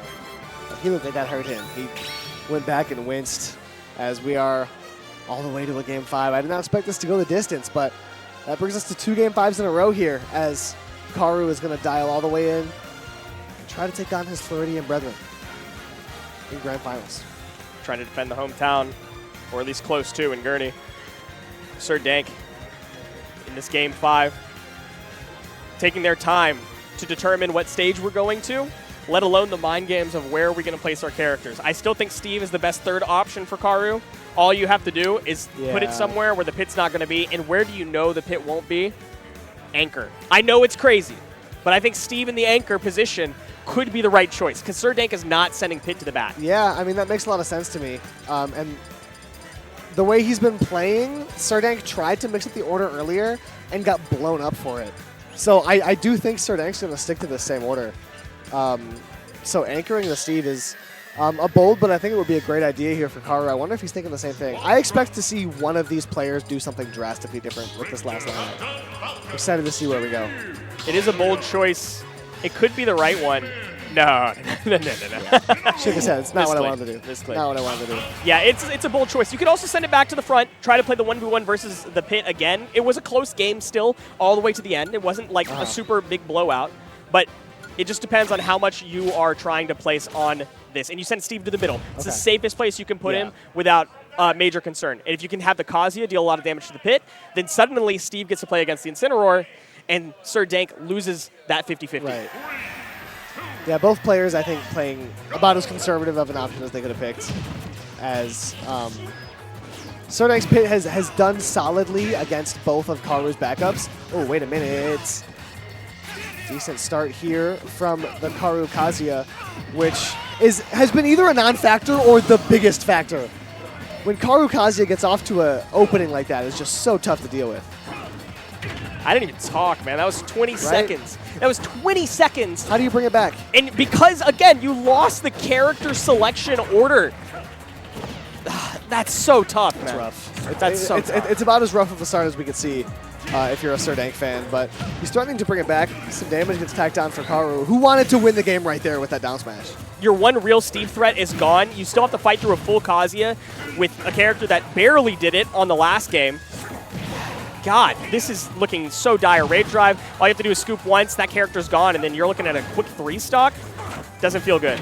Okay, the Alolan Whip puts Serdank back in a passable position. The up air not going to quite take it off. The second one might have done it, but a very well-timed down air from Karu, recognizing that Serdank might get a little bit aggressive. Do we make it back? It's a great air dodge from Serdank to make it back, and the upward angled Alolan Whip to take that out. Okay. This feels like a matter of time, right? Right. All you need is a couple of iron at any given time, and then place the TNT. Guess who can't get over it? Somebody with super slow aerial speed. Yeah, I almost think it's still beneficial for Karu at this point to just play as passive as possible, because any hit is going to send Incineroar so far away that you'll have so much time to line up. Yeah, play your time, play your resources. You don't need to force a closeout right now. Just buy a bunch of resources at this point, and then you'll eventually find a stock like that, and you'll be well stocked for your fight against the Captain Falcon. Right. Now, I don't know if he got enough in his bag for it, and he didn't the down air knee, and we've got an even Game 5 last stock, main versus main. We sure do. Serdank was able to bring this all the way back in an exciting turn of events. It's been the Karu Richter, though, that's been so consistent and so strong time and time again. Serdank just can't find a landing. Finally, he does and answers back. We want to see some of that unique Serdank flavor. Don't make it look like Karu is reading your soul. That's how it's been going this whole set, and we know what Serdank is capable of. We know the creativity this guy has, and he's slowing it down. He says, I'm going to pace it down. But Karu's finding the right timing, finding the right opening anytime that Serdank is even close to approaching. But one full one, oh my God, crucial mistake almost. Up tilt. I thought that was up tilt. Serdank with a couple solid chances, but neither one of them finding the mark. What is happening? It doesn't connect. He finds himself in the ledge. No. The holy water doesn't find the mark. The One F more tilt chance. does, though. One more Serdank- chance. Yes, he makes the most of that chance. What a creative recovery. Serdank able to find his way back. Karu panicking a bit. Oh, that could be it, but misses the knee. He's going to get the back throw. One more edge guard position right now. Goes so deep for it. And it's closed out. Serdank in game 5 threatens just enough off stage to take it to Grants. Wow, and Serdank, the favorite to win it all, goes through the trials, he goes through the tribulations, and the harder it gets, the more he thrives. He takes a deep breath because he knows the job's not finished. No pop-off. He's still got work to do. He's going to lock right back in. Seen like the players that don't have a strong third have gotten weeded out. You know what I mean? Raven King had the weaker third. We saw, well, the thing is, Karu has had the weaker third, but then he was able to kind of adapt and find strength in the Steve or in another character that he played that I forgot. But the Karu third, when it was firing on all cylinders, is when he was winning. Getting into this first game. Just testing the waters, throwing out some moves, burst options coming from both sides. A lot of vertical play happening from the Wolf, a lot of horizontal play from this Incineroar, but that's going to be a little bit too deep. Getting edge guarded by the down air. Dominator opens up this set in style. Yeah, man, I predict the Incineroar having a really hard time keeping up with Wolf. I really don't see how Dominator doesn't just whiff punish the Incin every time it's Incin versus Wolf. It doesn't feel like Incineroar is going to be better against any of these characters, though. Right. Right, like who would you rather send Incin against? Mario? Right. No. Mario's beating Incin's ass as the Wolf is just doing so much. Dominator's looking so strong on this Wolf. Ah, the up smash, catching out another option. Dominator on his way to a 3-stock first game. Strong opening. Oh, the up smash. Yeah, Gets right. dash attacked out and a nasty angle on the back air. Nobody's ready to DI that one properly. Yeah. Joker comes out. See what the Joker can do as immediately Serdank tacks on 4%, but can't get anything to follow off of it. The jab makes up. Serdank just can't find anything to fully connect. Whipped and grab on that spot dodge right there. Gives Serdank a little bit of an advantage here. Dominator finds his way back to center. The jab on the shield's going to be punished. I like waiting out the air dodge right there. Can't find the knee. Oh, but the up tilt is nice, and he does. Oh! He had 2 chances. I cannot believe he didn't have the distance there. He was so close. And yeah, he was lucky to have that second chance, but both of them missed by a similar margin. Strong opening from the Mario. Serdank is able to narrowly avoid the forward air, and now he has a combo of his own. Like you mentioned, Wolf did so much work, but Joker did none. So now it's just a 1v1 of Dank versus Dominator in their mains. And Dank is not letting go of this ledge trap, not going for anything too risky. Okay, well, Wow, I always yeah. say it at the worst time. Right? Yeah, great recovery there from Dominator to drift away from that knee, knowing that Serdank likes to get deep out there. And again, Serdank has brought it all the way back. He has a propensity for doing that. But Dominator with the down air, very well placed, takes it off of Serdank, and he's got a lead here. Was that a true combo off of purple coins into up air strings? Did he literally It hit the looked like purple it. coin, up B recovery, and then true combo off of the ledge jump Just up air? just immediately swung it back, and the down air was placed so well. Right afterwards, he capitalized so well. That's wow. I can't even be mad at that. That was awesome. Yeah, you don't see things like that every day, but Dominator is... That's the thing about Dominator, is that every one of his characters is so capable of coming through with a performance that you haven't seen before. With the creativity from the Wolf, with the consistency with the Mario, the Joker. The Joker sometimes has some trouble, you know? But when the Joker can fire, that's what's going to win Dominator this tournament, is a couple good Joker games. That's and then true. The Wolf and the Mario just need to do what they've been doing all day. The Wolf is strong. The Wolf is Yes, maintained the Wolf is a strong strength. champion. Ah, this was a hard read, actually. I think that Dominator expected Dank to switch the Incineroar out because of how difficult it was to deal with that Wolf, and instead Dank holds strong, Yep. and now it's Joker versus Incineroar. Now, it also could be because the Joker didn't do anything and got Yeah, right. absolutely destroyed by the anchor, but Maybe wanted to give the Joker a chance to kind of show out a little bit more. Because I think Dominator would feel comfortable in his Joker against anyone but Captain Falcon. Valid. So maybe we want to see some more success out of the Joker. min-maxing your position, Yeah. where you didn't do poorly with Wolf, but you want to make sure that Joker can succeed further. Make sure that lead keeps growing. Yeah, I don't know how he Dominator fell out was of that. able to SDI maybe behind the jab. And now he has Arsene on deck, and that's going to take the stock right away. And the Joker has more than done its job. Yeah, the question, though, is can the Wolf do work against the Pit when this stock goes down? That's, I think, the question mark, because Pit was able to take out the Wolf and, like, not, well, actually, no, sorry, Wolf took out the Pit. So, yeah, this is exactly like you said. Dominator has done the work with Joker at this point. Yeah, the Joker at the first slot has absolutely paid out for Dominator. It could not have gone much better than this, especially that the Joker is getting some extra credit, going really deep against the Pit. Just saying, I'll wait out here. Come and try and get me, and I'm going to go over you. Dominator does just that. 129%, finally finding with a side B that has not worked many times in this top 8, Yeah. but does close that one out. Now we've got Pit versus Wolf. This did not go in Dank's favor last game. Sure didn't. But, you know, neither did Wolf versus the Instant. Wolf was able to clean that up pretty well, so really I don't hate the draw here on Serdank, as late hit of up tilt is able to connect on the Dominator. Tack on a decent bit of damage here, and really I think if Dominator doesn't have a lead going into the Captain Falcon, I like Serdank's odds quite a bit. It's been evened up very nicely. Much better than game 1 as Pit is doing work, expecting the laser, getting eating a foot to the face off stage. Ledge Trap doing nothing, and Dominator waits, slows it back down to the back, and finds a missed tech into a down smash. Catches the missed tech and patient enough to wait for the bounce. Good stuff, but immediately Serdank opens it up. So no lead to speak of. It's going to be the Mario.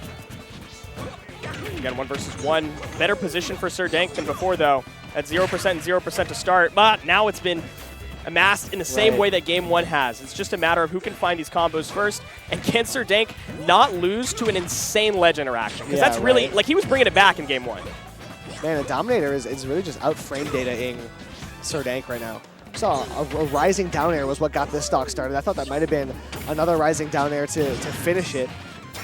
The Dominator really just trying to find even footing and bring himself to the precipice of victory here in Squad Strike. Oh my I thought that was neat for sure. I thought he was dead. Nothing doing just yet. Dominator lives a little bit longer. Some rage on Serdank means the next one of those openings that hits will be the end of that game. Waiting for a ledge trap. The down tilt does not connect. Just barely missing it. That forward throw is going to send him off stage. No flood available, so we're just going to go for a ledge trap. Actually went for a ledge trump, and Serdank too fast to the draw. Gets center stage. Like the option, and it's the turnaround up smash. Dominator sold out so hard on so many smash attacks earlier in bracket, but he's been getting patient. Text galore in the down smash. Sends Serdank all the way to the left. Fake kill screen. Tries to chase out with the cape. Doesn't connect. Grab doesn't work either. Dominator's pressure is threatening. He knew it was and coming. He runs all the way away from the down B and punishes properly with the up smash. It was so clear what Serdank was looking for. He loves to do neutral get up into Falcon kick, and Dominator read that one out from a mile away. Ran all the way to the other side of the stage before the startup frames for the Falcon kick, man. I don't mind that. I don't mind that. Come here. Read his soul. Yes, and then the placement of Mario's up smash, the way that comes out behind is just like perfect for punishing that. Didn't have to get crafty with the punish at all. Nasty, man. Nasty. Nasty is right. And we're going with the same positioning. The Jokers did all that work that it needed to do, like you said. But the Pit did a lot of work on the Wolf as well. So I think that ultimately Drake just wants to lock in, not go for predictable options, not go for anything that's going to lose him the game, not worry about the strategy part at this point. You just need to play clean. Yeah, and that's really all it is. If the Incineroar can get any work done, that'd be huge. Because we talked about the shining light has been who's been able to just take the opponent's tertiary out of the game. So far, Dominator has just removed Incineroar. Okay. Good combos right there. Not able to find the frame trap, though. Serdank can't get in, though. Getting out-swatted. Finally finds an opening right now. Yeah, all the damage so far has just been swinging at a disadvantage. Oh, my God. That was... I can't believe that was close. Yeah, right? That was so scary. High percent Arsene, though. Yeah. 90% is quite a high one. Can't find a continuation into the up air. Ah, and the revenge end lag just barely does not connect with that counter. Does not absorb anything in the back air. Sends him off stage one more time. A little bit longer. We live. There we go. Drops deep with the counter. And Dominator is very familiar with which hitboxes that Joker counter are going to be able to connect with. It's able to connect with Incineroar up here right now. And if we can get any extra credit against the Pit, Dominator finds himself in an immaculate position.